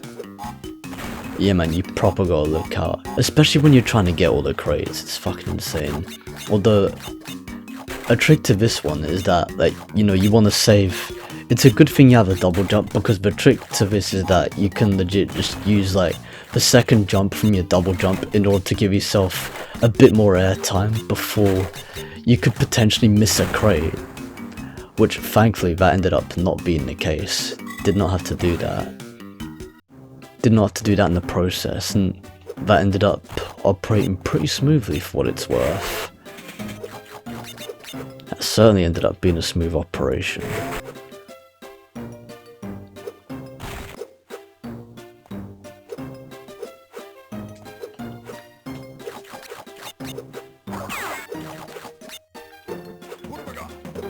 Okay, I almost got the impression that you were gonna reference the song Say It Smooth Operator. Since like you always like, you know, make a reference out of stuff that's been said. Oh, right. But yeah, no, it would be pretty fitting though. Smooth Operator. Yeah, it's just all classic hits. It's nothing like the old classic hits. But yeah, it's perfectly fitting for the situation. So yeah, the next proper level is Sheep Shoal, so yeah, let's go. The way Akwaku is still like, you know, like transitioning to, what you call it, the portal, even though it's like, I'm right in front of it. Okay, let's enter Sheep Shoal. I don't remember whether or not there's one in Tech Park, but there's definitely one in this world.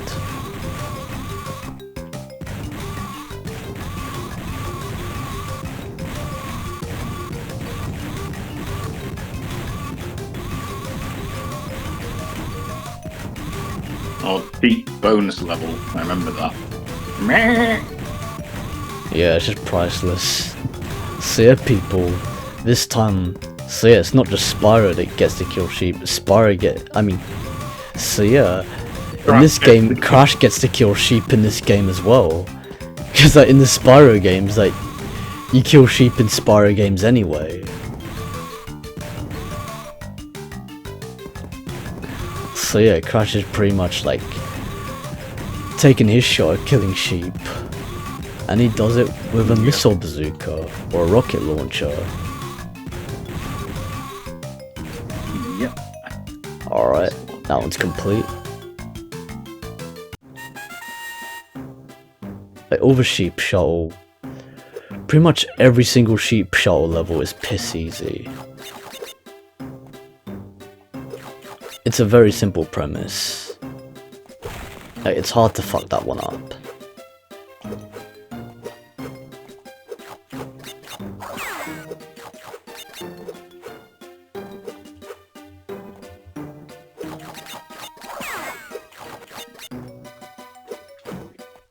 Well, it seems like that for the next couple of weeks, I think after when I come back from leave, I'll be crossing T's and dotting I's to make sure that we can, well, I can tell the client that from our parts, even though there's other people involved, for my part, the project can be achievable. And it's all thanks to inspections and surveys that make it happen. Yeah, that's all it takes. Yeah, sometimes it just takes one inspection to solve a problem. Especially a big problem that was completely overlooked. What they need is enough subject matter experts and, you know, categorization of things, and then, yeah, it does help. Yeah, that's all it takes. Oh yeah, that's a card shop right there. I think there's more stuff up top. I'll definitely explore the stuff up top first. Oh shoot, I've got a thing on next week, I think. Yeah, I do. Yeah, right, okay. That was so cheap. The way I took damage to that motherfucker.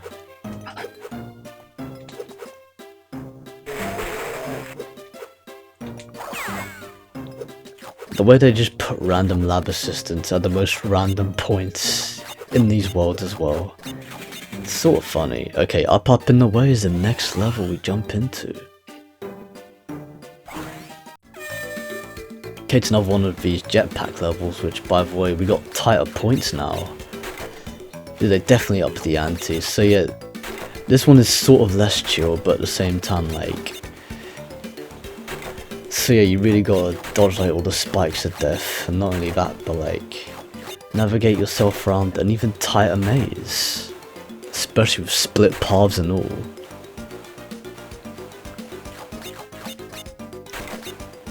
Especially with spikes coming out of the walls, man, that really pumps it up to the next level.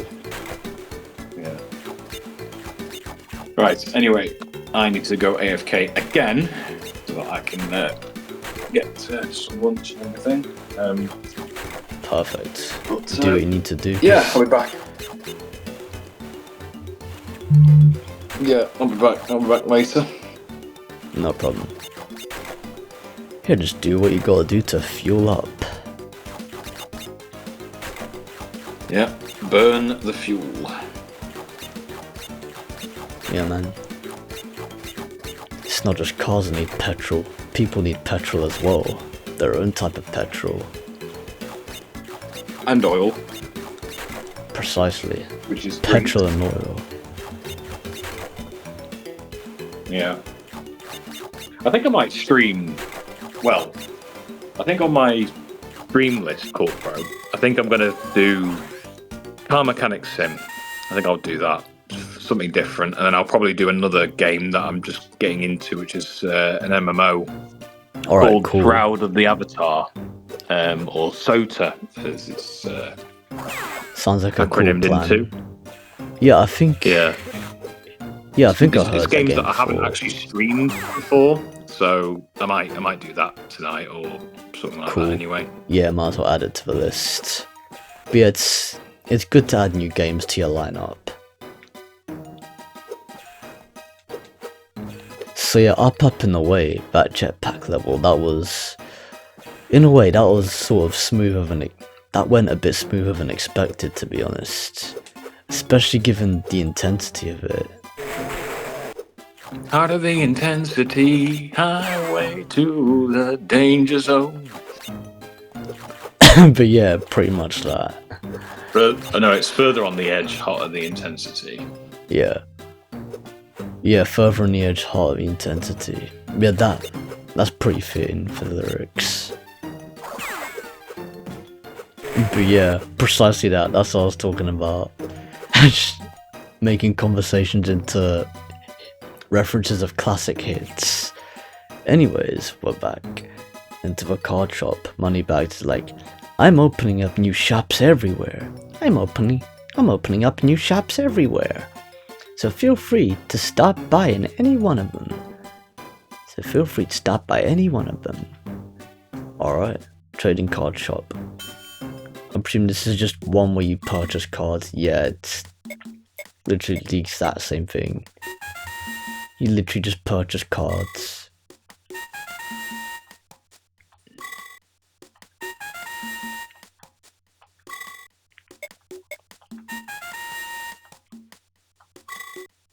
Okay, I think that's all of them.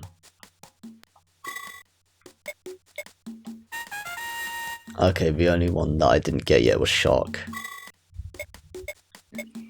Ka-ching! Yeah, it's all about... Yeah, I think that's all of them. Ka-ching. But yeah, I think I purchased all of them. Yeah, it definitely looks like it. Let me double check. See if it refreshes. If I exit and re-enter. No, it doesn't refresh. Okay. Well, it does, but, you know, they're all done anyway. What the fuck? That was a weird glitch. No. I'm getting some sort of graphical glitch in the game. What the fuck? Oh, That is so strange. This is the weirdest glitch I've ever gotten. I've never had this before. That is so fucking weird. It must be a ROM issue or some shit. Yeah. Yeah. Like, how are you supposed to know when to jump and everything?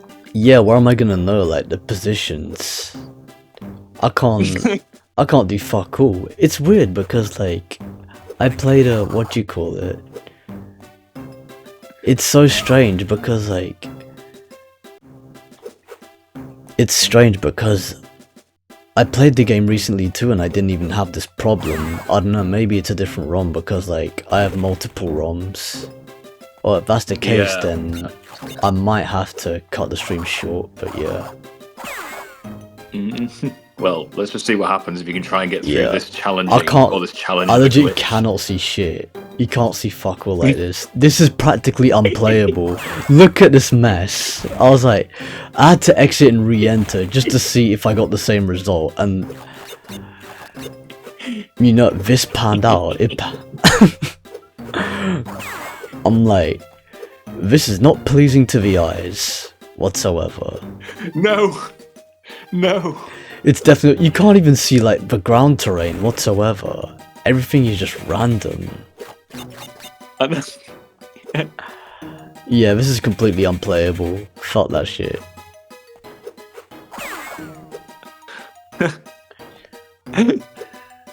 Oh, you put me in stitches, man. Yeah, I think this put both of us in stitches. It's funny how I can still walk past levels too. Oh, there's teleporter. Yeah, there's a level portal there. Okay. Yeah, this is off. I just don't know how they've. Or how that. Well, it's probably a bug in the game because it's an old game. Yeah, I'm not sure if it's even a bug in the game. I think it's probably a corrupted ROM. Yeah. That's what. Well, it this looks is going to be like. very entertaining. This is Yeah. going to be very entertaining over the next couple of minutes. Yeah, the last part is definitely going to be entertaining as fuck.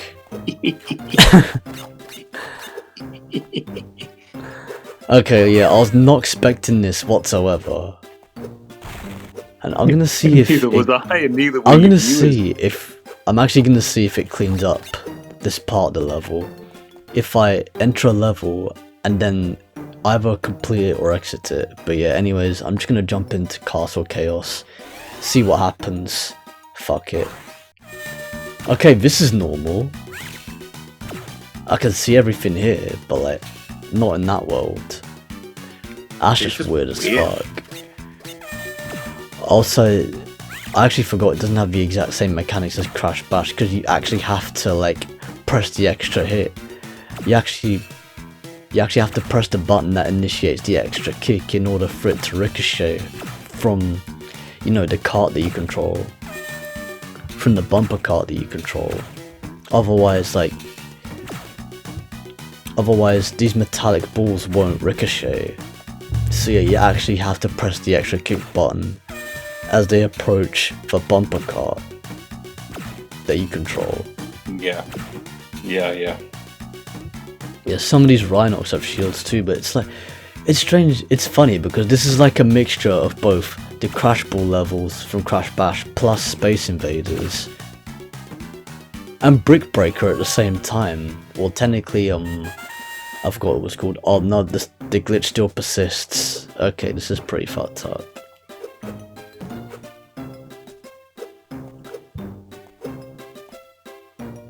This is still practically unplayable because I can't do shit. Come on in, Crash. I'm sure I've got just this thing for you.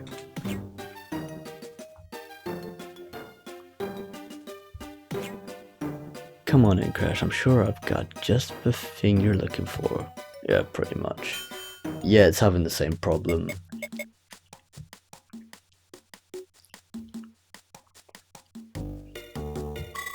This is literally just crate shuffle.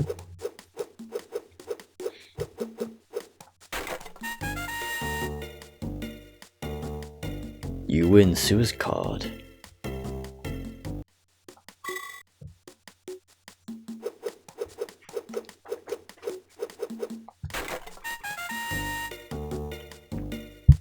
Mine jungle card.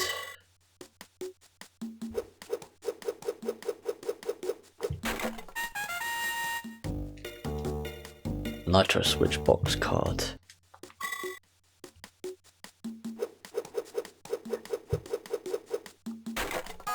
Okay, got nothing out of that one, but fuck it.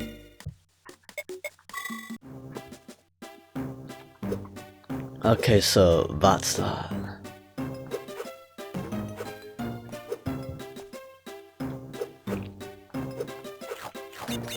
It's strange because like you can only see the platforms that move, but you can't see the platform terrain itself.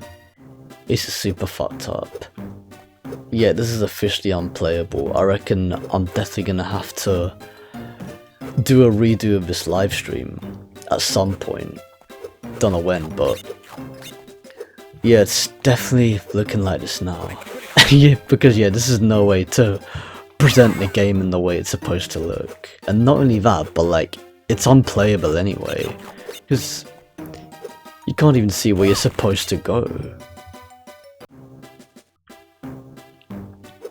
Alright, so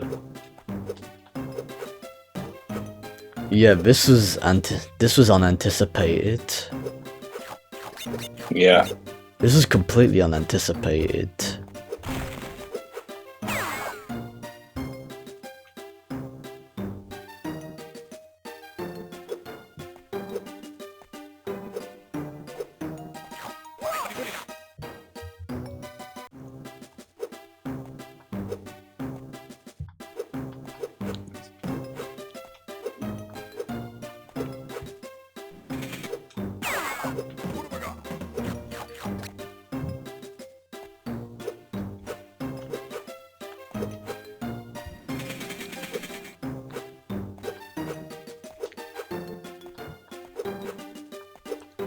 But yeah, no, just doing this for content.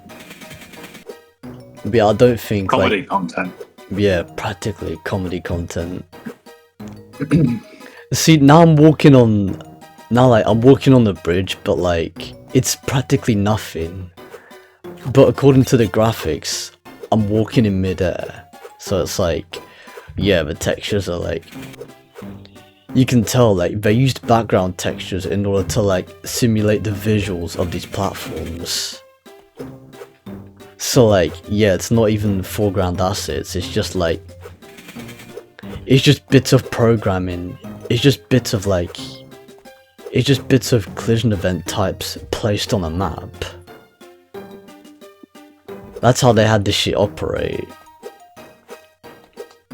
It's it's fun to speculate, but at the same time, it's like, it's so fucked up to play. Like, it's proper fucked up.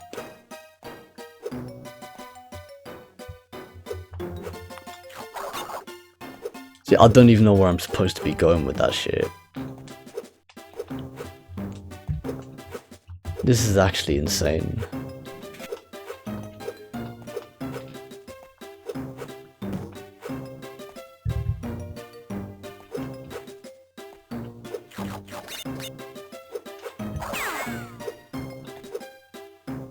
Yeah, I don't even know where I'm supposed to be putting my feet, but yeah, fuck it.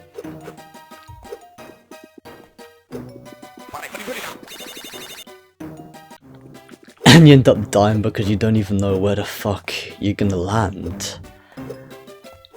Like, I landed into a pit which turned out to be invisible because of the fact that, you know, I don't even know the sprites. Well, it's not the fact that I don't even know the sprites, it's just that the incorrect sprites are on the screen, so that, yeah, as a result, it fucked a lot of shit up.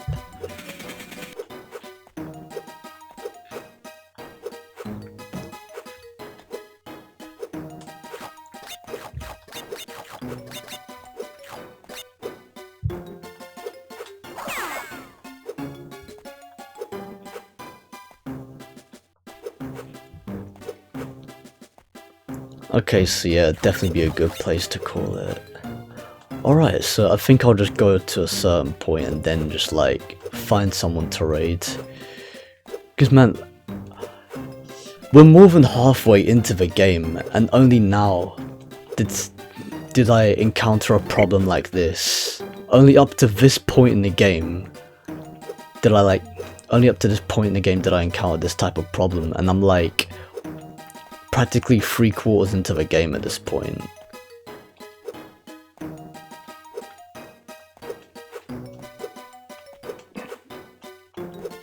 This is nuts.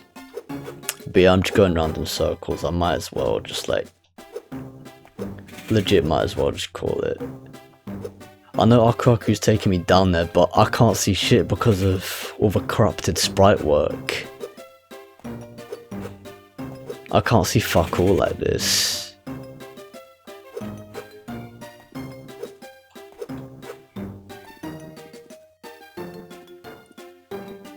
Okay, so yeah, pretty much. This would be a good place to call it.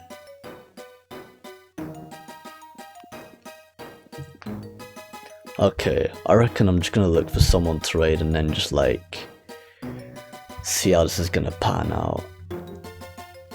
And perhaps potentially redo this live stream at some point in the future.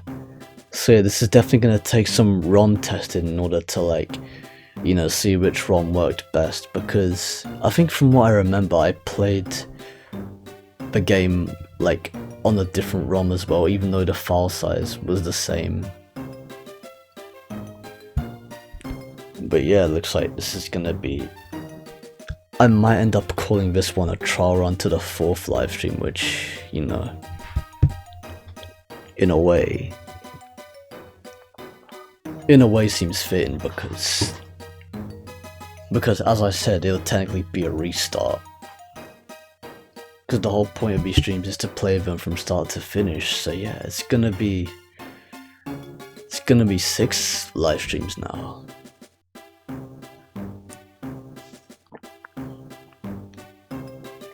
Alright, so yeah, that pretty much prolonged the inevitable.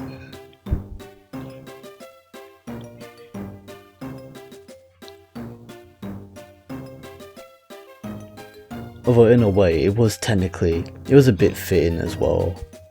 To be honest, a restart would actually be pretty fitting, especially with how things panned out today in terms of this live stream.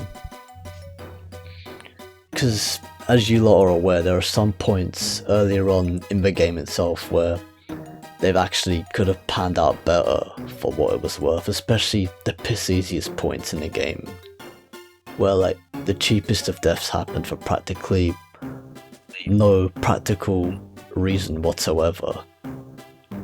for practically no logical reason whatsoever, so yeah. That's another thing on top of that, so in a way, it'd be a good second chance to restart the stream. But at least now, like, I have an even more practical reason to restart the stream, because because obviously this part is unplayable. Okay, so I'll look for someone to raid while we exit. Yeah. On that note as well, I'm going to head off. I'm going to probably speak to my buddy, who's I'm just talking to, who's from Canada. Alright, cool. But yeah, I'm going to have a chat to them for a little bit and just get something to eat and get things sorted over here. But yeah, great stream, cool pro. Hilarious moment. Likewise. Right there. That'll Yes. definitely be in highlights. Yeah, this is definitely be a fun live stream. Yeah, 100%. This is definitely going in put the- highlights. We need to put the ROM failed level into the highlights and then call that the most unexpected moment of the Crash Bandicoot Fusion live stream. Yeah, like the most unexpected blunder within Crash Bandicoot Fusion. Yeah, Pretty much. it's like the fusioned itself. Or words to that effect. Yes, it certainly went into a fusion of its own. It went into a fusion of its own type. Let's put it that way. Yeah. Well, you know, it is what it is. Yeah. I mean, all we can do is just legit. All we can do is just act accordingly. Shit happens and we just act accordingly. Yeah, exactly. Yeah. Well. Anyway, cool pro. Anyways, Spidey will be signing out. Yep. Spidey will be signing out on the stream as guest commentator, and yeah, we'll hopefully catch you on the next one. I mean, how many parts are you going to be doing? You're going to be doing like 5, Potentially. Well, something like that. yeah. Well, it's supposed to be 5. Well, this 4th one is going to be restarted, so yeah. It's going to be 6 then, in theory. So yeah. Yeah, it'd be 6 in terms The of production, but in the exception to the scrapped part, yeah, it's gonna be 5 in terms of convention. Then again, it always depends on what happens. It depends what happens in the next game too. But yeah. Anyways. Yeah. All right, man. Well, you have a good one, and yeah, we'll catch you on the next one. Likewise, all the best and enjoy your lunch. Thanks, man. Yeah, and Safe, man. I'll no doubt hear from you from Snapchat. But yeah. Yep. Catch you on the next one, cool pro. Laters, Rob. We'll have more content up in the building. Peace out. Okay, people, so that was Spider Rebel. Just signed out. Okay, so now there's pretty much no time at the present to call it.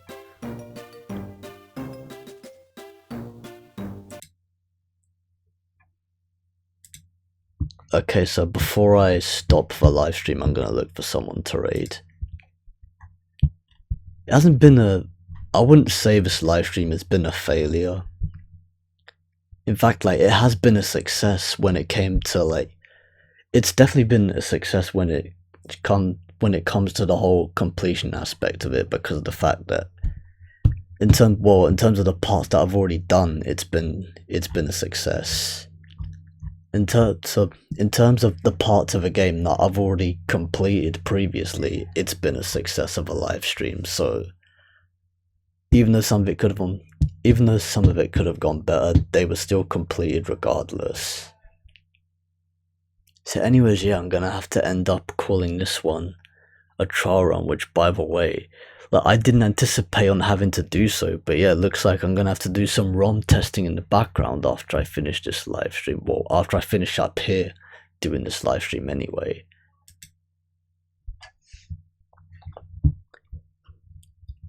Although it is pretty fucked up at the same time, because then it kind of just prolongs the entire process of finishing off this entire live stream event. So yeah, Crash Bandicoot Fusion certainly deserves better than that.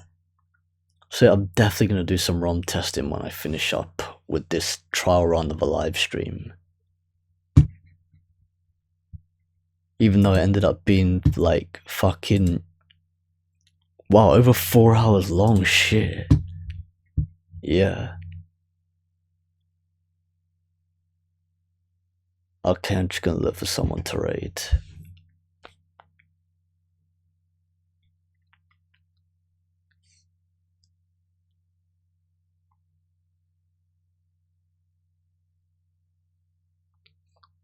Okay, now let's see who's playing pretty much any Crash Bandicoot game.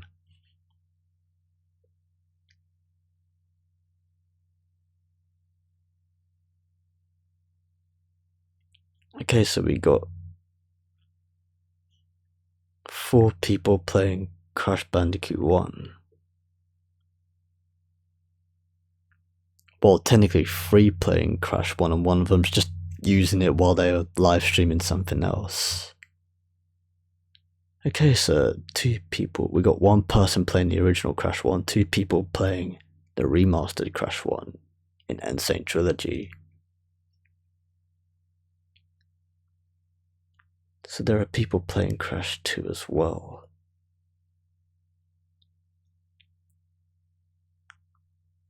Four people playing Crash 2, and every single one of them is of the reason.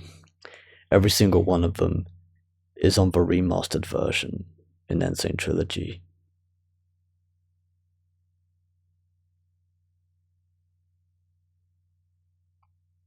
Okay, so no one's live streaming Crash 3, I don't think.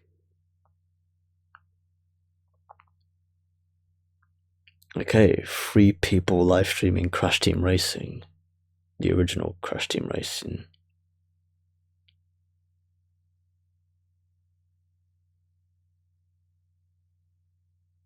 Two people live streaming Crash Team Racing Nitro Fueled, the CTR remaster.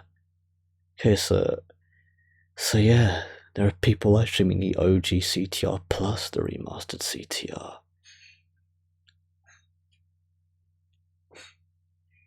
And just 1 person live streaming Crash Bash. I think I'll just raid someone who's live streaming Crash 1.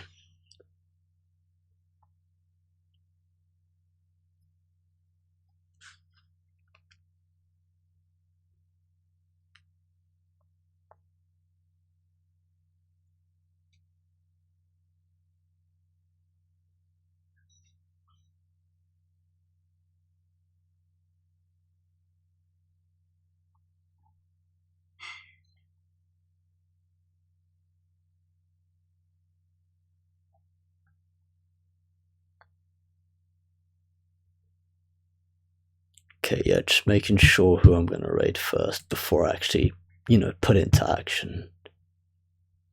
But yeah, for those of you who are here, stick around for the raid. Before I set it up.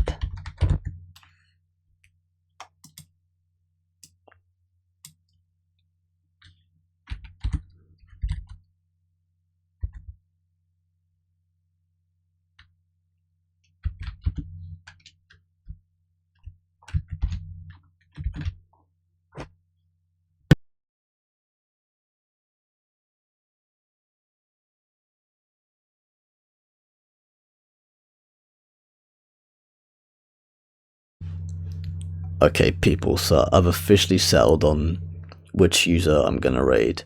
Alright, people, so I'm just about to raid Cyborg647, so yeah, people that are still here watching this live stream, feel free to be sure to stick around for the raid. It's definitely be a fun live stream, for sure, for what it's worth, especially with Limit Break Ryan popping into the live stream for, the first time in ages, and not only that, but to come in and drop a tier 1 sub at the same time, I was not expecting that, and I highly appreciate the extended level of support that you put towards the channel. So yeah, on top of that, Limit Break Ryan, you'll also be getting an honourable shout out, in addition to Mr. Original Name and James the Crimson Dragon from this point forward, since you've just provided an extended level of support towards the channel. Because of course, people purchasing subs and bits on top of because, you know, people purchasing subs and bits as well as putting in donations is of course not mandatory.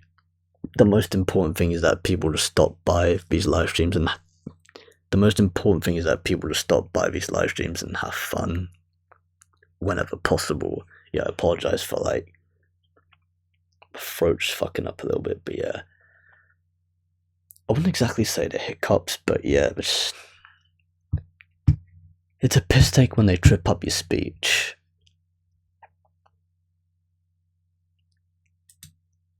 But you know, that being the case, might as well just call it a live stream.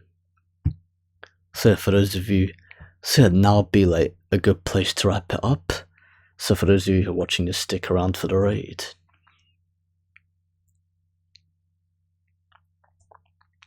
Okay, no time like the present to wrap it up. And hopefully, you know, things will pan out better in a future live stream whenever possible. I don't know when it's gonna happen, but it'll happen. Let's hope it happens sooner rather than later, because, you know, I mean, I know the future's unpredictable because, I mean, you never know what you're gonna have to deal with until, you know, we cross that bridge and get to it. But hey, this actually makes up for more content, so fuck it.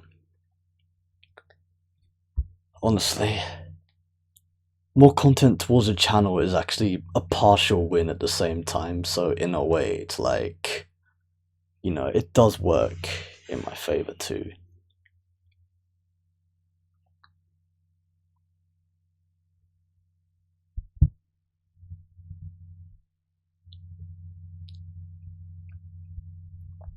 So yeah, I was not expecting to have to restart the 4th live stream, but yeah, looks like that'll have to be the case.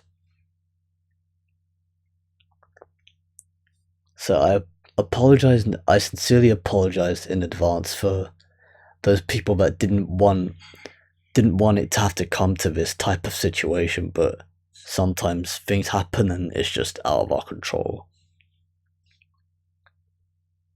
Precisely, if you are playing the game and you encountered a problem like that, you most probably would have done the exact same thing, or as a matter of fact, you would have certainly done the exact same thing.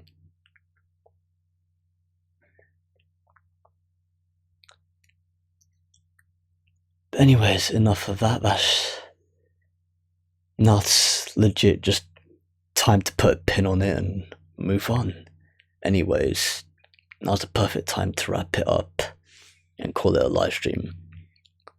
For those of you who are watching this live on Twitch, feel free and be sure to drop a follow to my Twitch channel if you haven't already, to keep yourselves up to date with future live streams whenever possible.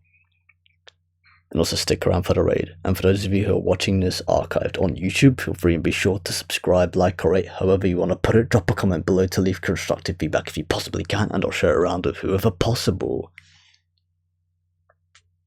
And keep yourselves and stay tuned on whatever's up next for both my YouTube and Twitch channels. Until then, laters everyone, peace out.